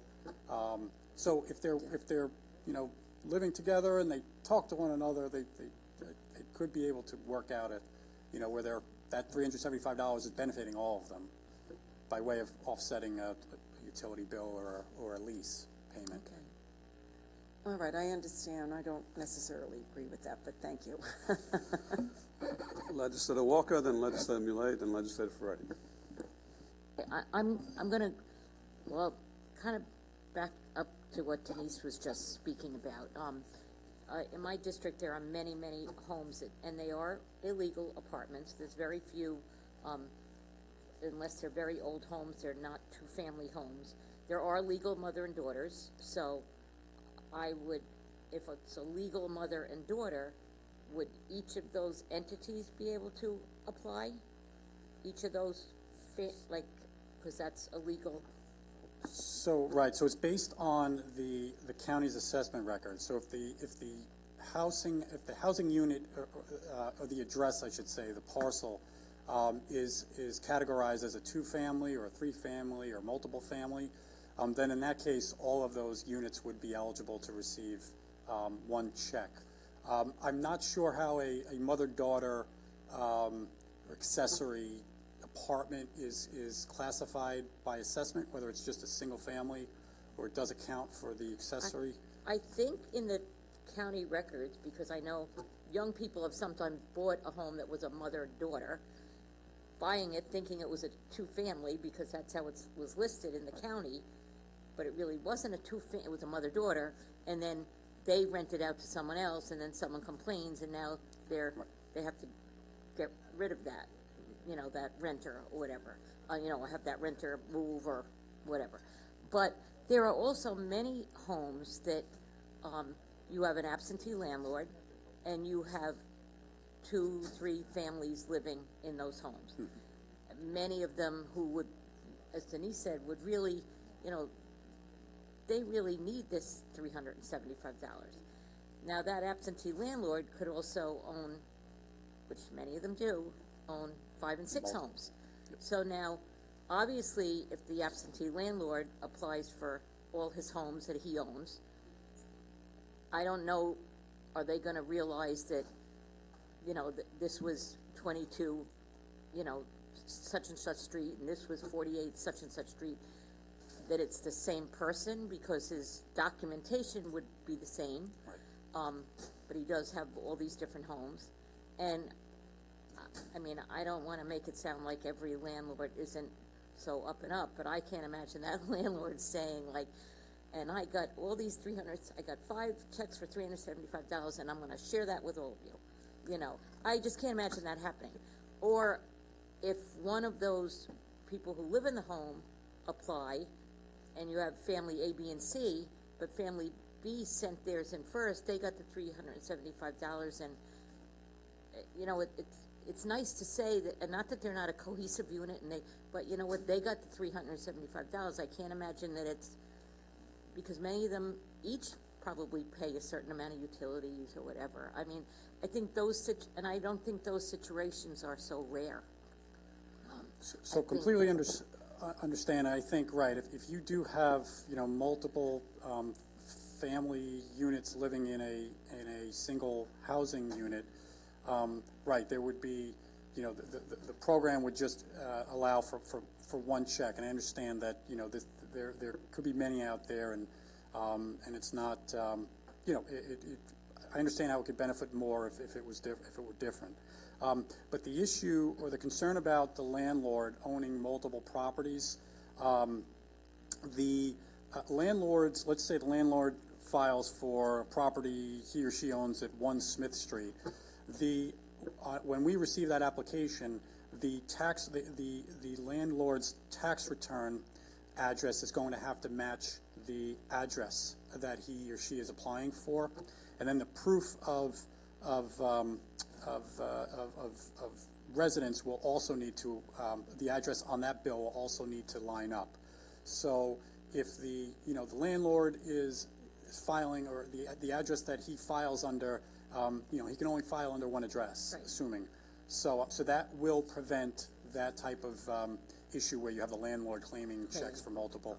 They'll also be on the portal back end. That's we're calling, you know, a bucket where if that landlord does try to do that, that will be flagged right away.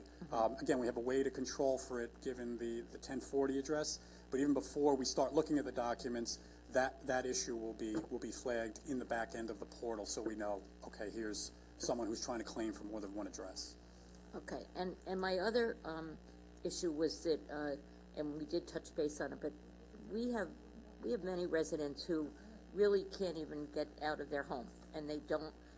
Some of them might, you know, hopefully many of those would be on the enhanced star and they just receive their, but, you know, for others that they can't get to a, you know, one of the, either Eisenhower Park, well, for my district, I guess Eisenhower Park would be the closest, but, you know, some of them don't drive, some of them, you know, they're not able to get there. Aside from the fact that there's many areas of the county that are kind of not near Eisenhower Park or Hempstead, and, you know, it might be very difficult for them to get someplace that far away. So, I mean, I just hope we have the capability of reaching out to as many we can, and the capability of, if we had to go to someone's home, that we would do that also. Because, I mean, there's times that I go to residents' homes to help them fill out paperwork because they just can't do it by themselves. And the technology exists. I mean, you have an iPad. You could go to someone's home, scan the documents. You know, with a Wi-Fi or internet connection, you can assist that way. So we'll I definitely think take just that point. spreading the word to all of them is going to be somewhat difficult, but I guess we'll just have to do the best we can. You know. Okay, Legislator Millet and Legislator Ferretti. Thank you, Presiding Officer. Actually, my colleagues asked all of the questions that I wanted to ask, and so I just want to reiterate that I'm sure we're all concerned about the safety of the information that's going to be required. Just that we have to make sure that whatever we do, we'll make sure that that personal information is 100% safe.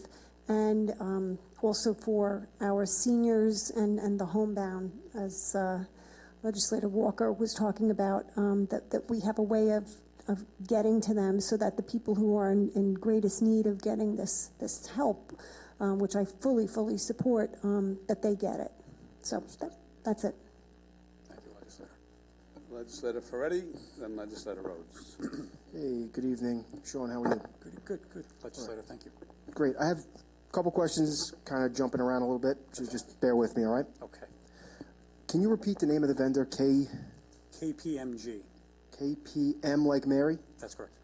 Now, has something changed in the last 2 weeks? I just want to, when this was in committees, I believe that the presiding officer asked multiple questions on the ability of the county to be able to do this internally, and from what I recall, and it was a couple weeks ago, the responses were that we could, and now it seems like we're sending this to a contractor. So has something changed? No, I believe a question came up at the Rules Committee meeting about being able to talk about how much this would cost and who it would be done by. We were in the midst of a procurement at that point, so I was not at liberty to divulge the resources and how much it could potentially cost. So nothing has changed over the past 2 weeks. It was always the intention to have one of our on-call vendors do the reviews. Again, it was just we were in the midst of... Well, I do remember you referring to a vendor, and I could be mistaken, but I thought it was more in terms of like a consulting with a vendor. Wasn't that? We have a separate vendor who we consult on all ARP matters. But as far as KPMG would be exclusively on board to review the HAP application. So essentially process the application. Process the application. So yes. KPMG, has that contract been before the Rules Committee? It has. It's an on-call contract. So there we issued a task order or mini bid, as they call them, to our on-call firms. We received proposals, and we were reviewing them 2 weeks ago. Okay, so it's just odd to me during committees. This never. I mean, I'm not on the Rules Committee, so maybe I'm wrong, but I don't remember this ever being discussed that there'd be a vendor, a third party, an outside vendor that's going to be receiving these tax returns. Was this? Did I miss it? I was listening. I wasn't on the Rules Committee though. I explicitly remember the cost request coming up, and I said I could not share that at the time because we were reviewing proposals. I may not have said explicitly we were reviewing proposals for consultants to review. But was the role and responsibility under this contract for KPMG, was that discussed at the Rules Committee meeting? We have a contract with them. What I mean is, look, I mean, again, I'm not on the committee, but I think what most of us took out of it, and I don't want to speak for anyone else, what I took out of it was that this was going to be getting done in-house. I was wrong. It's okay. I mean, I make mistakes. Yeah. I kind of I remember Legislator Rhodes asked that, and I don't know if it was you or Connell, but somebody said yes. Yeah. I apologize but the question I remember explicitly was how much is this going to cost the county, and is it going to come out of the $100 million allocation or appropriation, and to which we answered no, it would not. So, again, the intention all along was to have one of our on-call consultants do the reviews, do the processing. If it was not clear by me at the committee, I apologize. Maybe I misunderstood. So, the tax returns come into the portal, which is a county-run website. Is that correct? Yep. Yes? Yes. Okay. And the Nassau County Department of IT designs that portal website? Yes. And then Nassau County somehow transfers that document to this vendor? They don't transfer it. It's a computer application. The vendor will have VPN or direct access into what they call the back end or the database side of the application. At which point they can access the information, both the fields that are completed and the supporting documentation, the 1040. So essentially, they can get into our system. They can remote in. They will have a direct tunnel, is the IT language that I'm learning about, but a direct tunnel into that portal, not our global, county IT system. It's directly into that portal. Right, but direct access to these tax returns. To review them, yes. Yeah. And I shared Legislator Mulet's concern. I know just a few minutes ago she brought up, she wants to keep these documents safe. She wants to ensure, I would have just wished there would have been some debate on this in the Rules Committee because this contract could have been vetted. And I mean, I already understand it's an existing contract, but I don't think that it was this specific role was discussed ever, at least from any Rules Committee meeting that I listened to. So, is any of this information foilable? Can someone foil the information that's received through the portal? Yeah. Connell, would you be able to answer that question? Yeah, I do not believe that the tax returns would be foilable, no. Well, that's not an answer I was hoping for, Connell, with all due respect. I'm sorry? That you don't believe. I mean, that's kind of let me try to rephrase the answer. My understanding is no, they would not be. I don't have the statute in front of me, but my understanding is tax returns would not be foilable. Is it exempt from the FOIL law somehow? That's my understanding. I can ask someone in county attorney if someone's there to take a quick look at that question, but that's my understanding. Oh, I mean, I think that's a pretty important thing. In terms of redaction, is anything going to be redacted from the tax returns before, or at least advise people to redact certain information from the tax returns before it's uploaded to the portal? Sean, I think that's a question for you. I don't know whether you're planning on having anyone redact. We need the information that resides on the 1040 that's essential for us to process the application would be obviously the owner's name, SSN, address on the 1040, and then the adjusted gross income line, which is I believe line 11. If an applicant chooses to redact, gray out the other fields, that would be totally fine with us. It's the fields I just mentioned is what we need in order to validate and verify and approve an application. All right, so now it's in our system, and this vendor has tunnel access, we'll call it, so they can access it. What happens to the upload after it's either approved or denied? What happens to that tax return? That tax return lives in the portal, in the database.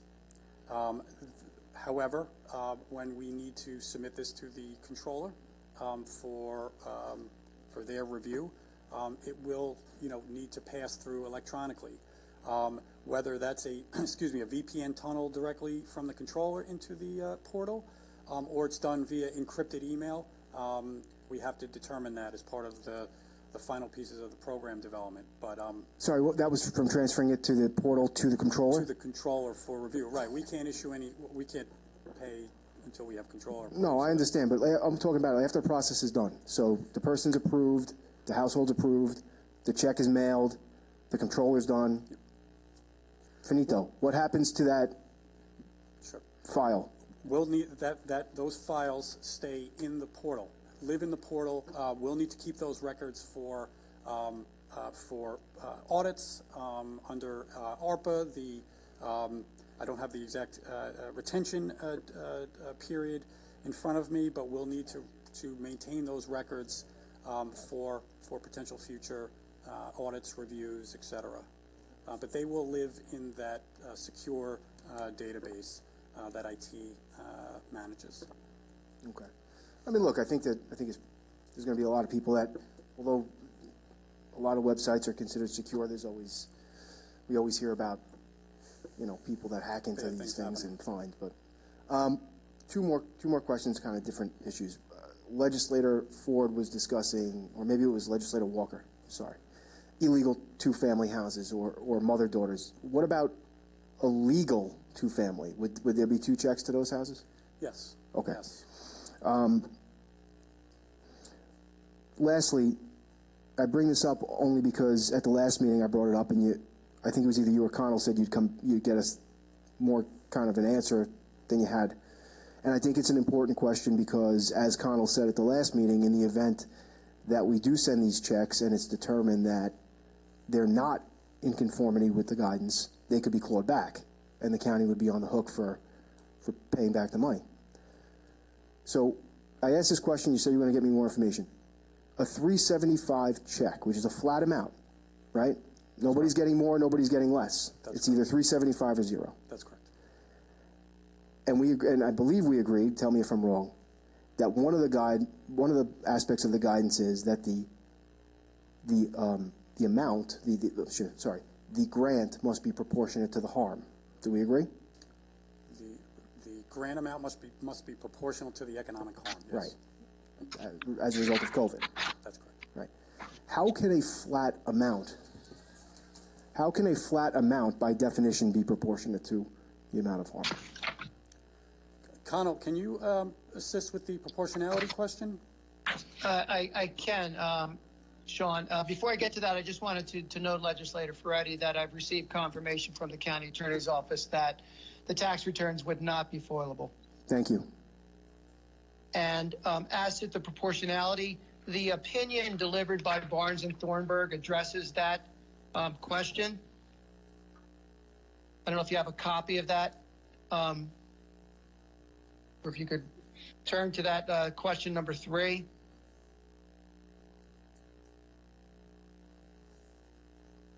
I do have it. I'm just taking a look at it. Yeah, look at that. That does address the uniformity question, I think, if you want to just take a quick look.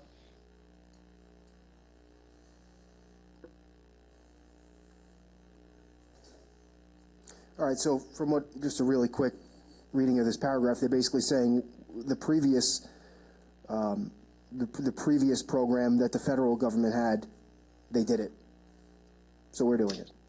Right, they did a flat amount, exactly. Okay, is the guidance identical between those two programs?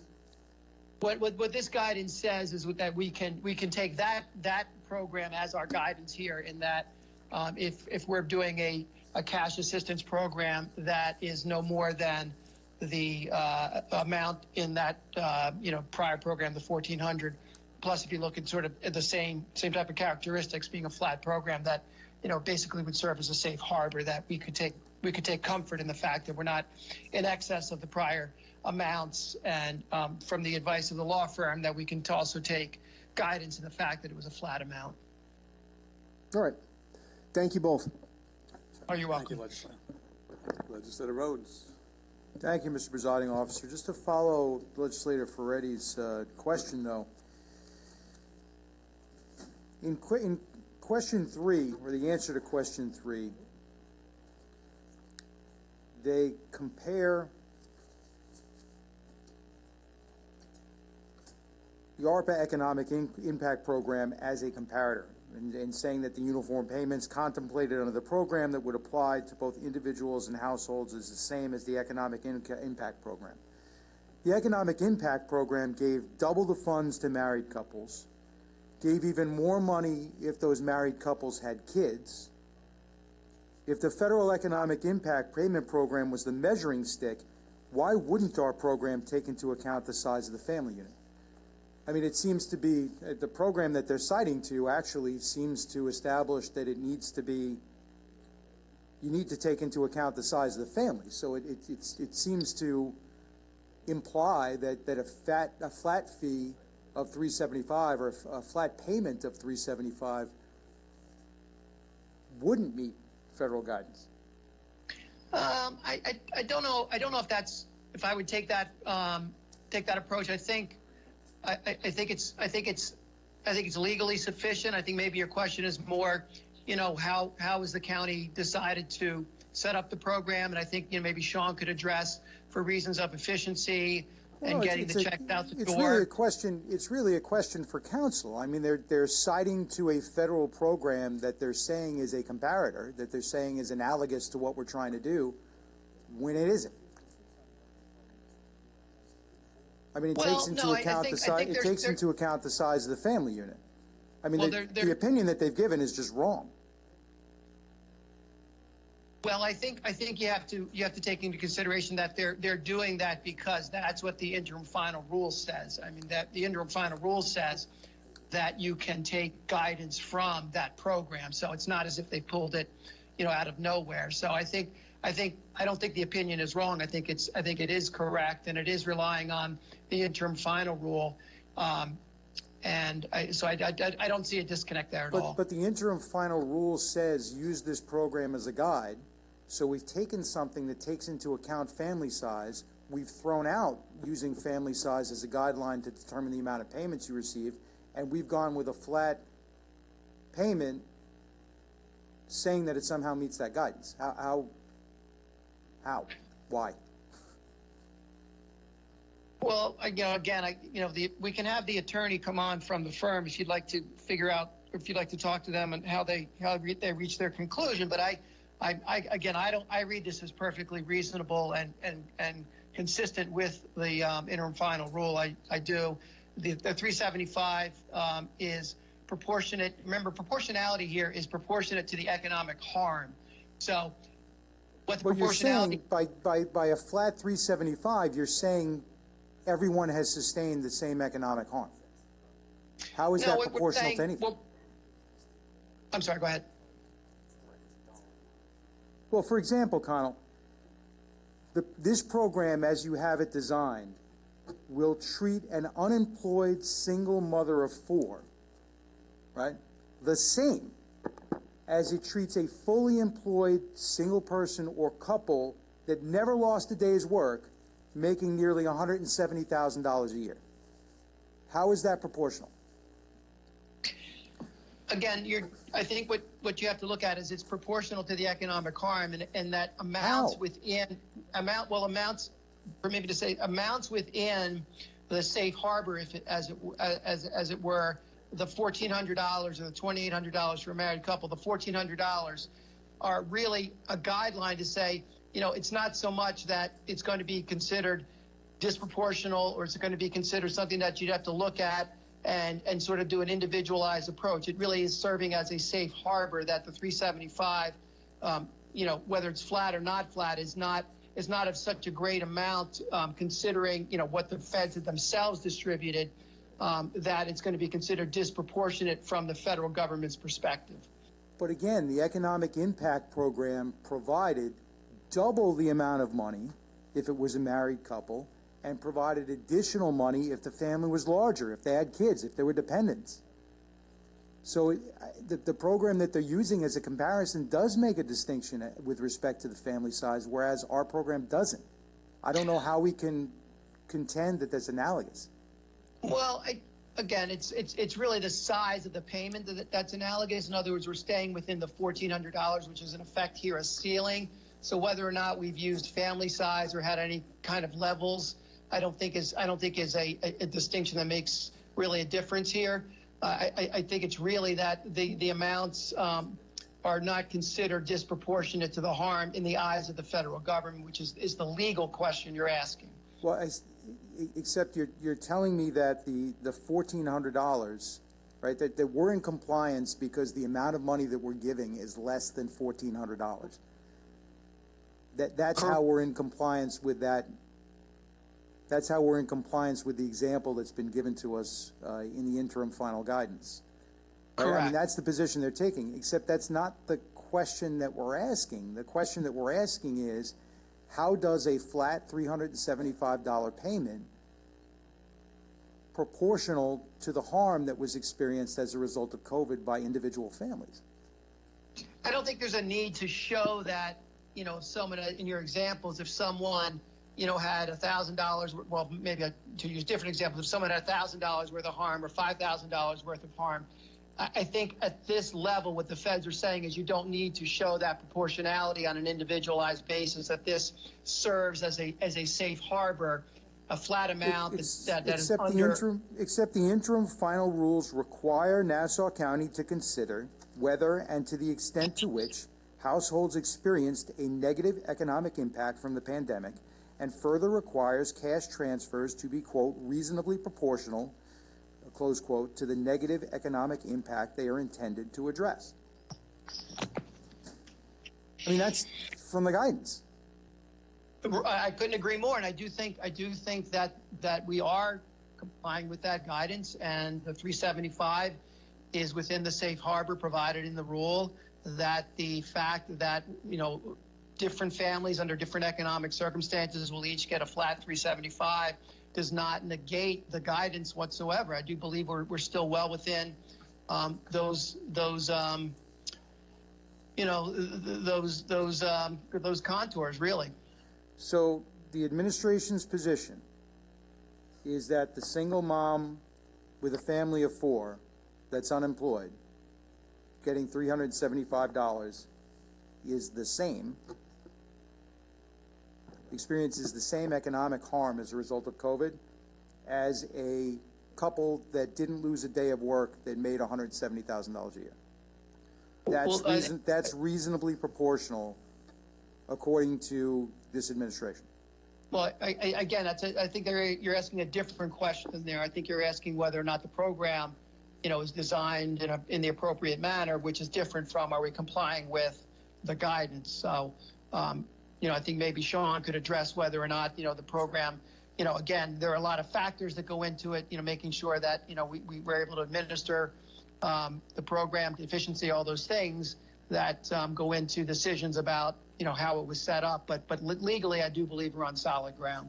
Yeah, but again, the concern that I have is at the end of the day, if we go through with this, is the federal government going to take a look at the program as we've administered it and reach the conclusion that, yeah, you weren't supposed to do it this way? Connell, I can just. Well, if I could just one second, Sean, just to answer that question, just to finish that thought, is that we've been asked to, and we have provided an opinion from expert outside counsel that addresses that as well, that they do not believe that our program is out of the compliance, and they don't believe that that even though anything that is spent improperly is subject to recoupment, they don't think anything we're doing would be subject to that recoupment, and that we should be well within the interim final rules guidelines. So I think they have addressed that as well, that we should find ourselves in a position to go forward, certainly legally based on this outside counsel opinion from this law firm. I'm curious whether the law firm, took a look at the Superstorm Sandy program and all of the grants that were issued to thousands of homeowners all across the South Shore, who got tens of thousands, in some cases more than that, to fix up their homes in what was supposed to be grants, only to have the federal government change the guidance at the last moment and now turn those into loan programs requiring them to repay tens or hundreds of thousands of dollars. That happens consistently. I'm curious what it was that the firm bases its idea that there could be no clawback. Well, if you look again, if you look at the answer to question number 8, considering that outcome unlikely. Well, I'm sure that most homeowners, when they got a letter saying here's a grant for $80,000, thought it was unlikely that they would have to pay that back. It's a grant. Yeah, again, can't speak to a different program that I'm not prepared to address, but certainly this one, the firm has taken a look at it and in consideration of, again, that the interim final rule is designed specifically to allow municipalities such as the county to go forward based on the interim rule and not have to wait for the final rule. So, as the firm states, it's very unlikely that the federal government would change a rule and then claw back based on a change of a rule where they were intending for municipalities to rely on that rule to spend money and bring relief to residents. I understand your point, but it's already happened. So there's certainly the chance it can happen again. And with respect to item 3, it certainly appears as though the premise that they've operated under is simply incorrect. I would ask that you go back to council to have them re-review their answer to that question and reread how that program is actually administered before they reach their conclusions. But moving to a different topic, because I know I believe other legislators have questions. If you can Sean, by the way, you're with, what department are you with? Public Works. All right, so you're with the Department of Public Works. How did the Department of Public Works wind up administering? I was asked to, back in June, to help administer and manage the county's ARP program. So I guess you can say I was plucked from Public Works and on assignment. Okay. Just out of curiosity, As far as how this program was designed, who was involved in those discussions? The members of the administration. I believe the initial concept came about this past spring. Obviously, after ARPA passed back in March, I got involved in July. But again, this has been developed by members of the administration in concert and in consultation with our consulting firms who are guiding us on all things ARP. Are you in charge of this program, or do you have somebody that you answer to? I answer directly to the administration. Is there a reason that Helena Williams hasn't come down to speak with us with respect to anything having to do with this program, given the number of questions that we have? I can't answer that, legislator. I know you can't. It's really a question for Helena Williams, but she's not here, so I can't ask it. But with respect to the number of hands, and I'm trying not to go over areas that have been covered already. With respect to the number of hands that are actually that taxpayers or the applicants, personal information and tax returns are going to be passing through. At the last Rules Committee meeting, when this was initially proposed, I did ask specifically whether this was something that we would be able to handle in-house. In fact, I think the exact wording of my question is, were you confident that we would be able to handle this? I expressed some skepticism. I was assured by yourself that we would be able to. Now we have a contract theoretically worth up to $4.6 million with KPMG. Are there any modifications that have to be made to this contract, and when did it come to the realization of the administration that they weren't going to be able to handle this in-house and we had to bring in a third party? Well, I think the decision to put the reviews task out to mini bid or task order, if you will, was made over the summer and definitely prior to the Rules Committee meeting. So why was the answer that we would be able to handle it in-house? I do have a copy of the transcript. I believe I did mention that consultants would be on board, or be brought on board to help administer. You're talking about more than a consultant. You're talking about somebody who's actually going to do the work, right? This is more than consulting. Well, I mean, professional services, right?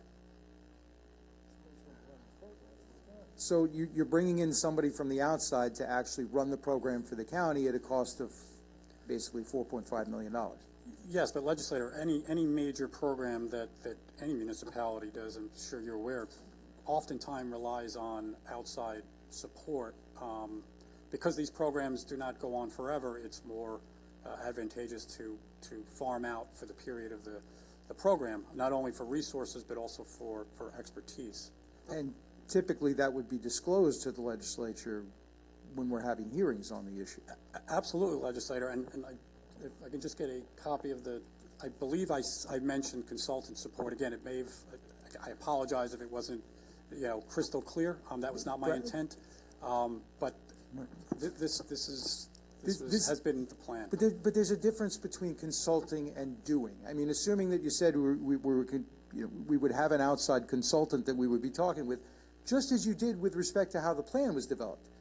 You just mentioned that you have consultants that you work with to develop how the plan was going to be administered, right? Yes. That's consulting, right? We're seeking opinions on how we might be able to do this better. What we're talking about now with KPMG is we're going to give them the information, and basically they're going to do it. We're outsourcing the entire project.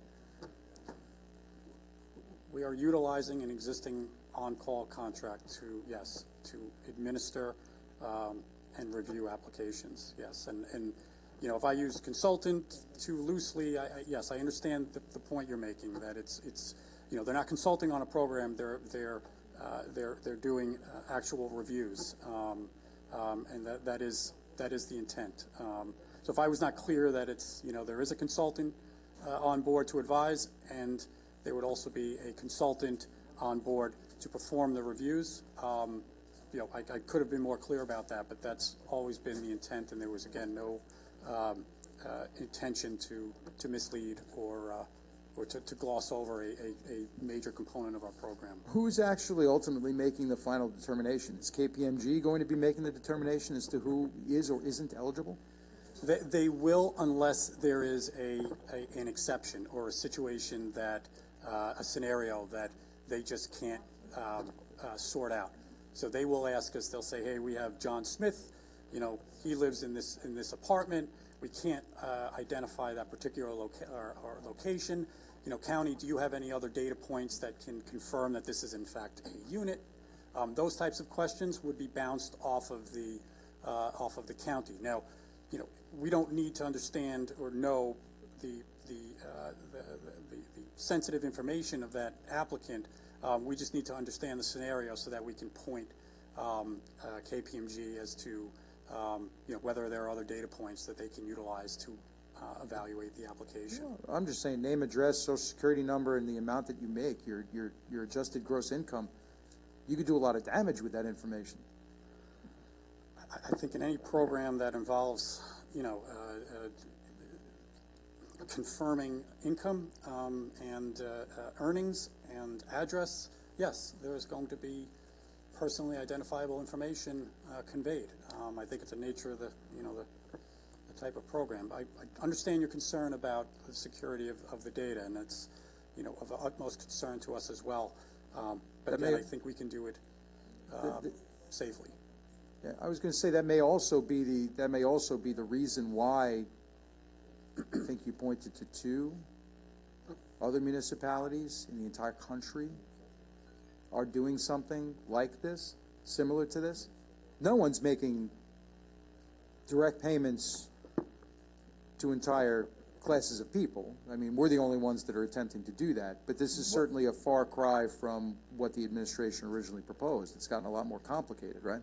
Well, I think the intention was to include the expand eligibility so that renter households would be included. The initial proposal was specific to, excuse me, home ownership, those who pay the property taxes. So this iteration expands eligibility to all, you know, tenure types, rental and owners. So we think this is a better program. And will serve more of the residents of Nassau County. Well, part of it was also the fact that with no tie to income whatsoever, you couldn't even make the argument that it was proportional to harm, correct? Well, my understanding is that the initial program was tied to, it was tied to income. Well, it was tied based to on anyone who made less than who earned less than $500,000. Right. I don't have the exact STAR thresholds before me, but it was based on income, which is based on the STAR database, which is based on household income. So the administration realized you couldn't do it that way. I believe that the administration feels that this is a better program. This expands eligibility. Now, I don't know, and I don't think we're going to get the answer. So now we know that this information is going to come in to the individuals at the Boost program through the portal or through a physical application, right? Excuse me, the application will be submitted through a portal, right, an electronic application. Yes. So it's going to pass through IT? Well, IT, it lives in IT's, you know, in the servers that they have, that the county servers, yes. Okay. From IT, the information is going to go where? IT never has, never has to see it, right? They built the application so it lives on their server. The application comes in, KPMG on the back end gets a ping, application comes into an application has come into the portal. On their end, they will then distribute those applications, assuming there will be many, volume will be high, at least in the first couple of weeks. They will distribute it among their staff to review. That's all done within the portal environment. All the documents live within that portal. So, you know, think of it as like it's a logon screen. There are certain permissions that each reviewer will have. They won't be able to see the entire breadth of of the application intake load, they'll only, be able to see their application that they're working on, or in their pool, or in their pot. Once they make their determination, it's out of their queue, that's it. They don't see it anymore. And from KPMG, the information then goes where? So KPMG will make the approval after they verify, they'll make the approval. That will basically add another field in the database that says approved. That database will, and please don't quote me on this, but it will be converted into what will be like a spreadsheet that will have all the information along with the supporting information that will be packaged together, and that is what we will provide to the controller to do their payment audit. Okay, and what's involved in their payment audit? I'm a little bit concerned about the controller's office because, as you may remember, it's the same controller's office that fell victim essentially to a letter scam for $750,000 of taxpayer money. Essentially where there was a letter that was submitted saying, hey, we've changed our bank account information, not even on letterhead, and that was processed. And they ended up sending $750,000 to some fictitious bank account someplace, and it was only through the bank's efforts that they were able to get that back. So it's the same controller's office that is going to receive that information to conduct their audit? That same sensitive information? It's the county controller's office, yes. All right. And what level of confidence do we have that the county controller's office is going to be able to, one, keep that information confidential, and two, correctly perform its audit? I believe they'll be able to do the job very effectively. They deal with sensitive information as a matter of business. They review, as you mentioned, 700 W-2 tax information for associated with vendors that they approve claims for. So yes, we are confident that they'll be able to review expeditiously and keep that information confidential and safe. So you're talking about potentially as many as 380,000 applications, right? Or maybe even more. We're considering renters as well. No, that number includes renters. Well, there's a total of 380,000 residential households. Right. Right?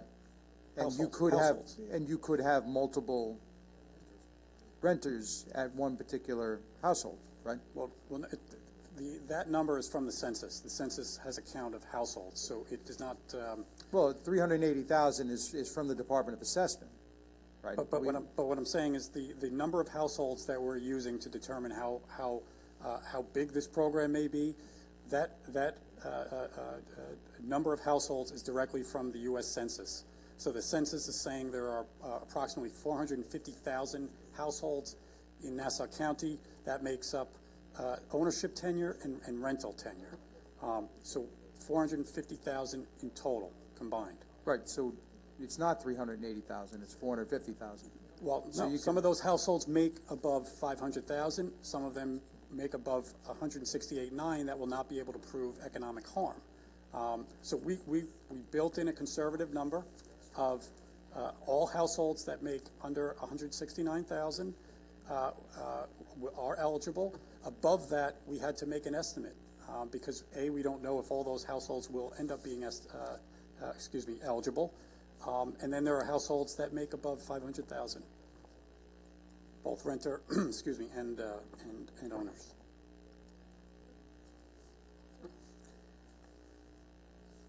I'm concerned about our capacity to be able to handle the application process. If I can ask you, back in, I believe it was June, it could have been July, we passed the Boost Nassau loan program and we passed the Boost Nassau grant program. Can you tell me how many applications were received in both programs? So I believe back in June, it was actually early July, but the grant program was approved. The loan program was just, I believe it was approved today on consent. I believe they have roughly 100 applications for the Boost grant program. That grant program, is being managed and administered by the National Defense Development Corporation, NDC. So they're handling the application intake, and similar to KPMG, they will package the information and send it over to the controller. But I believe they're up to about 100 applications that they're processing. But the loan program was just passed today. So. And how many of those applications have actually resulted in a grant? I don't have that number available. I know the NDC basically extended their program. They were issuing grants using CARES Act funding, CDBG CARES Act. They were just going to continue that program, now switching over to the ARP funding source. So you have no idea how many grants have actually been issued? I can certainly get that number for you, though. Is it possible to get that number today? I believe so. Okay, great. Okay, great. Because you're talking about 100 applications now that have been processed over the course of 2.5 months. I will get the amount of applications that have been received. And we're talking about potentially 450,000 applications. And I know you're saying 380 is what you think the conservative number is going to be. Well, but you might. Yes. We know from the census data that there are households that make above 500,000. So we've excluded them from the total number of potential applicants. Right. My point is that we're trying through the one program. We're processing 100 applications. We're 2.5 months into the program, and we're keeping up with those applications, right? I see what you're saying, right? We're running multiple programs. I think that's why, another reason why we need, the outside resource to assist with processing applications. Well, you have an outside resource processing the 100 applications. I understand that. We're not actually handling any of this ourselves, are we? I understand that, but these are two different programs. And again, I think, and I'm certain we have the capacity to manage both of these programs, and get the money into eligible households. So with respect to item 2, council cites the emergency capital investment programs, low and or moderate income, to mean an individual income that is less than 120%, right? And therefore 120% would be consistent with similar Treasury definitions. Right? Legislator, we're using 130% of AMI for our program. Correct. Council, however, in their opinion, seems to omit the purpose of the Emergency Capital Investment Program, which is a loan program designed specifically to target low-income and underserved communities. So that program exists specifically for those low and moderate income families, underserved communities. The direct payments contemplated by the county's definition doesn't make that distinction. How is that not problematic? Connell, I'll address that. I don't see it, legislator, as a problem. They're using that as an example, as they say. For example, what their point of their answer is that the interim final rule allows flexibility, and it does not define what low and moderate income levels are. They could have defined it under, as is defined under any number of federal programs.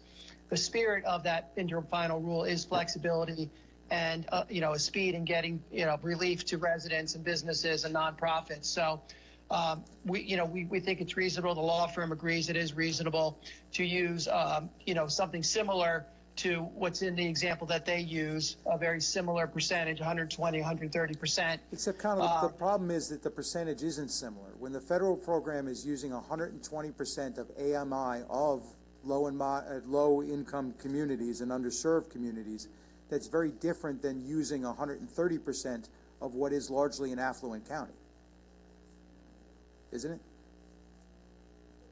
Well, I think 120, AMI is AMI, right? So 120% of AMI and 130% of AMI,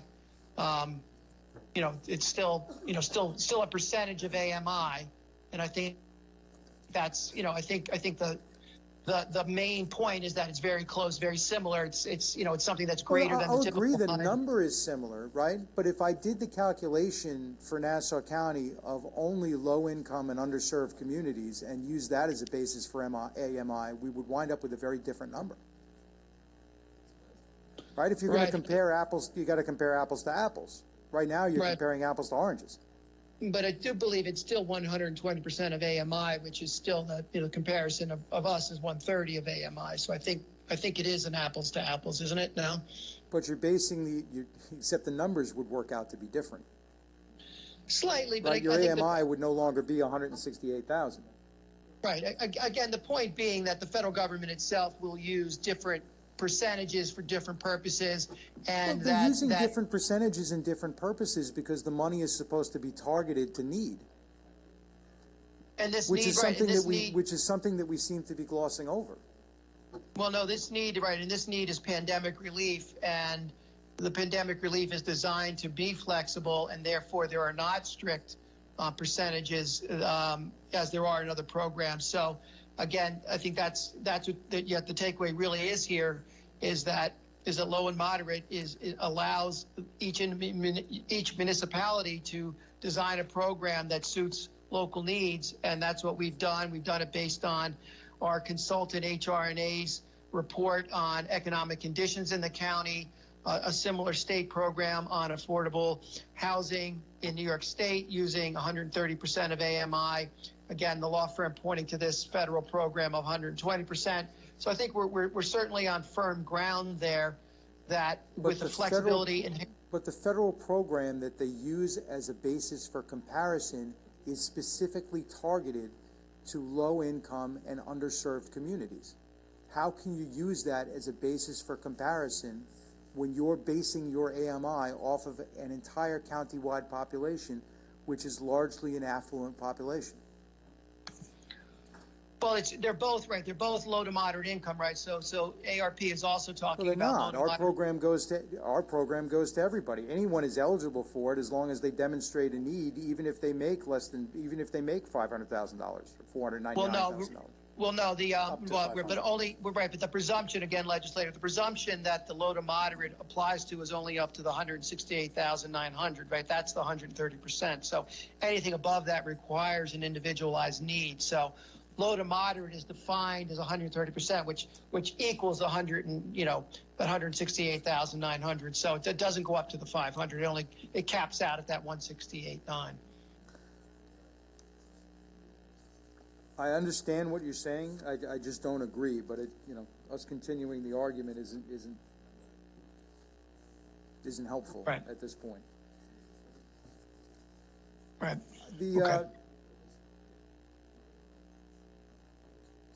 You'd concede, though, Connell, wouldn't you, that if we based our calculation of AMI based on low and moderate income and communities who were underserved, we would wind up with a very different calculation than 168.9, right? No, I mean, it's both. Again, they're both low to moderate income. So, ARP says low to moderate income gets a presumption, and it allows municipalities to define low to moderate income based on local needs, which is what we've done. The federal government in the ECIP program defines low to moderate income, comes up with a number. They allow municipalities the flexibility under ARP to define low to moderate, and we think we're on reasonable.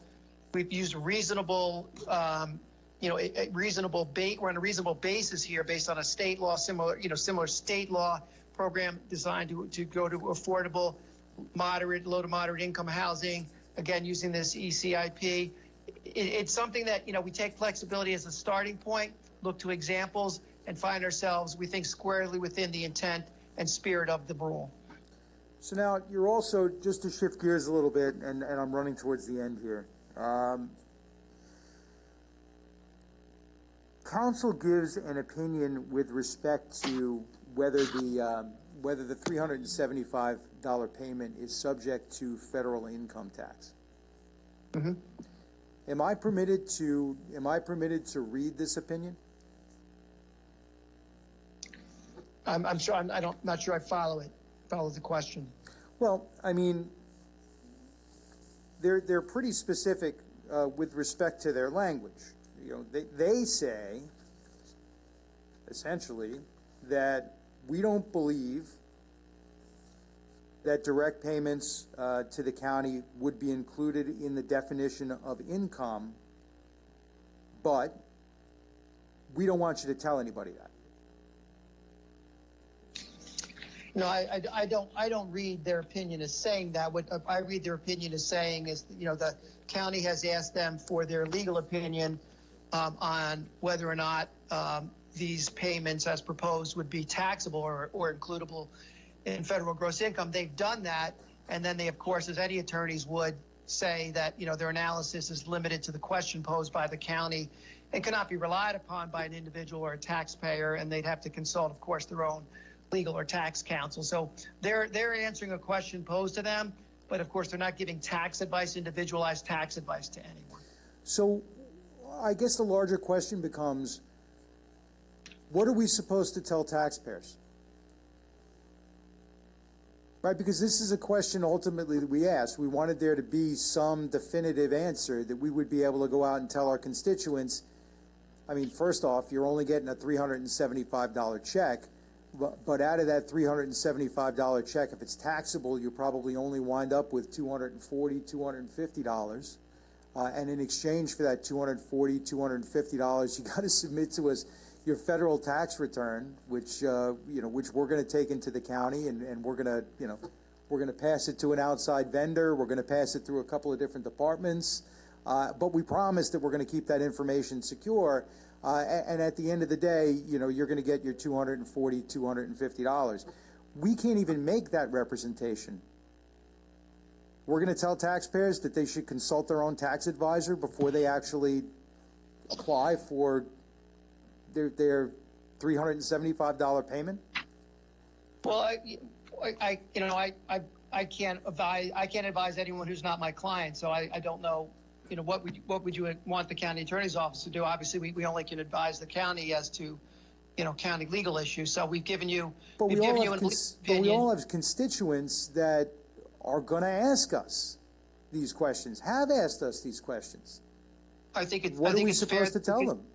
I think it's fair that you can say that you've received an opinion that given to the county legislature that believes that they're not taxable. But of course, you can't. That opinion wasn't addressed to them. They'll have to seek their own counsel. But it's a fact that could be stated that this opinion exists, but it's not legal advice to them. And do we know whether anyone yet has spoken with the Treasury Department itself as to the legality of these direct payments? Of the county's direct payments? Or direct payments in general? No. The proposal that's been advanced by the county and is before us now, has anyone spoken with the Treasury Department as to whether what you're proposing to do, what the county executive is proposing to do, actually meets their guidelines? I don't believe anyone has spoken to the Treasury about this iteration of the program. So, however, though, if I may, the proposed program that is being discussed today was included in the county's annual performance report, ARP performance report, that was submitted to the Treasury on August 31st, which is a requirement. So it is in our report. So they have it. Have you gotten any feedback? We have not. All right. So you haven't heard anything, but you want to go ahead with it anyway. Well, we're not.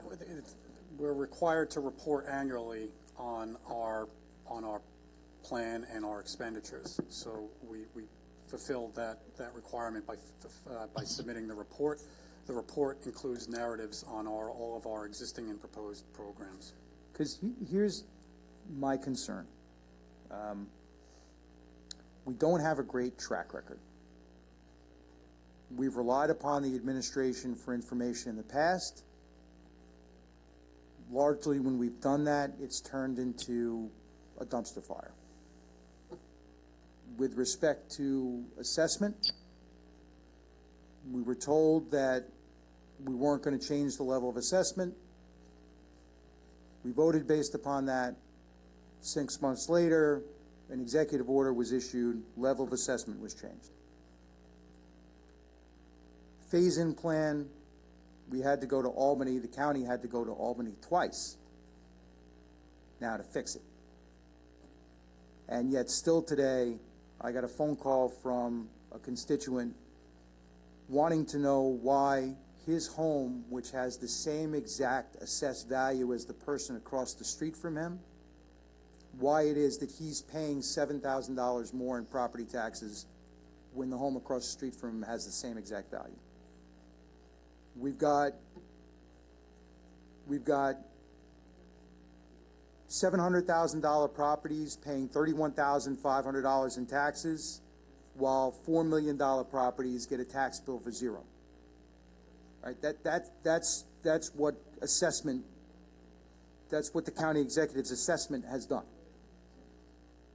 We are told just last year to justify $1.4 billion in borrowing. We're given a projection that we're running a $285 million deficit. 45 days later, we're told we have a $120 million surplus because their estimates of the estimates of revenue were off. Today, their estimates of sales tax revenue are $385 million wrong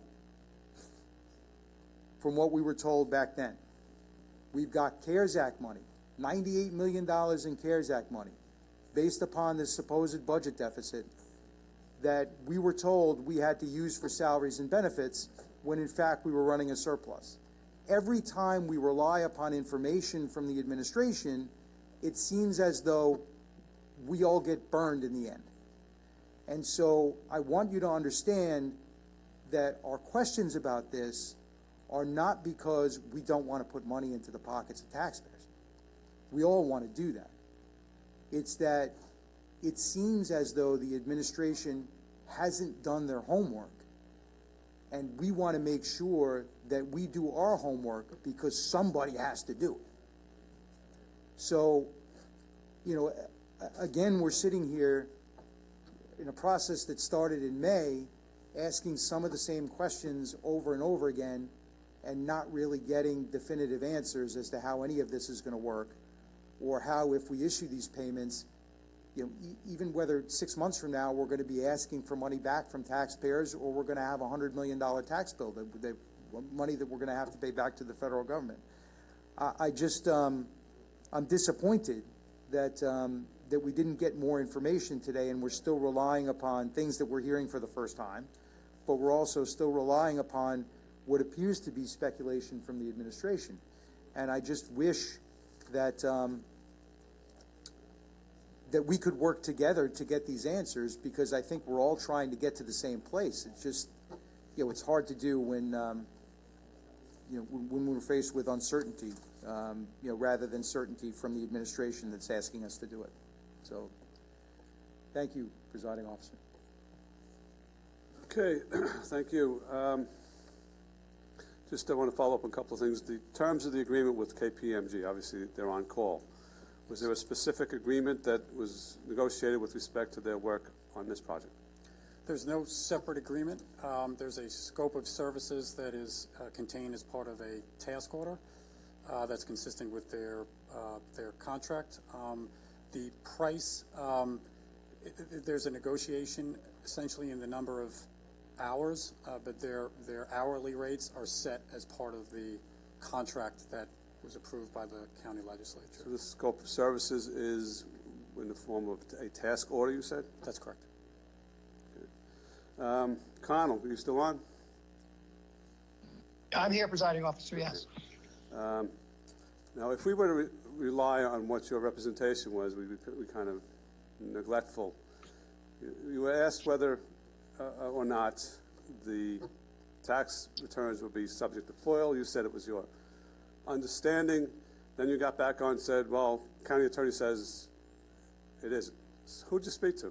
And what's the basis of their opinion? I have traded some emails with Paul Hertzfeld, who's the, as you know, the Bureau Chief of Legal Counsel with, many years of experience, and he has done some quick research, looked up the law and some, some other, relevant aspects of the law, and has reported back that it is not subject to FOIL. Okay, thank you, Connell. All right, so 2 weeks ago, when we asked you about the people who probably don't have the wherewithal to use the portal, you said in terms of what the process would be, you could not answer. So you have responses from me this week. So it just reinforces to me this almost seems like an ad hoc operation, that things are constantly in motion. Is there like a project management plan or a project plan that the administration has? We do. I mean, we have, this program is obviously multifaceted. We have a program for just HAP in terms of how the applications are to be processed, what that looks like from a technical, again, review processing standpoint. Again, that's just one piece of our ARP program. We have a similar SOP for all of the other ARP funds that we're distributing. So the grants, the loans, the technical assistance, that's a completely separate SOP that's been developed. So to answer your question, yes, we have an SOP for both HAP and for the other component of our ARP program. But presiding officer, yes, this is a fluid process. This funding came about in March, and it's been, it's proving very, very helpful, but it also does require standing up, a management arm that that there's really a little precedent, a good precedent to utilize. So yes, it's not easy, it's complicated, but I think we're doing a very good job in keeping up with the demands. We're trying to get this money out to the public, as I'm sure everyone, those goals are aligned, and making sure that funding stays on the street and does not get stays on the street. I'll leave it at that. So that's okay. Well, so my perspective is that you still have things to provide to us, including I want to see the scope of services in this task order. I want to see a legal opinion from the county attorney, not something quick research. I want to see a legal opinion on the foilability of the tax returns. I want to see the project plans for this, and I want to see the list of questions that were submitted to Treasury that I asked for 2 weeks ago. I would want to see those by the end of this week, and then we will recalendar this. Presiding officer, I have the questions with me today. Okay, thank you. If you'd like, I can provide them to the clerk. Okay. What? Well, they said they're not answered, correct? These are the questions that were submitted. Right. But they testified last week that they were going to submit the questions, but there was no answers to them. And they did. In fact, I don't know if you expect the questions to be answered. We don't know. Okay. There might also be a benefit to having outside counsel that gave us this opinion available. All right. I mean, here's the bottom line. I mean, Legislator Rhodes went into this, but we've been burned repeatedly, and when things go off the rails, which we're worried that this is going to happen with this, the administration's policy is to say, call your legislator. So we have to do our due diligence to make sure, as much as we can, that this is not a half-baked plan that's in fluid, but that it's at least as finalized as it can possibly be before we approve it. I'll take a motion to table. Sure. Yeah, absolutely. You didn't ask any questions. Thank you, Presiding Officer. This is a quick. So it sounds like we're going in the direction of tabling this tonight, Mr. Sally. I just wanted to ask you about time frame. So if this is tabled, say, for example, to the next full-fledged meeting, what's the time frame before people, how much lead time do you need before people can start accessing the portal and being able to start receiving their checks? I mean, we just need a few days to open up the portal after the appropriation is approved. And then applications can start flowing in. The controller cannot review, or we wouldn't open up a portal without appropriation, and then the controller cannot review any of those applications until they have legal authority to do so, and that would be in the form of the appropriation. So once the appropriation is approved, again, it's a matter of days and getting the portal open to the public. But again, that can't happen without the appropriation being approved. Okay. So but tonight, just to make sure we're clear, so it sounds like this is going to be tabled, so this is going to be delayed again. So from just to make sure everybody's on the same page, so by the action of this being tabled tonight, it's not going to be able to go forward until the next legislative meeting, whether that's a special meeting or a recess meeting or anything along those lines. You can't proceed without this legislature taking action. That's correct. We would not open up a portal and start accepting applications without the appropriation being approved by this legislative body. Understandable. And the controller would not be able to start reviewing applications without the legal authority to do so. And is there a cutoff point on the back end of when the feds requires the money to be spent or utilized by? Funds need to be obligated by 2024 and fully spent by 2026. Oh, okay. So there's plenty of time on that. There is, in terms of the 42,000 list of seniors, LID, those are ready to be approved by the controller this week. Again, they can't approve until the appropriation. So they were teed up to be ready this week. That information would get over to the checking contractor to issue checks. Their schedule for issuing checks is such that October 18th is a critical date. We would need the banking vendor would need to have all of the information from the county to be able to cut the checks prior to October 18th. That's a critical date for them.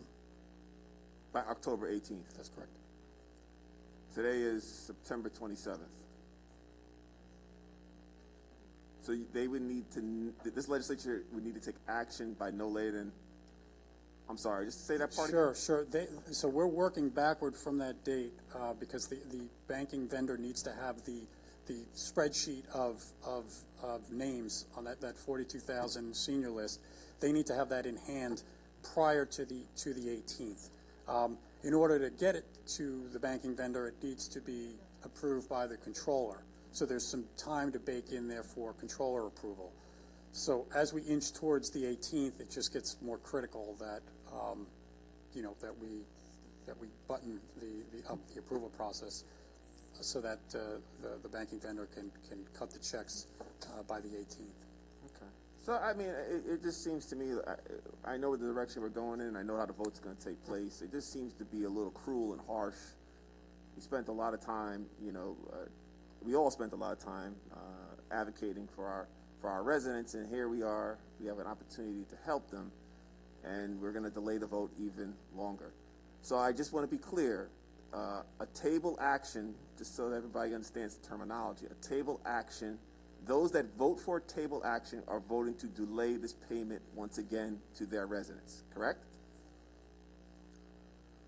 We're up against a deadline to get those 42,000. You're being nice about it, but thank you. I appreciate it, son. Legislator Ford and Gaylord. Sean, ever since this program was announced, the county executive had a press conference way back when, and it was a different program, a different way they were going to allocate, and now they've changed it. Since that first time, I have asked if these payments were taxable or not, okay? You weren't involved in the first one. Newsday had indicated in their article that they would be taxed. So somebody who would be receiving $375 would actually only realize $250, okay? It's a simple question. Newsday had an answer. And even 2 weeks ago when we talked about it, you know, I had asked if he had reached out to the Treasury Department. It was indicated that somebody in the administration did, and I had asked if I can get a copy of the correspondence where you asked the Treasury Department as to whether or not these payments are going to be taxable or not. I haven't even received that documentation. So when I understand the concern, I do not want people to be hurt. They're waiting for this $375. But I really feel that, you know, we do ask these questions. And I think in a timely manner. I didn't ask 2 weeks ago this question. It has been something that I've asked consistently. And I just find it, like, just to get a simple answer before we send something out, so that, because, as the presiding officer has indicated, that whenever there is a problem with any of these programs, I always get the people are directed by constituent services to call your legislator about it. And then I have to, then they'll say to me, well, why am I being taxed? Well, how come you didn't know before then? You know what I'm saying? So I'd like to know, did anybody reach out to the Treasury Department specifically on this one issue? And why, if they haven't, why didn't they? That's what I would like to know. So I know that the comments on the interim final rule, comments to the Treasury that were due back in July, that question has been asked by NACO, the National Association of Counties. Thank you. That was a explicit question that was posed. I do not believe the Nassau County asked that same question as part of the interim rule comment period, but I am certain that NACO issued that comment to the Treasury. So whether the county on its own behalf submits, or NACO, or anyone else, they all go into the same, comment bucket, essentially. So the Treasury, whether they choose to answer that question in what will hopefully be a final rule, we don't know when or if that will happen, but we do know that question has been asked of the Treasury. Great, and I'm not going to put you on the spot because you weren't involved in the original thing for the 375 star applications. But did anyone from the county even decide to call Newsday and ask them how did they get the information that they perceive this to be taxable? The way they stated in the news, in their in the story, it seemed like they knew. They knew that it was going to be taxed. Did anybody reach out to who the author of that article was to say, well, how did you find out about if it was going to be taxable or not? I mean, this is what I'm saying. I like this. I hate to delay it, but I really think that if we have these questions, we need to get them answered in a timely fashion. And then it is terrible on the part of the federal government, on questions that are so important, for so many people, to be able to get these payments and to get this relief, that they should be a little bit more timely in their responses. But not you. You've been doing very well. Thank you. Legislator Gaylor, did you still have a question? Still do, very briefly. Thank you, Presiding Officer. Thank you, Mr. Sully. Your presentation tonight has been very informative, okay, and you weathered it really well, the questions. So thank you. Legislator Rose asked or requested that the outside counsel be available at the next meeting. And when I look at the letter from Barnes and Thornburg, what immediately strikes me as interesting is that the attorney that drafted this opinion, Jacob German, comes from Indianapolis and is not connected to Nassau County or New York in any way, shape, or form. And so did we have an opportunity at the county obtain another opinion from another law firm before going out all the way out to Indianapolis to get Mr. German's opinion? No, this is Conall Denyon, legislator. Oh, okay. I hear you. I don't see you. Oh, sorry about that. Yeah, I'm on the call. Yeah. What the county did was procure through the county's ARP consultant, Arduro, or CG3PL, also goes by that name. And they did a process. They did an RFP and received responses and vetted those responses. And the county also, it signed off on the selection of Barnes and Thornburg. And again, this is federal law, so whether they're from Indiana or from, they also have offices in Chicago, and I believe they do have a New York office, throughout the country. So being federal law, I don't think it's that makes that much of a difference. Okay, so that, based on that, I mean, that makes sense. It begs the question of, do we receive and reject any other, office or opinions from anyone else? No. All right, because I looked up Jacob German, Esquire, who works for the firm on the firm's webpage, and he only recently graduated law school, and it doesn't list his credentials as a tax attorney. In Yeah, fact, there was a team that we worked with. There was a partner who was involved. Kevin Driscoll, I believe, is in the Chicago office, but there were a number of other attorneys, Veronica Schleib and Dustin Meeks. And Dustin Meeks, I believe, is the tax attorney. So I think they used a team approach, and I'm not sure why Jacob signed it, but that's up to the firm who signs their letters. But certainly, it's on the firm's letterhead, and the firm obviously stands behind it, and it was a team approach by the firm. all right, and you think you can have him to answer questions when we reconvene? I don't know if we actually had people that could have been available. I think today, earlier in the day. But next time, if you'd like, who's ever appropriate from the firm, we could have them available. Sure. Sure, because I found it interesting in paragraph 7 because it says if in the event you don't want to provide your tax return, you could. It's in the county's discretion to use whatever records it wants to use. So what are those other records the county would accept? I mean, I think on the proposition for election day, there's a proposition where we can walk into a poll, register the same day without ID, and then vote. What has the county got planned in the event I don't want to give my income tax return to you? Legislator, if you'd like, if you want to take a few minutes for a break, we can try and get outside counsel back on the line. They were on earlier. Well, and that's fine. It looks like we're going to reconvene this anyway, so. Okay. I just wanted to offer it to you today. No, I appreciate it, but to my other question regarding tax returns, Mr. Sully, in the absence of a tax return, what is the county prepared to accept? So that we can inform our constituents. You don't need to bring your tax return. You just need to bring an affidavit that's notarized. You can just verbally tell the person on the phone who takes your intake information from the third-party vendor at KPMG. What is the guidance from the county to our constituents? Right, so legislator, our intention is not to accept proof of income from sources other than the 1040. The only exception to that is where you make up to an amount that where you do not need to file a 1040. Then there are other documents that you can submit to prove your income, benefits, receipts, and so on and so forth. But for those who are required to file a 1040, our intention is to only require and permit the filing of a 1040. I think from a programmatic standpoint, to have different forms of proof will just slow down the review process. There will be more opportunities for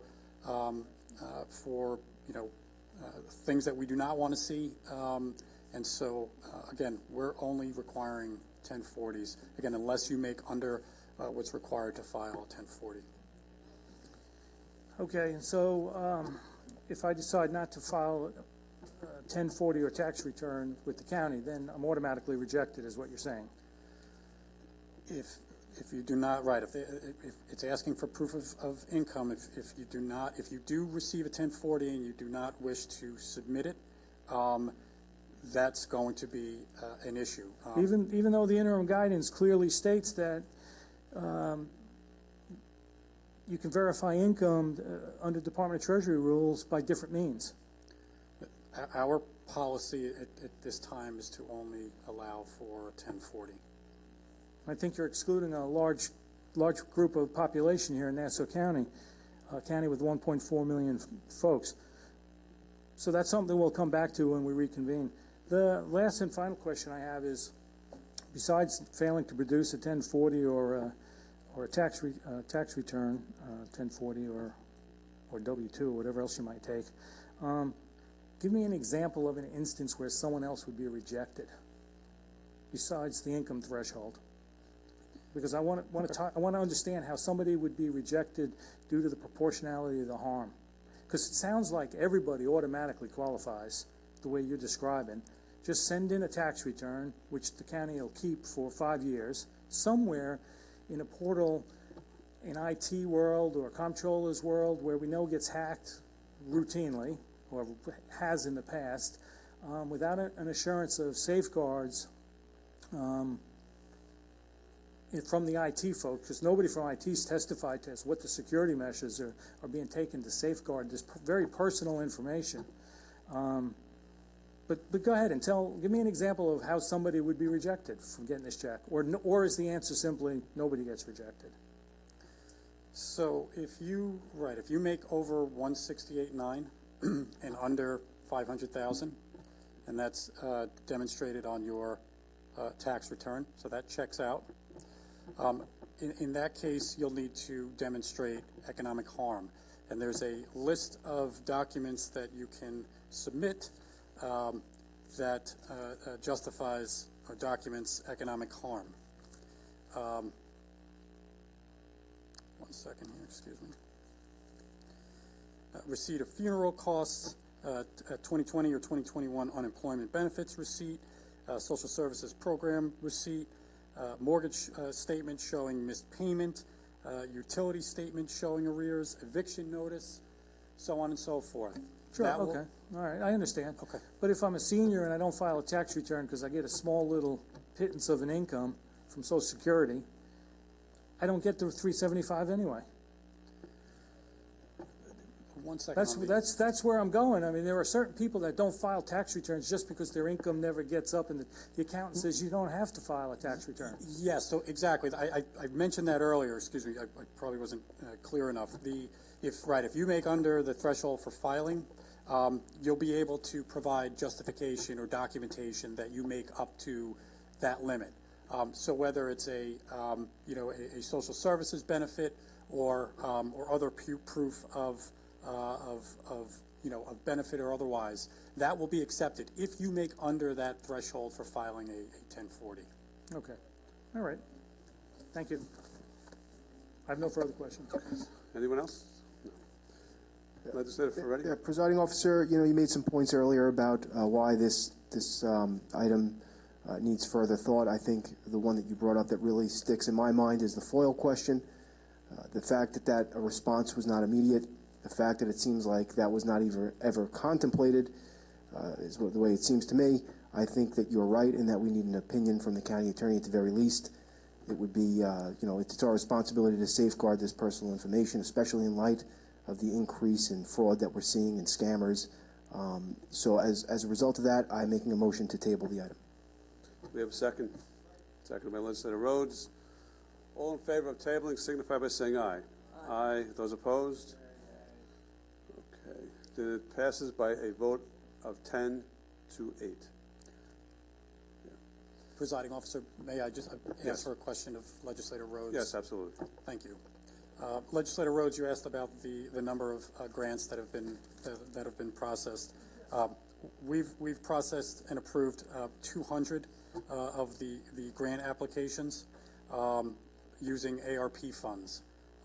So I just wanted to make sure that I provided you with that information. Just for clarification, you told me only 100 applications have been filed. I said, please do not quote me on that. I'm going to get the answer. So how many have applied? How many have we processed? You can get that to us. Yeah, I will follow up with that. Okay, Thanks. certainly. We're moving to item 35. It's a resolution authorizing the county executive to execute an agreement with Pedal Share, Inc. and agreements with municipalities located within the county in relation to the county's bike share program. Moved by Legislator Drucker, seconded by Legislator Schaefer. We need amendment in the nature of a substitution. Legislator Kennedy makes an amendment which will remove the Massapequa Preserve from the list of bike stations located for Phase 1 of the bike share program, seconded by Legislator Rhodes. Any debate or discussion on the amendment? All in favor of the amendment signify by saying aye. I think you're good, Sean. Okay. We moved on, yeah, thank you. This is my item too, okay. Okay, oh, it is, okay, Are there sorry. any questions? I thought you were just sticking around. All right, so the amendment passes, and now for the amended item, all in favor signify by saying aye. Aye. Those opposed, carries unanimously. Item 37, Legislator Bino is going to recuse herself and will not be participating in any debate or discussion, and is leaving the chambers. That is resolution number 150, a resolution authorizing the acting county attorney to compromise and settle the claims of plaintiff as set forth in the action entitled Baker versus the County of Nassau. Moved by Legislator Walker, seconded by Legislator Birnbaum. Any debate or discussion? Okay, all in favor signify by saying aye. Aye. Aye. Those opposed, carries unanimously. Invite Legislator Bino back in. All right, then we have a number of recusals for Legislator Drucker. It should be 66, 67, 68, and that's it. Let's the record reflect that Legislator Drucker is leaving the chambers and will not be participating in any debated discussion or vote. 66 is a resolution authorizing the release of surety bond and escrow deposit covering improvements on the map of County Point Condominium 1. 67 is a resolution to authorize the release of the surety bond and escrow deposit covering improvements on the map of County Point Condominium number 5. Yes, I'm sorry, County Point. I'm trying to go too a little fast. Country. Oh, it's a mistake in the agenda. So that should be Country Point, Condominium 1, Country Point, Condominium 5. A resolution to authorize the release of a surety bond and escrow deposit covering improvements on the map of Country Point, Condominium 2, situated in Old Bethpage. Any debate or discussion? Hearing none. All in favor signify by saying aye. Aye. Those opposed, carries unanimously. Invite Legislator Drucker back in. 69, it's a resolution prohibiting Nassau County elected officials from postmarking or causing to be mailed mass mailings prior to an election. Yes? There was no motion on those three items? Okay, moved by Legislator Walker, seconded by Legislator Rhodes. So for the record, they moved, but it was, you may not have heard that. 69 is a resolution prohibiting Nassau County for elected officials from postmarking or causing to be mailed mass mailings prior to an election. Moved by Legislator Ford, seconded by Legislator Gaylor. Can I just? Sure. Legislator DeVigi Witten. That we could maybe get an amendment, just in case there was an incident like Hurricane Irma remnants where there's a natural disaster during this time. Because there's FEMA information out there, and we tried to do a mailing in my district, and I was denied. So I don't know if you guys would consider that, just, you know, in case of a natural disaster, we're still permitted to do mailings. You know, that's a very good point. And here's the thing. I don't believe it prohibits an administration from sending mail out. I mean, you as a county official. It did. It's supposedly they said that because it's not like an event. Right. You can do it for an event. Like if we had a tax workshop, we could do it for the event. Right. But we can't do it in the case of like some type of disaster, natural disaster. So I don't know. I just hope we can somehow add that, but especially since it just happened. All right. It is my intention to call a meeting later in this week to consider the fees. So why don't we, what we'll do is we'll table this, we'll make whatever changes we need to make, and then we'll do it by emergency on Friday. Okay. Thank you.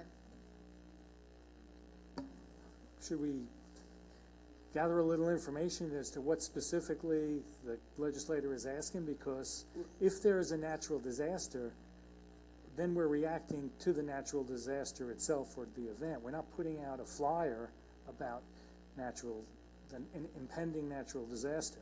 No. If we're putting out a flyer that talks about, different sources of money should something happen. I don't know if that's within the spirit of what we're trying to do. Well, It's not within the spirit, but I think the only exceptions in the are for mailings listing an event, right? Correct? And like, for instance, right now, my constituents are eligible for FEMA, payments, and it's really been difficult to get that word out, honestly. We did social media, I went door to door, but a mailing would really be very helpful right now. Okay. Right, and we needed them to contact FEMA because there was a time that we had to qualify, All right, that's fine. Well, I mean, we'll work out the language with your council. We'll talk to our Yeah, council. but that's the only real exception. We'll do it by emergency. Okay, need a motion to table Legislator Reggie Whitten. Motion to table, seconded by Legislator Walker. All in favor of tabling, signify by saying aye. Those opposed, carries unanimously. 72 is a resolution to prohibit the inclusion of the name, likeness, or title of an elected official on any check, direct payment, or cash transfer, or any envelope, correspondence, or mailing accompanying the same to homeowners distributed by the Nassau County pursuant to the American Rescue Plan Act. Moved by Legislator Gaylor, seconded by Legislator Ferretti. Any debate or discussion on this one? In fact, this seems to be a very specific piece of legislation that's tied to the 300. It sounds like it could be tied to the ARP funds that we're talking about with the county executive's proposal. I'm not too sure why we would consider this if this potentially you guys won't support the $375. Well, obviously we haven't ruled that out. So we'll do it the same day. Why would we do it today? It just seems like it's such a limiting. Well, I would like to see actually it signed before we move on to the other thing. Let's be honest. The reason President Trump sent out checks with his name on it. President Biden sent out checks with his name. I think that's unnecessary. I think it's okay. All right. All right. Okay. Any further debate or discussion? Hearing none. All in favor, signify by saying aye. Aye. No, that's on the emergency calendar. Okay. So is that it for the? That's it for the main calendar, right? Going back to FEMA and so the legislator is asking about like a hurricane in FEMA. Right. That falls up under the pre-existing rule, not this proposed legislation that's to affect the rest of the county. I mean, we're already mandated, so we have to amend the existing law that affects us, which is a separate piece of legislation, not before the body right now, than this piece that we're looking at. Right? Well, ours is in our rules of procedure. Right, and that's where she has an issue. This one says the only exception is for an event. But this is only directed towards those other, countywide officials, like the county exec, the DA, the comptroller. It's not for you. I was told I couldn't send out this flyer. No, I'm not disputing that fact, Yeah. and you probably should be able to send out the flyer. I don't think this is the legislation that dictates what you can and can't send out. We fall under pre-existing rules, regulations, or legislation, is what I'm saying. So what's before us on this bill wouldn't affect you. All right. I mean, we'll take have it to up. do both, We'll take it up on Friday. But basically, the point's the same. If the county executive, if there's a major emergency, the county executive wants to send literature out, I have no problem with that. I don't either. Right. Nor do I have any issue with what Legislator Dirigi Winton wants to send something out with FEMA related. I'm just thinking that procedurally, okay, just like we didn't have the, 11 days, 14 days procedurally before? Right. Procedurally, we've got to bring it up under the right rule, regulation, or law to address the change to affect legislators. Okay. So we might have to change both. All right, we can do that on Friday as well, to change the rules of procedure so they're consistent. All right, we do have an emergency calendar. First item I'll call the emergency, 348 of 2021. It's a resolution to honor the rescue and recovery workers that worked at or near Ground Zero in the aftermath of the September 11, 2001 terrorist attacks and that have succumbed to a 9/11 related illness. Motion to establish the emergency will be by Legislator Walker, seconded by Legislator Schaefer. All in favor of establishing the emergency signify by saying aye. Those opposed? The emergency is established. We have a amendment that was time-stamped today at 1:30 p.m., which will add several additional organizations to the ones who will be selecting the committee, to the committee that will be selecting the names that will go on this memorial. Specifically, the Nassau County Fire Chiefs Council, Fire Marshal's Office, the Fire Commission, and there was I forget the full name, Steve, the rescue, what? Okay, you know the name? Emergency medical. Okay. All right. So obviously we wanted fire representatives on this committee. Do I have to make a motion to amend or no? Okay. I did. Timestamp is September 27th of 2021. Any debate or discussion on that item? No. All okay. So then we need a motion for the item itself. Legislator Walker makes the motion. Legislator Ford seconds it. All in favor of the item signify by saying aye. Those opposed? Carries unanimously. Yeah, that was my question. It was filed in timestamp, so it did not need a separate amendment here. All right. We have the tax warrants, etc. I would request the consent of the minority to avoid the reading of these several items. With your consent, we will avoid the reading and just ask for the emergency on items 356, 357, 358, 359, 360, 361. Okay. All right, so then... Oh, like you wanted him to read it. Minority Leader Abrahams makes the motion to establish the emergency, seconded by Legislator Drucker. All in favor of establishing the emergency signify by saying aye. Aye. Those opposed? The emergency is established. Now we need a motion on the items. Again, 356, 357, 358, 359, 360, 361. Moved by Legislator Ford, seconded by Legislator Bino. So this before us. Step up. I mean, please, just confirm what we're doing here, because we know we do it every year, but it's... Deputy Assessor Robert Miles. We're here to pass 3 tax warrants for the towns, the time and date resolution, the base and adjusted base proportions, and the statement of total valuations. And this is needed so that our town receivers can submit bills to the taxpayers for school tax payments. Well, first of all, thank you for your patience in That's okay, sticking with us thank all you. day. All right, so when we pass this in a moment, as we will. Next step is then the material gets transmitted to the receivers of taxes? First, it will be signed. The tax warrants have to be signed by the county executive, and Mr. Pulitzer will have to certify. Okay.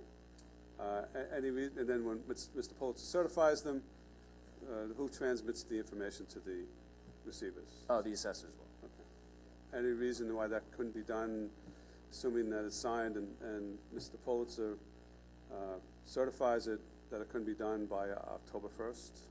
Yeah, no, it will be done by October 1st. Okay. Absolutely. Right. Thank you very much. Yeah, thank you. Appreciate it. Any other questions for Mr. Miles? That's it? Well, go ahead. Get some 16 multiple. Just with respect to the multiple corrections that had to be made to the tax roll after last year's bills went out, do we know if these corrections have carried over? Like, are we confident that we've? Yeah, what I'm aware of, yes. Yes. What does that mean, as far as you know? Well, like I said, those it was really an issue with the programming, so the issue has been fixed. So we won't be seeing that moving forward. Okay. Thank you. Thank you. Okay. So you know other questions? All in favor signify by saying aye. Aye. Those opposed? Carries unanimously. Thank you very much. Again. I'm going to put this meeting into recess. Thank you.